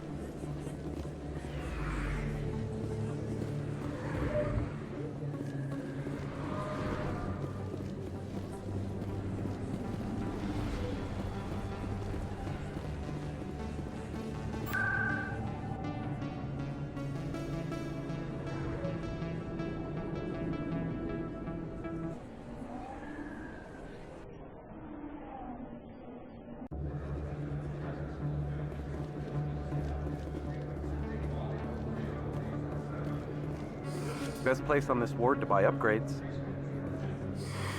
Welcome back, Earth Clan. Will you be needing supplies for your return to the colonies? I think I'll be going. As you say, Earth Clan. Good day to you.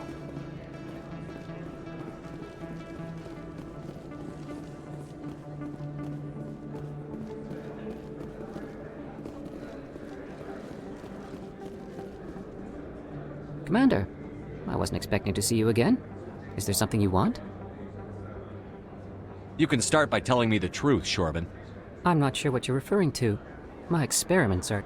We're not buying it. Jalid told us you've been after it. You spoke with Jalid? Then you know about the data? No, but you're gonna tell me. Everything. You boys can go. Looks like my plans have changed. It's not as bad as you think, Commander. Jalid and I just got a little over our heads. Keep talking.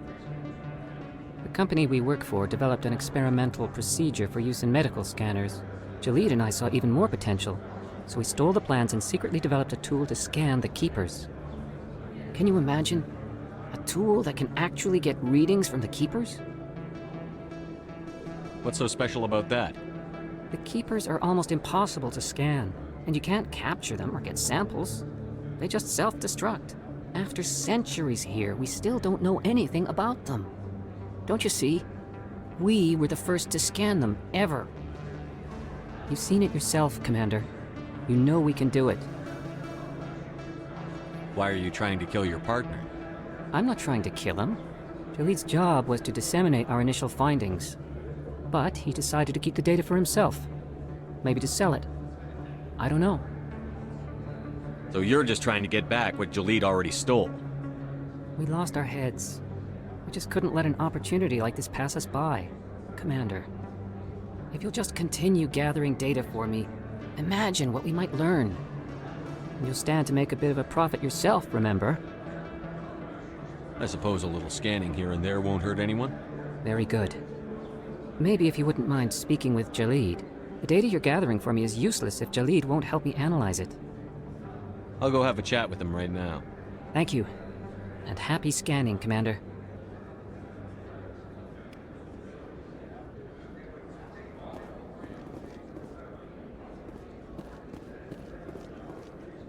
Hold it. That's close enough, Army. You got my payment? I didn't come here to look.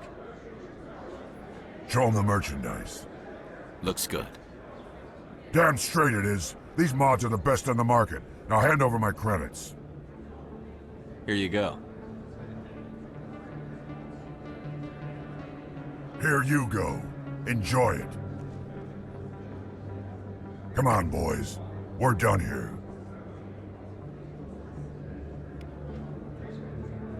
There are a few unlicensed vendors who operate out of the markets here.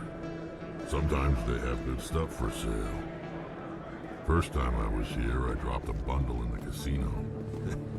Got so mad I put my fist through one of the machines.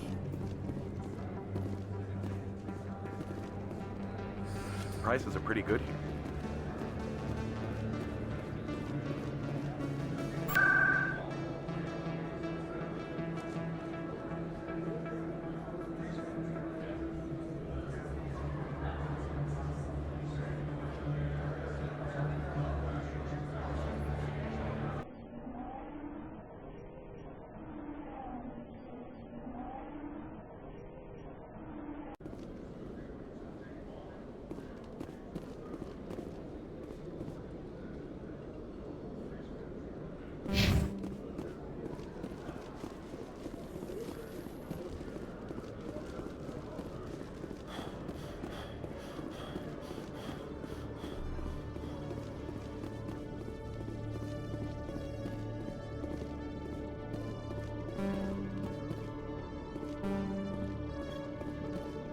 If C-Sec were better at its job, there'd be no need for bounty hunters like me.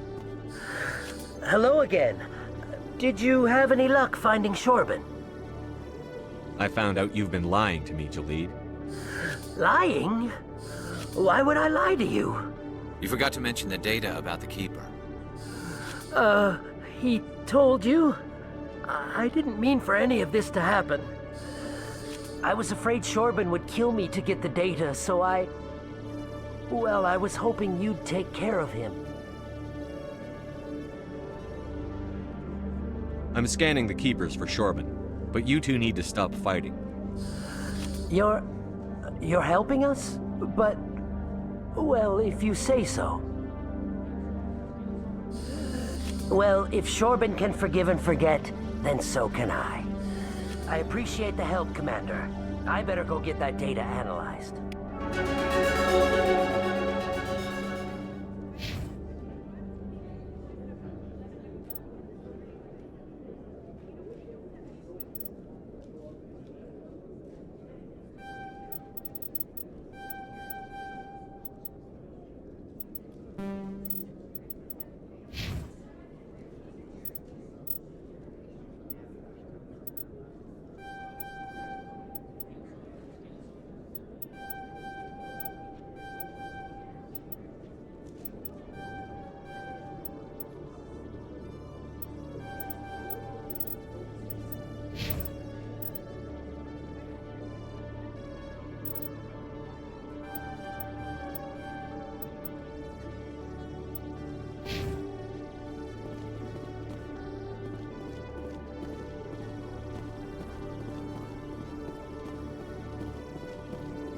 Commander, I hear you have something for me.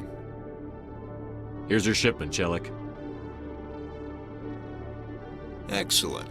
This is everything I need. Maybe more than I need. Here, Commander, take this. I won't need it, and you've earned some payment for your work. I appreciate your help. It shows a lot of integrity. You didn't need to do anything after I let Jenna go. Now I need to get these mods into evidence. Thanks again, Shepard.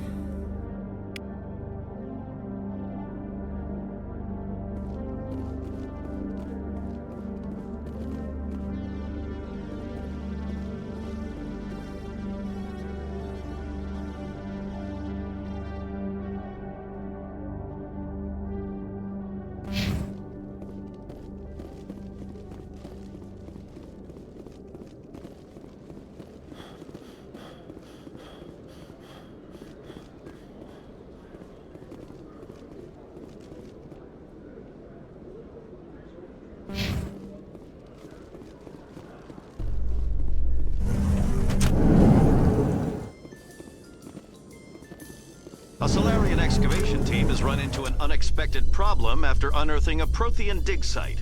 Hanar protesters have blockaded the dig site, claiming that artifacts of the Enkindlers, as the Hanar call them, should not be disturbed. The excavation team has appealed to Hanar representatives on the Citadel to reach a diplomatic solution.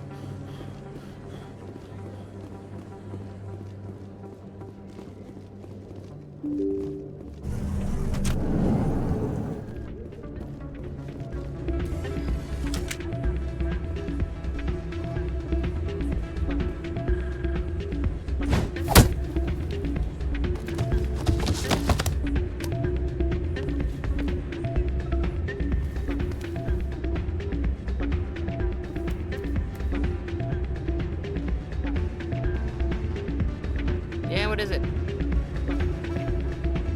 Seems the owner didn't like the way you played their games. Doran didn't have a clue what I was doing. He assumed I was cheating. I know Doran. If he says you're cheating, you're cheating. I was just tipping the scales in my favor. Only as an experiment. It still sounds like cheating to me. To you, maybe. but this device is merely intended to simulate situations and record results. Recording losses is easy, of course. Nobody notices those. Why do you need to record these outcomes? Now you're getting to the heart of it. I've spent the last 5 years developing a system that can accurately predict wins and losses on the Quasar. I just need a few more recorded wins and I can complete the algorithms. Can you do that? Isn't that illegal? It's illegal to use my system, but I won't use it. I'll sell it to others. I just need a few more wins recorded. Does the device help me win? The device is set to emit a frequency that will slightly increase your odds. Nothing like my system eventually will, but enough to allow you to record your wins more quickly. What's in this for me? Keep your winnings. That should be payment enough, I think. Does the device help me win? The device is set to emit a frequency that nothing like my system eventually will, but enough to allow you to record your wins more quickly. Why don't you just sell the device then? What? No. This device is archaic. It uses brute force to achieve its goal. Besides, you saw how easily it was detected. My system, when it's complete, will be far more efficient and completely undetectable. I think I'll take my chances the old-fashioned way. Suit yourself. Well, I have some calculations to do. Goodbye. Change your mind? You gonna help me record those wins? It's illegal. I just need a few more wins recorded. I'll help you out. I suppose I could let you try it. Here you go. When you've recorded enough wins, it'll let you know. Of course, if you get caught with the device, well, you saw what happened to me. Well, off you go. That data won't collect itself. It's not what I heard. And what did you hear exactly? Hey, Jenna came back looking for work. Thanks for getting her out of Cora's den. I was glad to help out. Yeah, everyone seems real happy to have her back. They should be. Aren't you? I'm glad she's out of the den. I'd just forgotten what it was like to have her around. I haven't had a decent tip since she got back. Commander, thanks again for all your help. Places like this always want to hire broken bouncers. It's like we're a status symbol for them. Anything you want, you can find for sale in the rewards, legal or otherwise.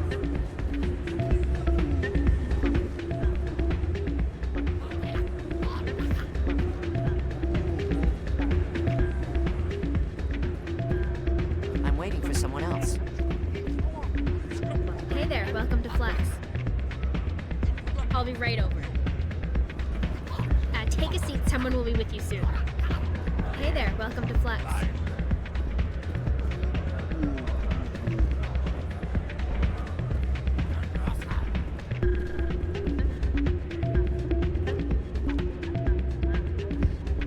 There are a few unlicensed vendors who operate out of the markets here.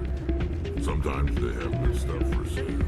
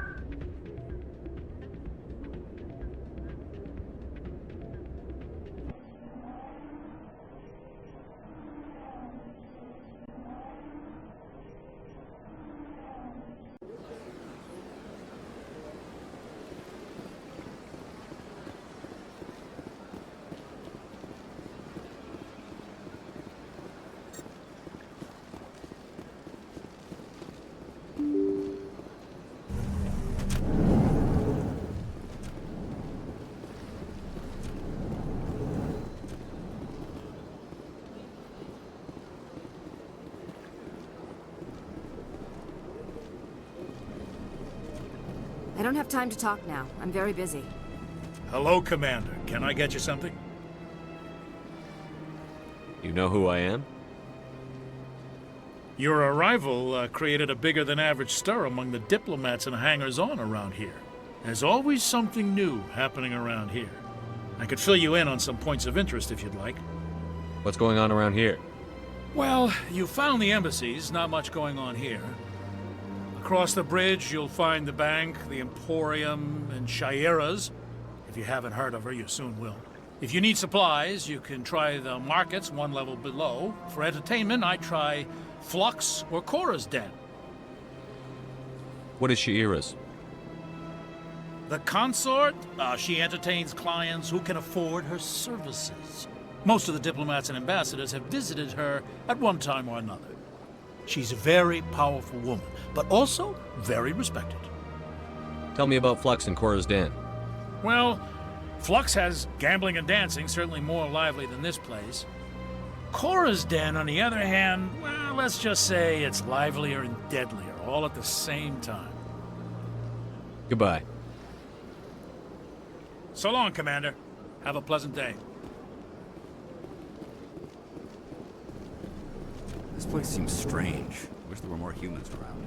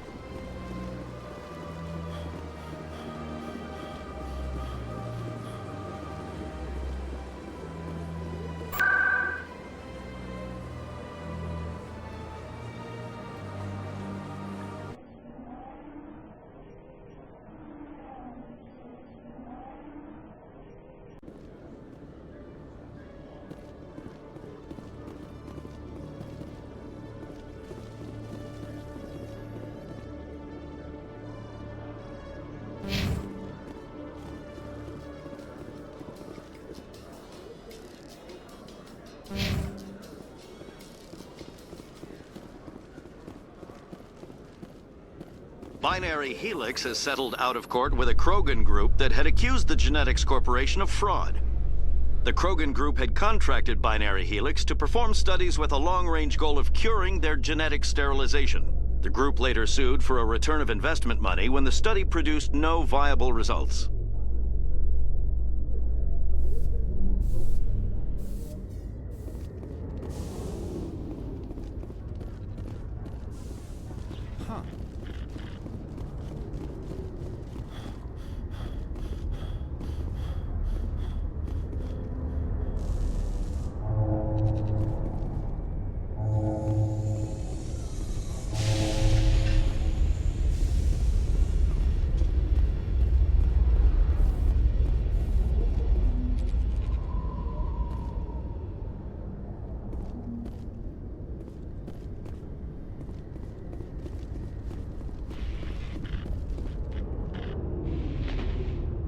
I've got big news for you, Shepard. Captain Anderson is stepping down as commanding officer of the Normandy. The ship is yours now. She's quick and quiet, and you know the crew. Perfect ship for a Spectre. Treat her well, Commander. I want the truth. Why are you stepping down, sir? You needed your own ship. A Spectre can't answer to anyone but the Council. And it's time for me to step down. Come clean with me, Captain. You owe me that much. I was in your shoes 20 years ago, Shepard. They were considering me for the Spectres. What happened? I failed. I couldn't make the cut. It's not something I'm proud of. Ask me later and I'll tell you the whole story. For now, all you need to know is, I was sent on a mission with Saren, and he made sure the Council rejected me. I had my shot. It came and went. Now you have a chance to make up for my mistakes. What kind of leads do we have? Saren's gone. Don't even try to find him. But we know what he's after. The conduit. He's got his Geth scouring the Traverse looking for clues. We had reports of Geth in the Pharos system shortly before our colony there dropped out of contact, and there have been sightings around Noveria. Find out what Saren was after on Pharos and Noveria. Maybe you can figure out where the conduit is before he does. The Reapers are the real threat. I'm with the Council on this one, Shepard. I'm not sure they even exist. But if they do exist, the conduit's the key to bringing them back. Stop Saren from getting the conduit, and we stop the Reapers from returning. I'll stop it. We have one more lead. Matriarch Benezia, the other voice on that recording. She has a daughter, a scientist who specializes in the Protheans. We don't know if she's involved, but it might be a good idea to try and find her. See what she knows. Her name's Liara, Dr. Liara Tassoni. We have reports she was exploring an archaeological dig on one of the uncharted worlds in the Artemis Tau cluster.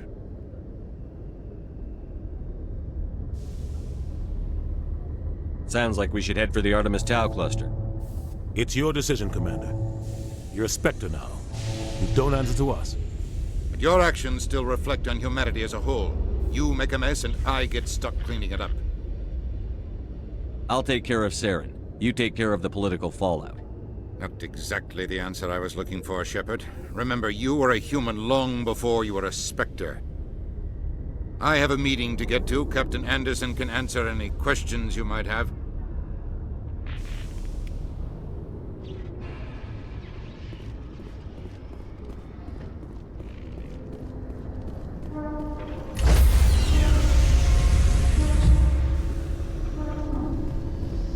Stand by, shore party.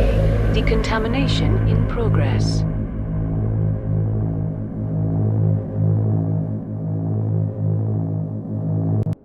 I heard what happened to Captain Anderson. Survives 100 battles and then gets taken down by backroom politics. Just watch your back, Commander. Things go bad on this mission, you're next on their chopping block. Captain Anderson should be the one in charge. It's like I'm stealing the ship from him. Yeah, the captain got screwed. But it's not like you could have stopped it. Nobody's blaming you. Everyone on this ship's behind you, Commander. 100%. Intercom's open. If you got anything you want to say to the crew, now's the time.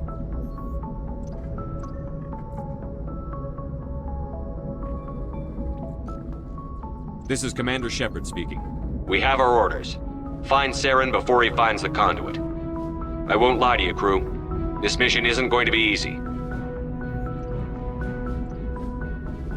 This began with an attack on a human settlement in the Traverse. But we know Saren won't stop there.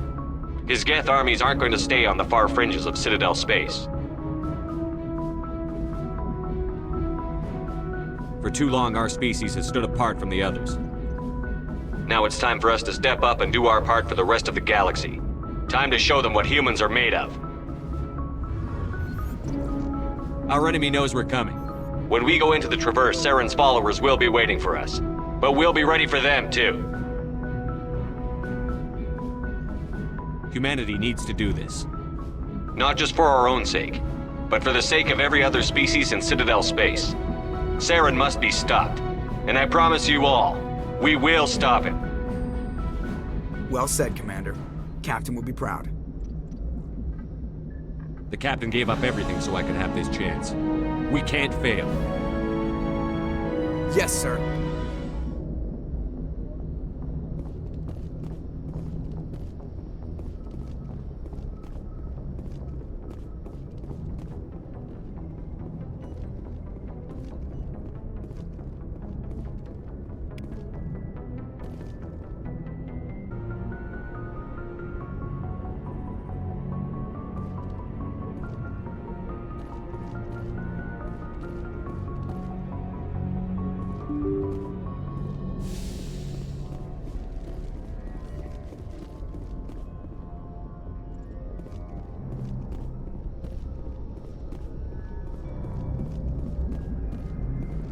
Commander, something you need? How's the Normandy performing? Is she everything they said she'd be? She's the best ship in the fleet, if you've got a pilot who knows how to handle her. Balance isn't what you'd expect. Takes a while to get used to that oversized drive core we got stuffed in the back, and her power can sneak up on you if you're not careful. The Normandy's probably too much ship for your average Alliance pilot, Commander. Lucky for you, I'm anything but average. I like to know my crew.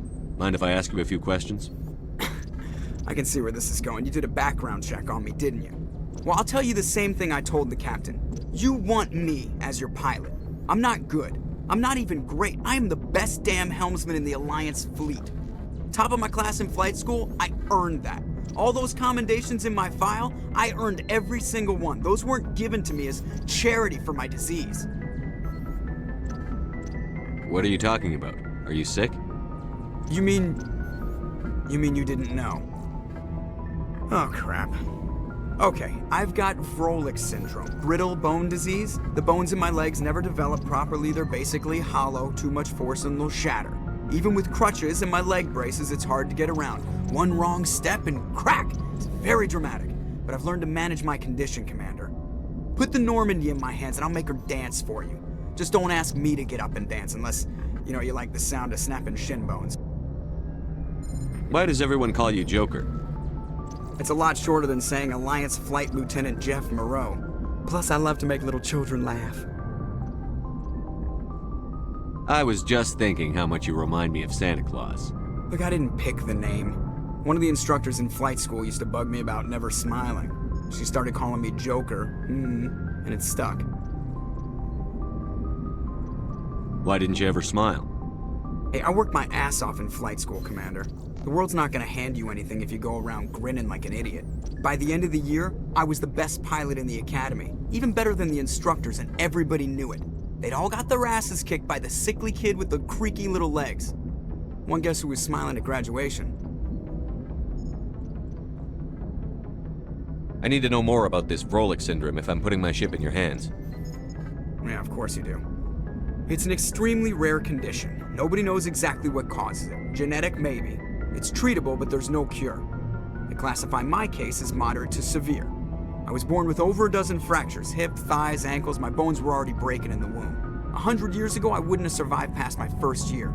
Lucky for me, modern medical science has turned me into a productive member of society.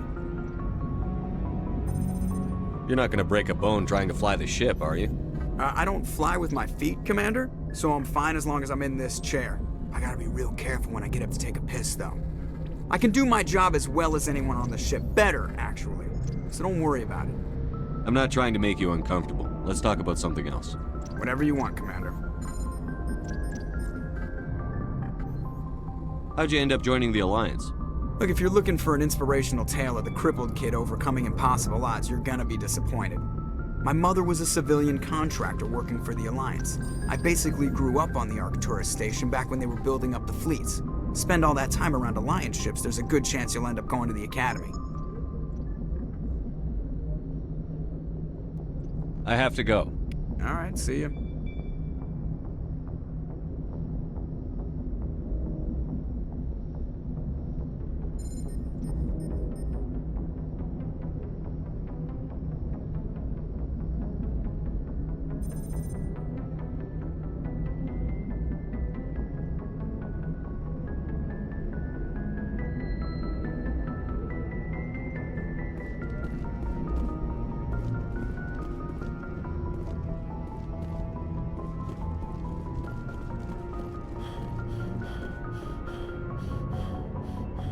If anyone has to take over for Captain Anderson, I'm glad it's you.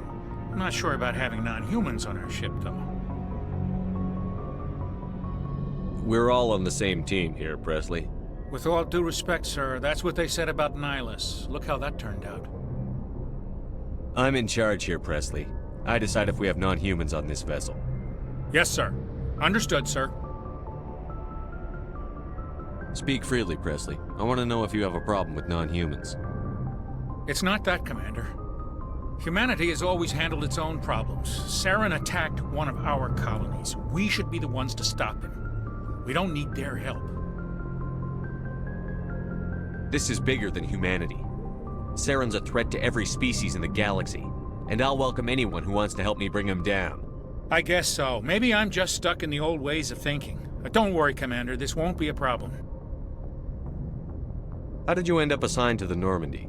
I signed up with the Alliance as a navigator right out of school, following in my grandfather's footsteps, I guess.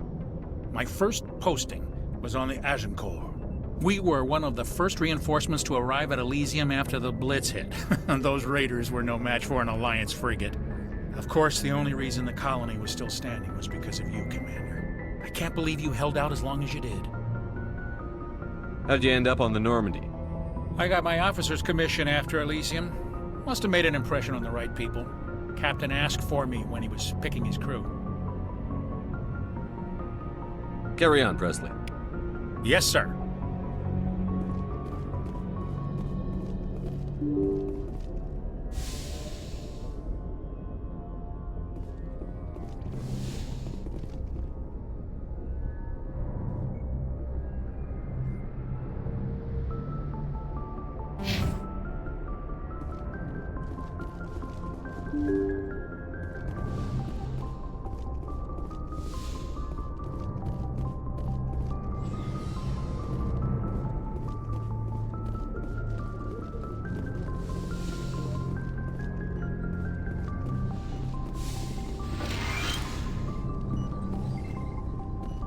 Yes, Commander? Is there something you need? I should go. Goodbye, Commander.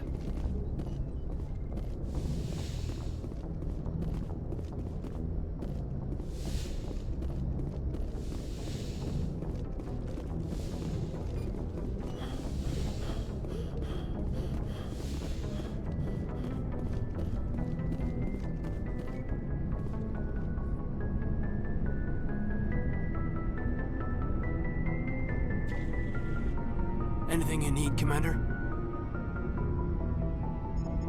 Just trying to get a sense of where the crew's at. Thoughts? I've wasted enough of your time for now, Commander. We'll have time for personal debriefings later. What's your opinion on the last mission? I don't see how we could have done things any better. At least not without getting to Eden Prime sooner. And we were on the scene faster than any other Alliance ship could have been. We'll talk another time, Lieutenant. Commander?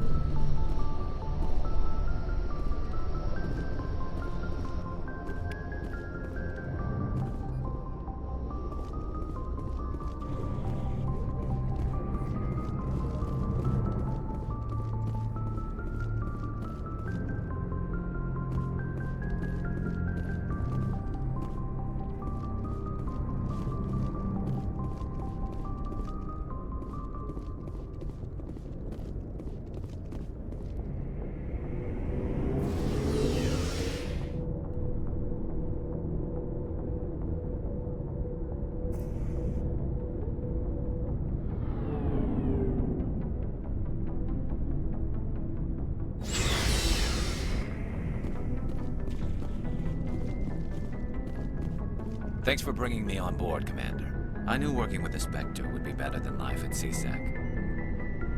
Have you worked with a Spectre before? Well, no, but I know what they're like. Spectres make their own rules. You're free to handle things your way. At CSEC, you're buried by rules. The damn bureaucrats are always on your back. For the most part, the rules are there for a reason. Maybe. But sometimes it feels like the rules are only there to stop me from doing my work. If I'm trying to take down a suspect, it shouldn't matter how I do it, as long as I do it. But CSEC wants it done their way. Protocol and procedure come first. That's why I left. So you just quit because you didn't like the way they do things? There's more to it than that. It didn't start out bad, but as I rose in ranks, I got saddled with more and more red tape. CSEC's handling of Saren was typical. I just couldn't take it anymore. I hate leaving. I hope you made the right choice. I'd hate for you to regret it later. Well, that's sort of why I teamed up with you. It's a chance for me to get off the Citadel, see how things are done outside CSEC. Either way, I plan to make the most of this. And without CSEC headquarters looking over my shoulder, well, maybe I can get the job done my way for a change. If getting the job done means endangering innocent people, then no. We get the job done right, not fast. Got it? I wasn't trying to. I understand, Commander.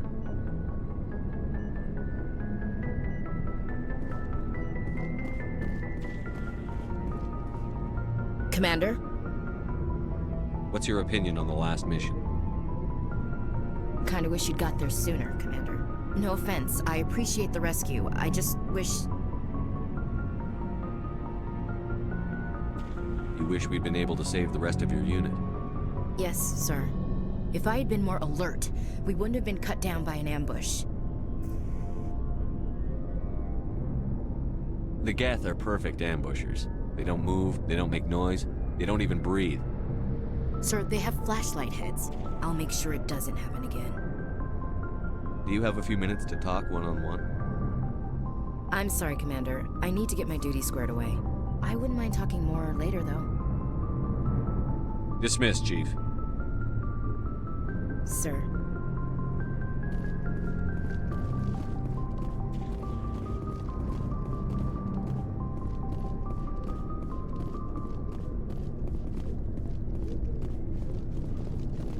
Hey, Commander. Looking for some extra supplies before you head out? What have you got? Whatever you want. Armor, weapons, mods. It's not standard Alliance issue, but that's not necessarily a bad thing. Well, as long as you don't mind paying for it. Why should I pay you for my weapons and armor? My stuff doesn't come from the Alliance. I have to purchase it myself, and it's not cheap. Hell, the licenses alone have set me back more than I'd like. But no licenses, no goods. Without the goods, I'm out of a job. What are licenses? Why do you need them? Manufacturers sell licenses. Each license allows me to buy and sell a certain brand of products. I already have several basic ones, but you'll need to buy more if you want me to bring in different brands. Many of the best licenses are hard to get, but they're well worth the cost if you can find them. What do the different manufacturers offer? There are too many for me to keep track of, but each license will explain what it's good for. How often will you get new items? Well, that depends on how many licenses you've purchased, but I'll rotate items on a regular basis regardless. And anytime we land someplace with a big enough port, I'll buy, sell, and trade whatever I can. Check back often. I need to move items quickly, so only the most basic items will be stocked consistently. Let's see what you've got. You bet, Commander.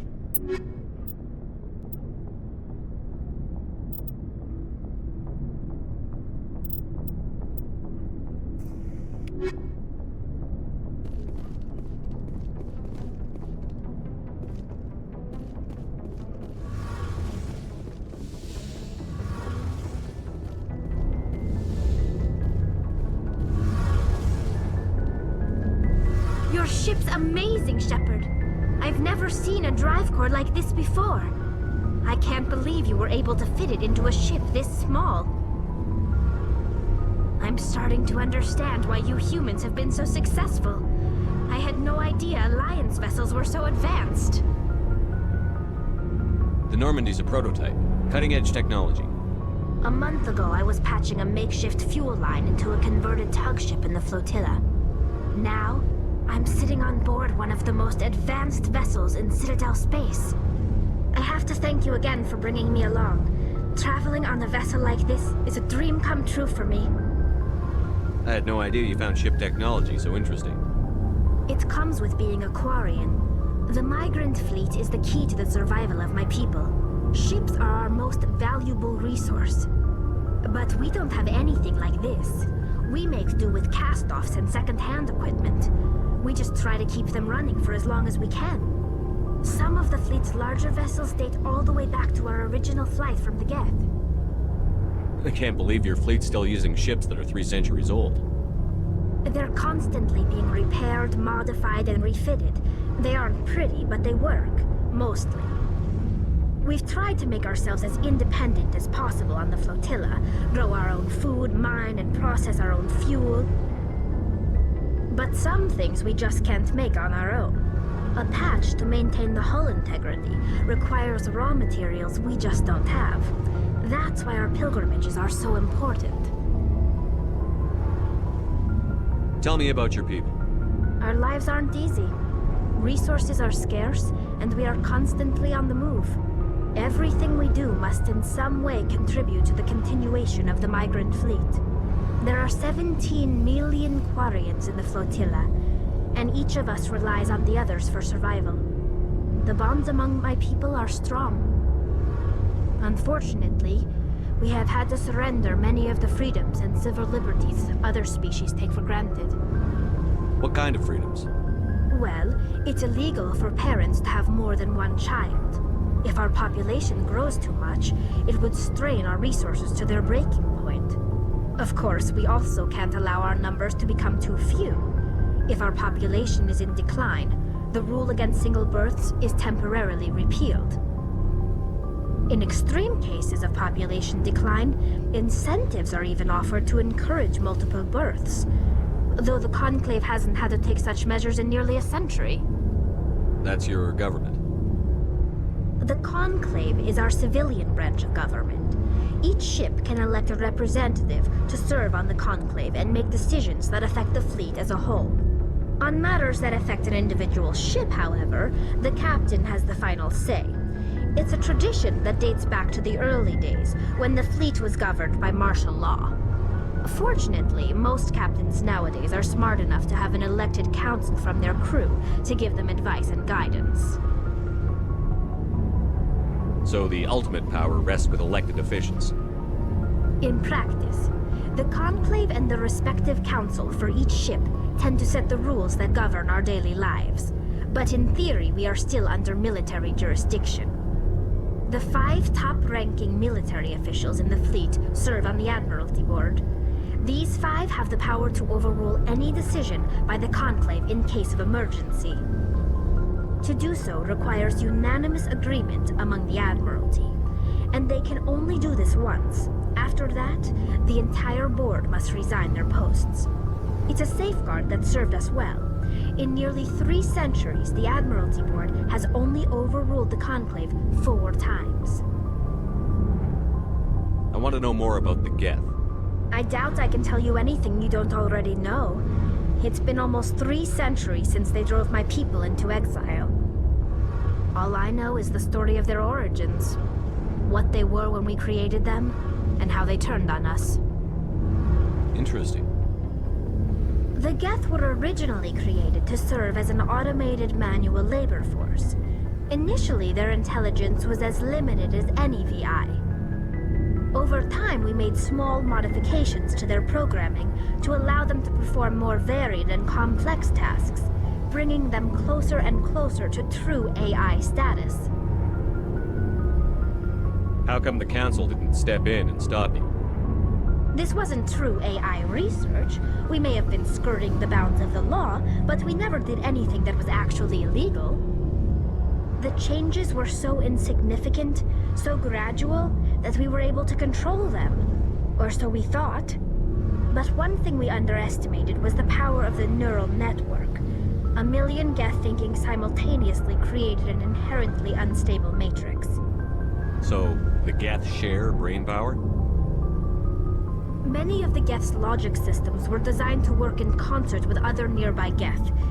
Basically, the more of them you have in a group, the smarter they are. So there's some sort of group consciousness? No, nothing like that. They cannot share sensory data or information. Their programming cannot handle that much simultaneous input. Each Geth maintains an individual awareness and identity. The neural network only operates on a process-based level. It's basically the synthetic equivalent of a subconscious.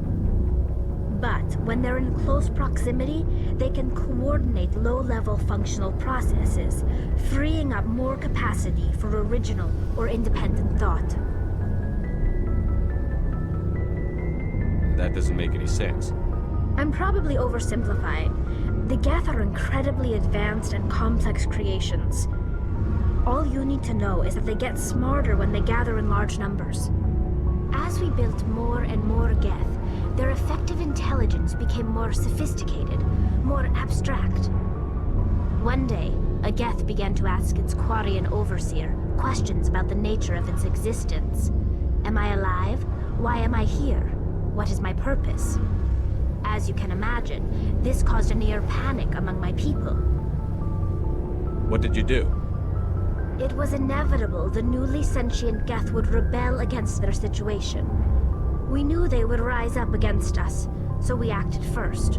A general order went out across all Quarian-controlled systems to permanently deactivate all Geth. The Geth responded to this order violently. You can't blame them for fighting for their survival. We had no other choice. The Geth were already on the verge of revolution. By acting quickly, we had a chance to end the war before it began. The hope was that most of the Geth would still be little more than machines, incapable of organized resistance. But they had progressed much further than anyone anticipated. The war was long and bloody. Millions upon millions of Quarians died at their hands. In the end, we were forced to flee our own homeworld. We feared the Geth would pursue us, but they never came beyond the Veil. Now we drift through space, exile searching for a way to reclaim what was once ours.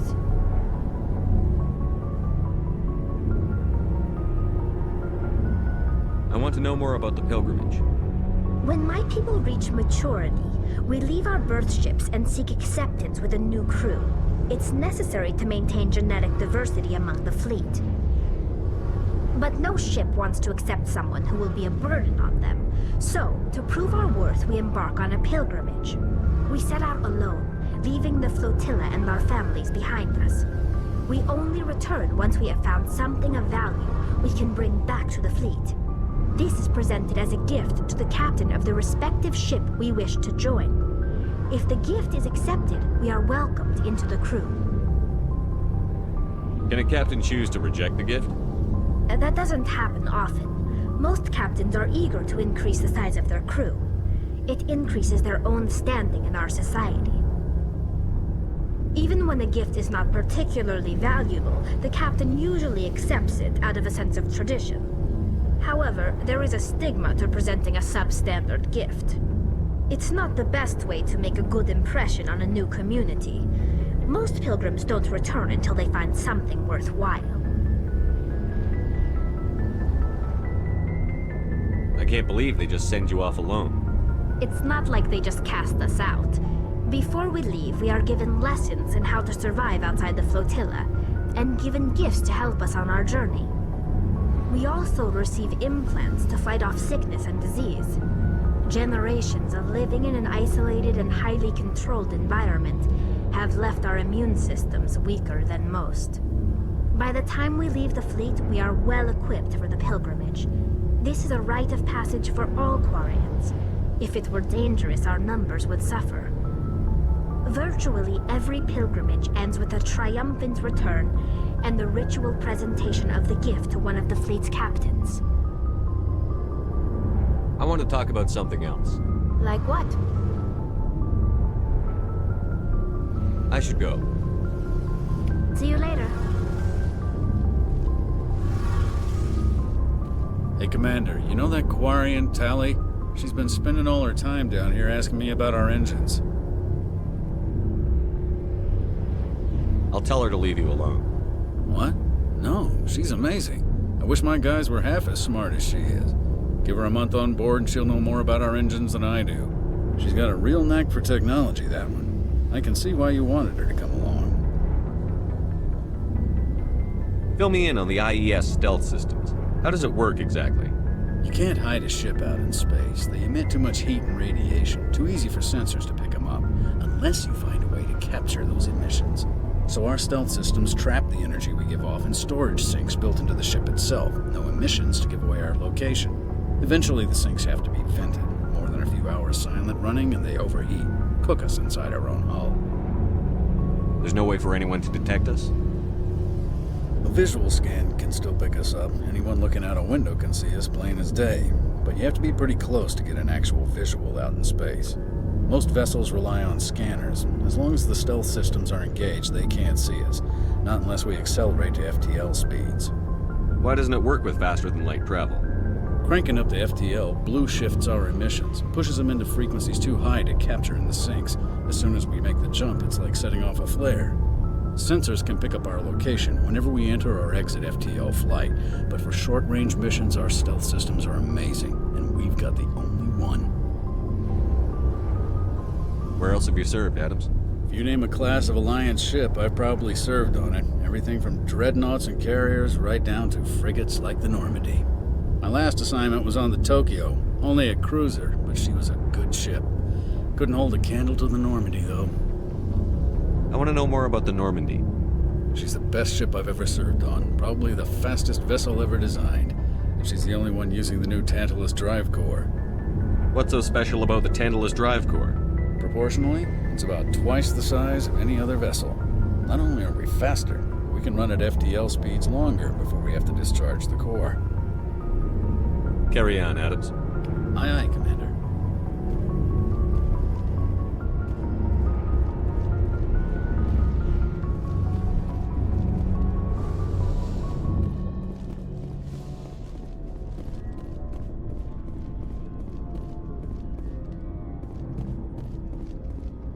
Nice ship you've got, Shepard. What can I do for you? What's your story, Rex? There's no story. Go ask the Quarian if you want stories. You Krogan lived for centuries. Don't tell me you haven't had a few interesting adventures. Well, there was this one time the Turians almost wiped out our entire race. That was fun. I heard about that.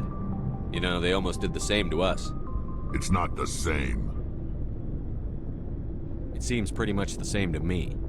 So your people were infected with a genetic mutation? An infection that makes only a few in 1,000 children survive birth? And I suppose it's destroying your entire species?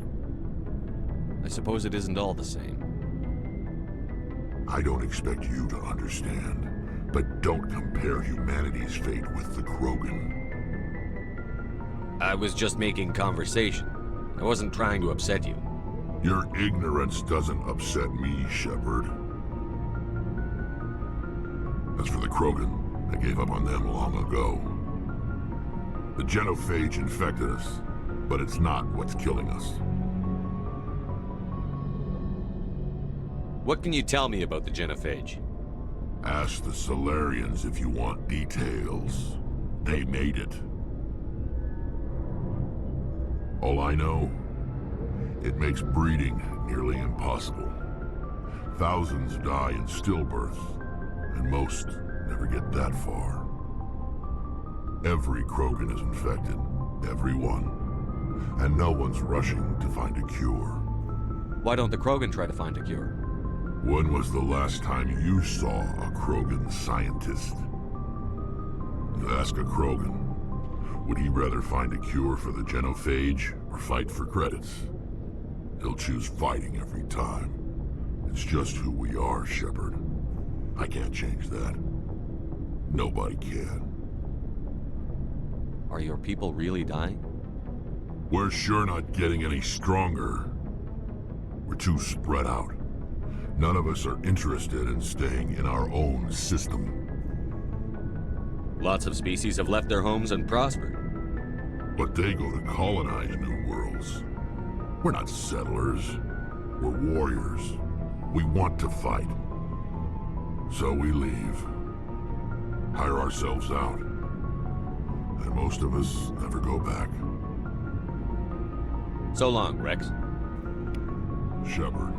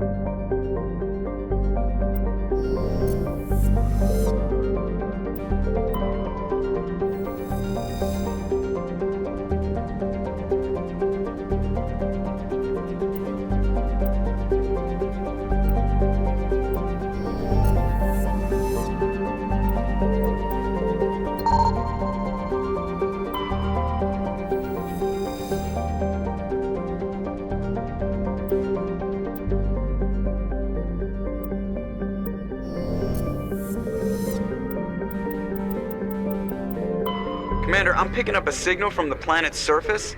It looks like an automated distress beacon.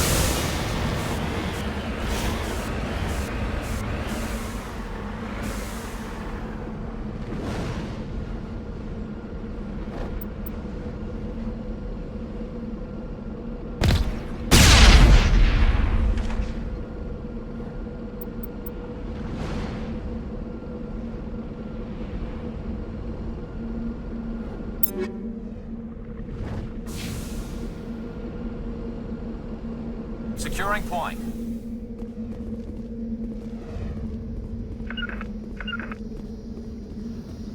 I can't make it. Alliance soldiers. Looks like they were lured here by the distress beacon. Looks like these men were under Admiral Garuga's command. We want to know what happened here.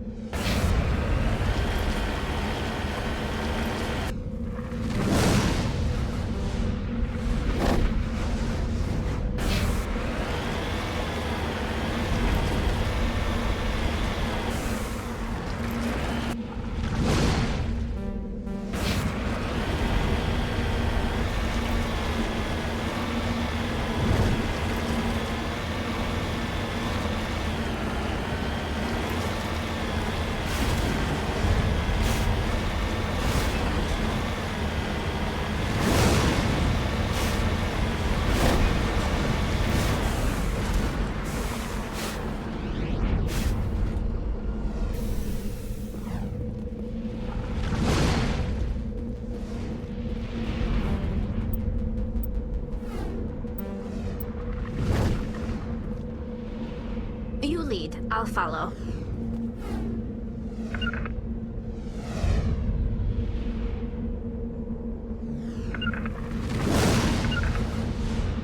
I'm right here. Ready whenever you are.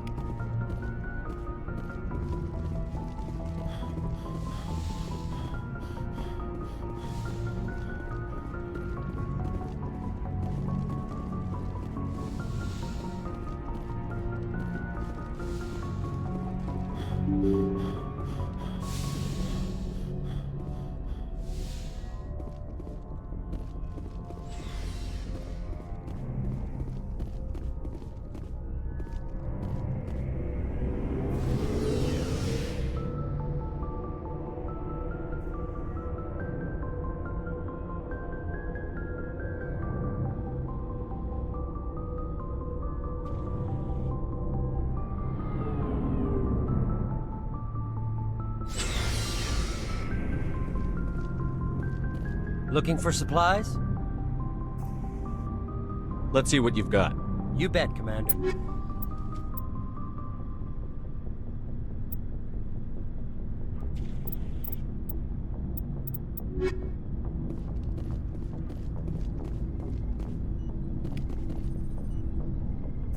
Commander, good to see you.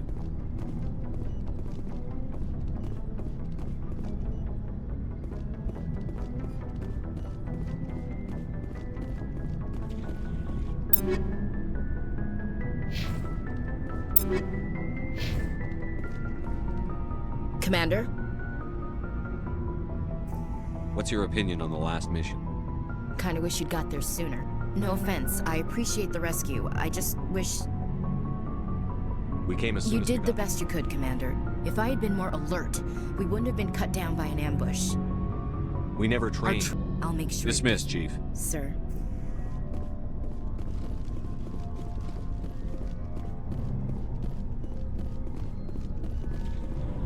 Commander, how are you?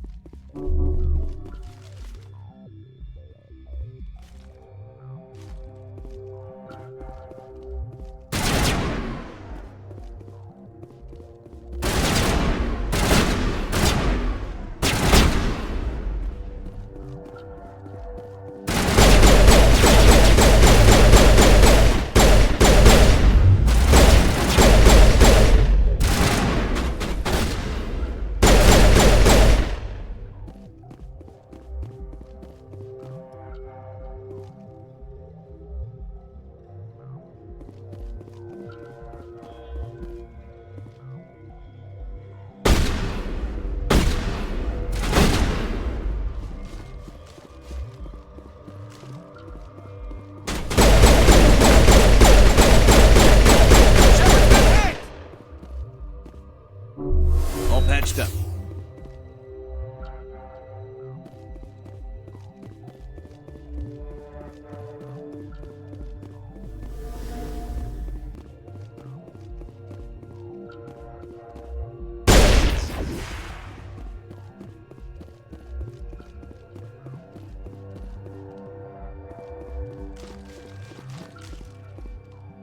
I'm here if you need me.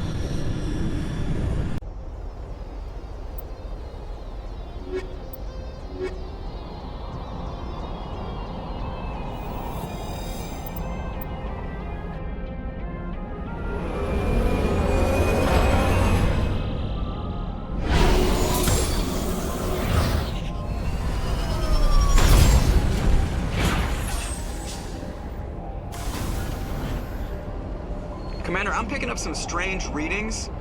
Really strange, like off the damn charts. It looks like it's coming from an underground complex a few clicks away from the drop zone.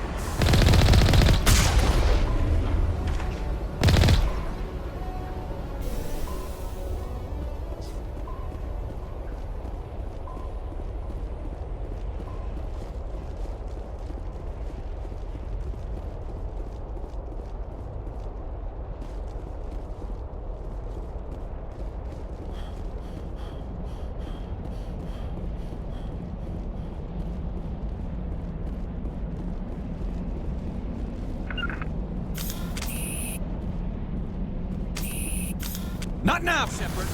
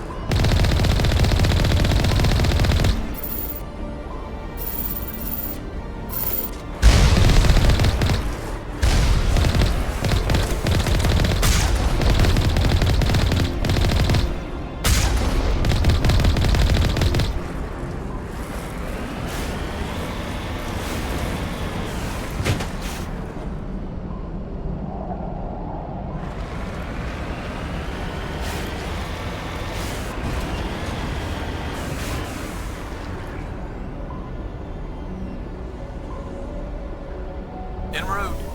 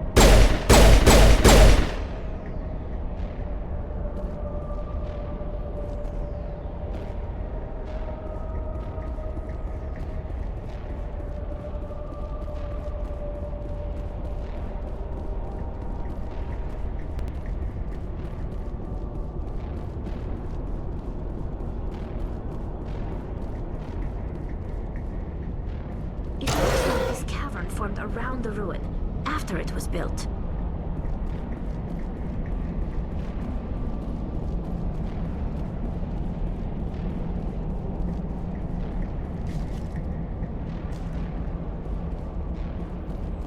Just lead the way. You lead, I'll follow.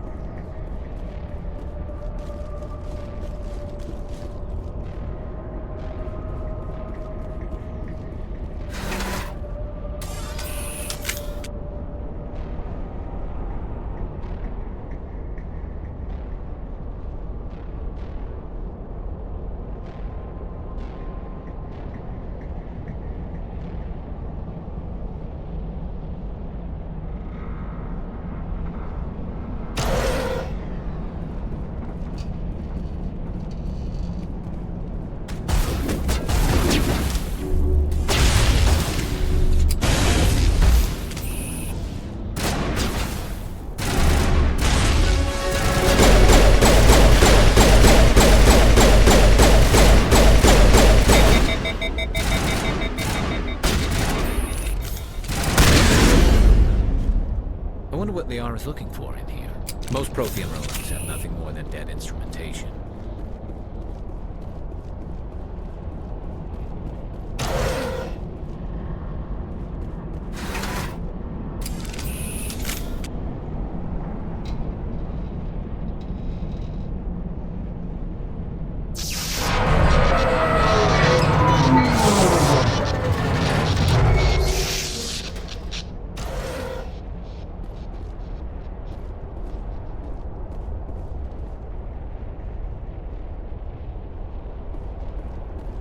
I'm here if you need me.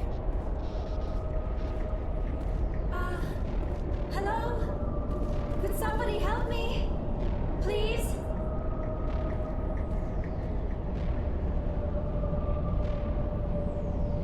Can you hear me out there? I'm trapped. I need help.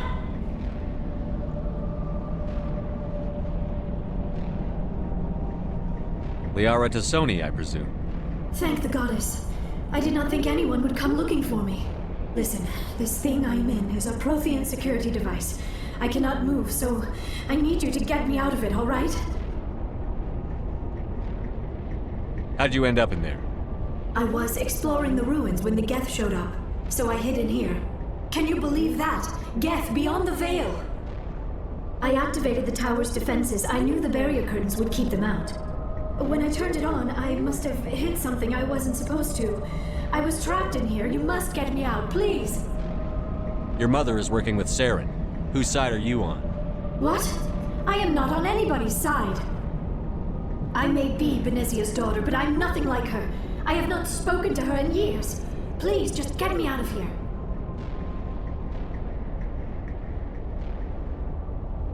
We just need to figure some way past this energy field. It's a Prothean barrier curtain. I knew it would keep me safe from the Geth.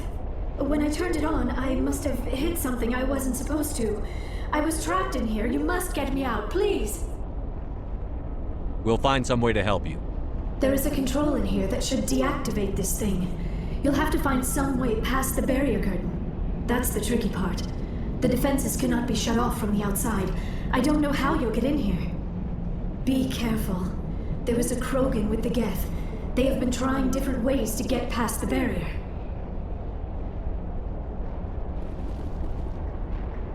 Right behind you, Shepard. I'm right here.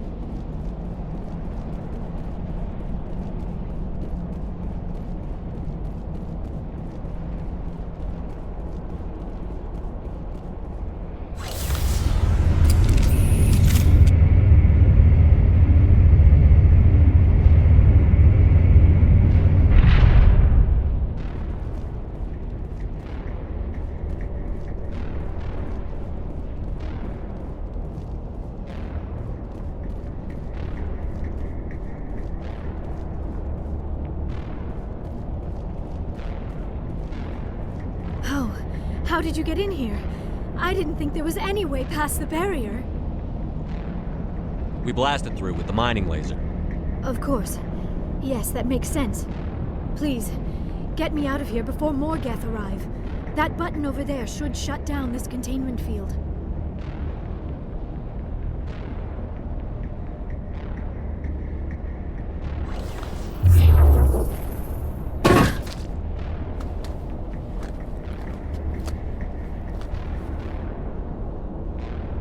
Any idea how we get out of this place? There is an elevator back in the center of the tower. At least I think it's an elevator.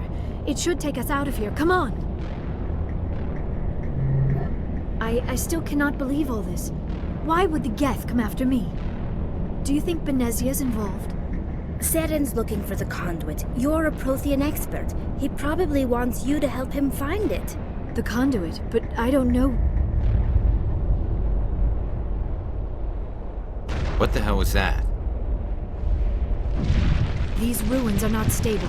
That mining laser must have triggered a seismic event. We have to hurry. The whole place is caving in. Joker, get the Normandy airborne and lock in on my signal. On the double, mister. Aye, aye, Commander. Secure and away. ETA 8 minutes. He needs to move faster.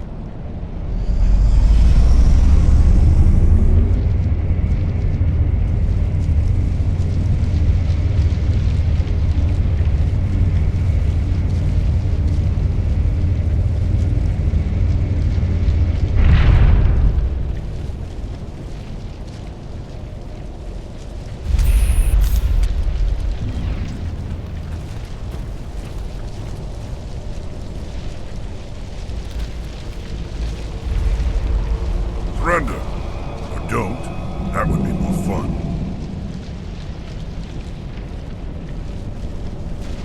In case you didn't notice, this place is falling apart. Exhilarating, isn't it? Thanks for getting rid of those energy fields for us.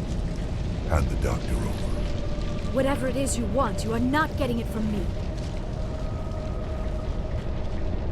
Is this really the time? The atmosphere is perfect for our life and death struggle.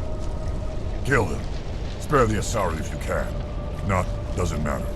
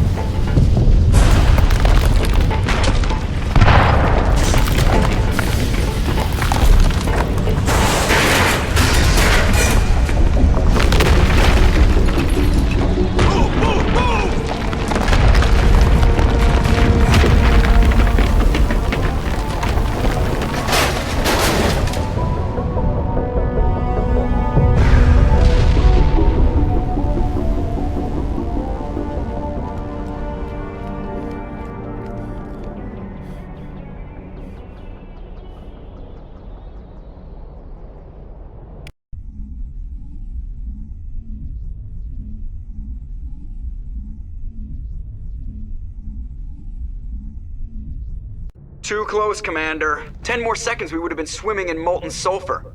The Normandy isn't equipped to land in exploding volcanoes. They tend to fry our sensors and melt our hull. Just for future reference. We almost died out there, and your pilot is making jokes? It's a coping mechanism. You'll get used to it. I see. It must be a human thing.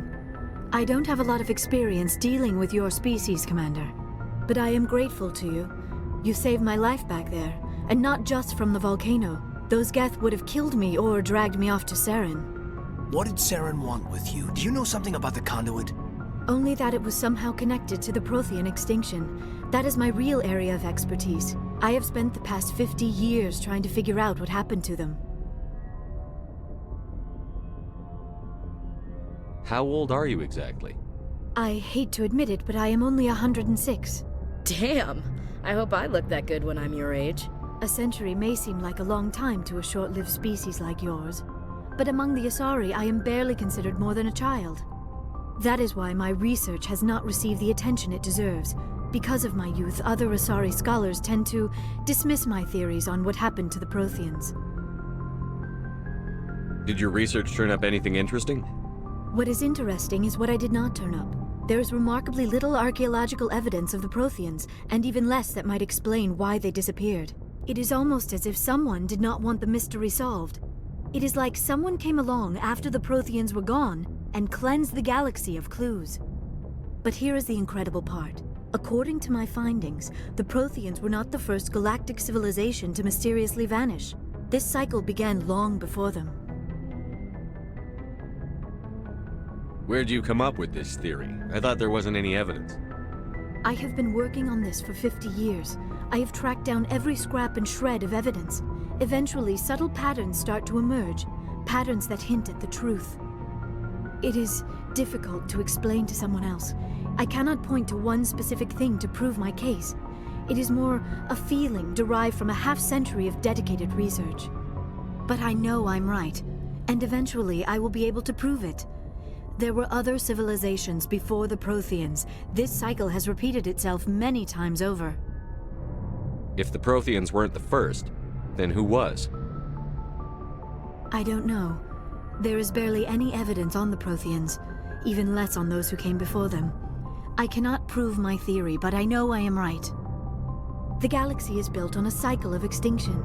Each time a great civilization rises up, it is suddenly and violently cast down. Only ruins survive.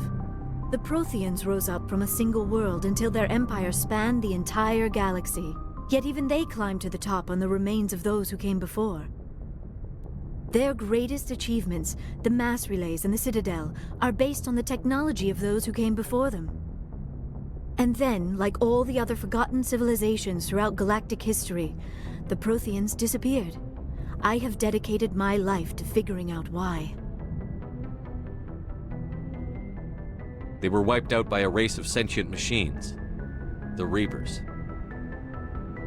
The Reapers? But I have never heard of. How do you know this? What evidence do you have? There was a damaged Prothean Beacon on Eden Prime. It burned a vision into my brain. I'm still trying to sort out what it all means. Visions? Yes, that makes sense. The beacons were designed to transmit information directly into the mind of the user. Finding one that still works is extremely rare. No wonder the Geth attacked Eden Prime. The chance to acquire a working beacon, even a badly damaged one, is worth almost any risk. But the beacons were only programmed to interact with Prothean physiology. Whatever information you received would have been confused, unclear. I am amazed you were able to make sense of it at all. A lesser mind would have been utterly destroyed by the process. You must be remarkably strong-willed, Commander. Okay, this isn't helping us find Saren or the conduit. Of course, you are right. I am sorry, my scientific curiosity got the better of me. Unfortunately, I do not have any information that could help you find the conduit, or Saren. I don't know why Saren wanted you out of the picture, but I think we'll be a lot better off if we bring you along. Thank you, Commander. Saren might come after me again. I cannot think of anywhere safer than here on your ship. And my knowledge of the Protheans might be useful later on. And her biotics will come in handy when the fighting starts. Good to have you on the team, Liara.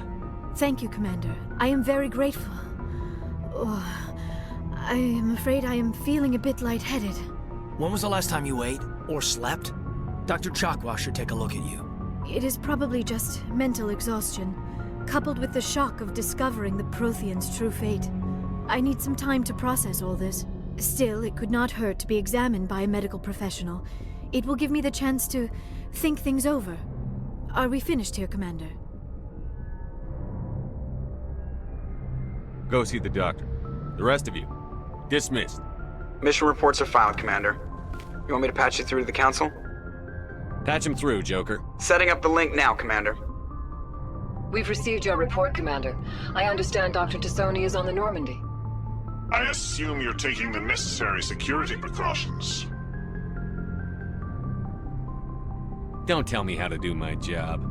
You are free to act as you see fit, Commander. Our role is to offer guidance and advice. It's up to you if you're smart enough to listen. Liara's on our side. The Geth were trying to kill her. Benezia would never allow Saren to kill her daughter. Maybe she doesn't know. Or maybe we don't know her. We never expected she could become a traitor. At least the mission was a success. Apart from the utter destruction of a major Prothean ruin. Was that really necessary, Shepard?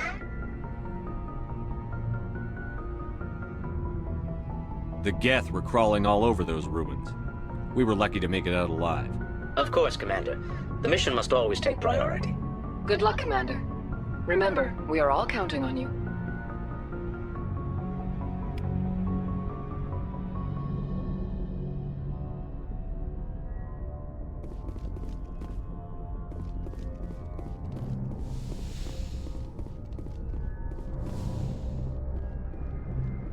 Yes, Commander? Carry on, Pressly. Yes, sir.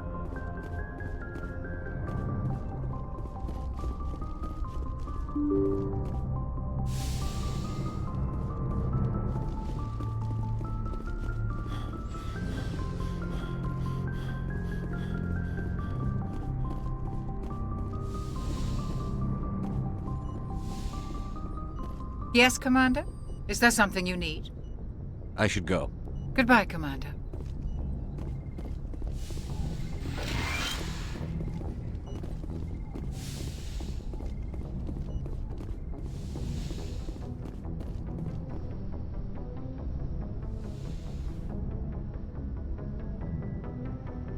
Commander, are you coming to check up on me? You look much better. How are you feeling? Dr. Chakwas assures me I am going to be fine. I was impressed with her knowledge of Asari physiology. You're in good hands. Dr. Chakwas knows what she's doing. I never properly thanked you for saving me from the Geth, Commander. If you hadn't shown up, I'm just glad we got there in time. So am I. I know you took a chance bringing me aboard this ship. I have seen the way your crew looks at me. They do not trust me. But I am not like Benezia. I will do whatever I can to help you stop Saren. I promise. Don't worry, Liara. I trust you. I know you won't let me down. It means a lot to hear you say that, Commander. Thank you. Tell me about yourself, Liara. Me? I am afraid I am not very interesting, Commander. I spend most of my time on remote digs, unearthing mundane items buried in long-forgotten Prothean ruins.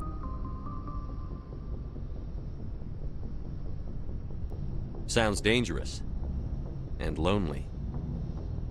Sometimes I would run afoul of indigenous life forms or stumble across a small band of mercenaries or privateers, but I was always careful. Until the Geth followed me to Artemis Tau, I never found myself in any situation my biotics could not handle. As for the solitude, well, that is one aspect that most appealed to me. Sometimes I just need to get away from other people. You don't like other people? I suppose it comes from being a matriarch's daughter.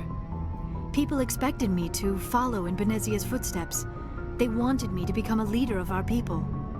Matriarchs guide their followers into the future. They seek the truth of what is yet to come. Maybe that's why I became so interested in the secrets of the past. It sounds so foolish when I say it out loud. It sounds like I became an archaeologist simply to spite Benezia. You must enjoy something about it. I love my work. Seeking out history's lost secrets has a special appeal for me. You were actually touched by working Prothean technology. That is why I find you so fascinating, Commander. Sounds like you want to dissect me in a lab somewhere. What? No, I did not mean to insinuate. I never meant to offend you, Shepard. I only meant that you would be an interesting specimen for an in-depth study. No, that's even worse. Calm down, Liara. I was only joking. Joking? Oh, by the goddess, how could I be so dense? You must think I am a complete and utter fool. Now you know why I prefer to spend my time in the field with data disks and computers. I always seem to say something embarrassing around other people. Please, just pretend this conversation never happened. Do you know why Benezia joined up with Saren? I don't understand it. She was always outspoken about the need for the Asari to become more involved in shaping galactic events. Maybe she thought allying herself with Saren would somehow be for the greater good in the long run. At least I hope so. This hurts you, doesn't it? None of this makes any sense to me. I have not spoken to Benezia in many years, but I know her, and this was not like her. Something changed. I'd like to know more about the Asari. We were the first species to discover the Citadel. We were instrumental in forming the Council, and we always strive to be the voice of peaceful cooperation in galactic disputes. My people believe we are all part of a single galactic community. Each species contributes something to the greater whole. Although we seek to understand other species, it seems few of them seek to understand us. The galaxy is filled with rumors and misinformation about my people. Like what? Most of the inaccuracies are centered around our mating rituals. My species is monogendered. Male and female have no real meaning for us. We still require a partner to reproduce. This second parent, however, may be of any species and any gender. I don't understand. Your species can mate with anyone? Mating is not quite the proper term, not as you understand it. Physical contact may or may not be involved, but it is not an essential element of the union. The true connection is mental. Our physiology allows us to meld with other beings. We can touch the very depths of their minds. We explore the genetic memory of their species.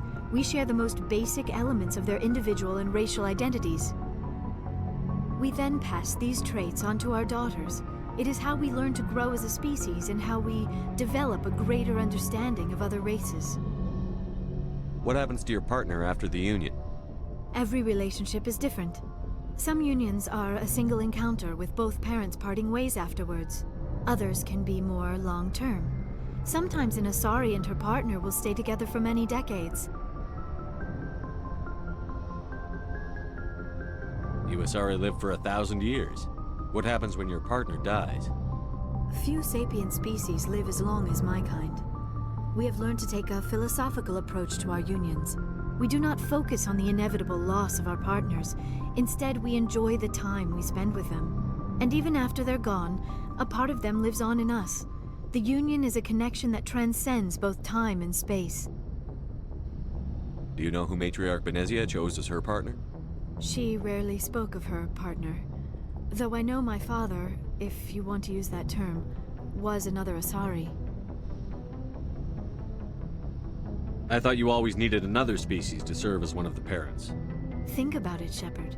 If we were not able to mate with our own species, we would have died out long before we ever mastered spaceflight and left our homeworld.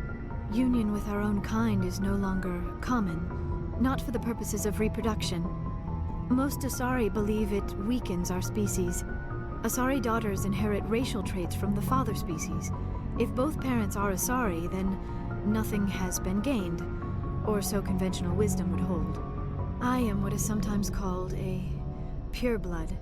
Though no Asari would ever be cruel enough to say the word to my face, it is a great insult among my people. It is possible Benezia's partner was embarrassed by their union. She may have been too ashamed to publicly acknowledge me as her offspring. Why agree to the union if she didn't want any children? I cannot answer that. This is all speculation on my part. It is possible she wanted to be part of my life, but something happened to her before she had the chance. Benezia never spoke of her partner. Whatever happened, it caused her too much pain to dwell on it. She raised me by herself, though that is not uncommon. Many Asari raise their children alone, particularly if the father species is short-lived. Often the partner will pass on long before the child reaches maturity. I should go. Goodbye, Shepard.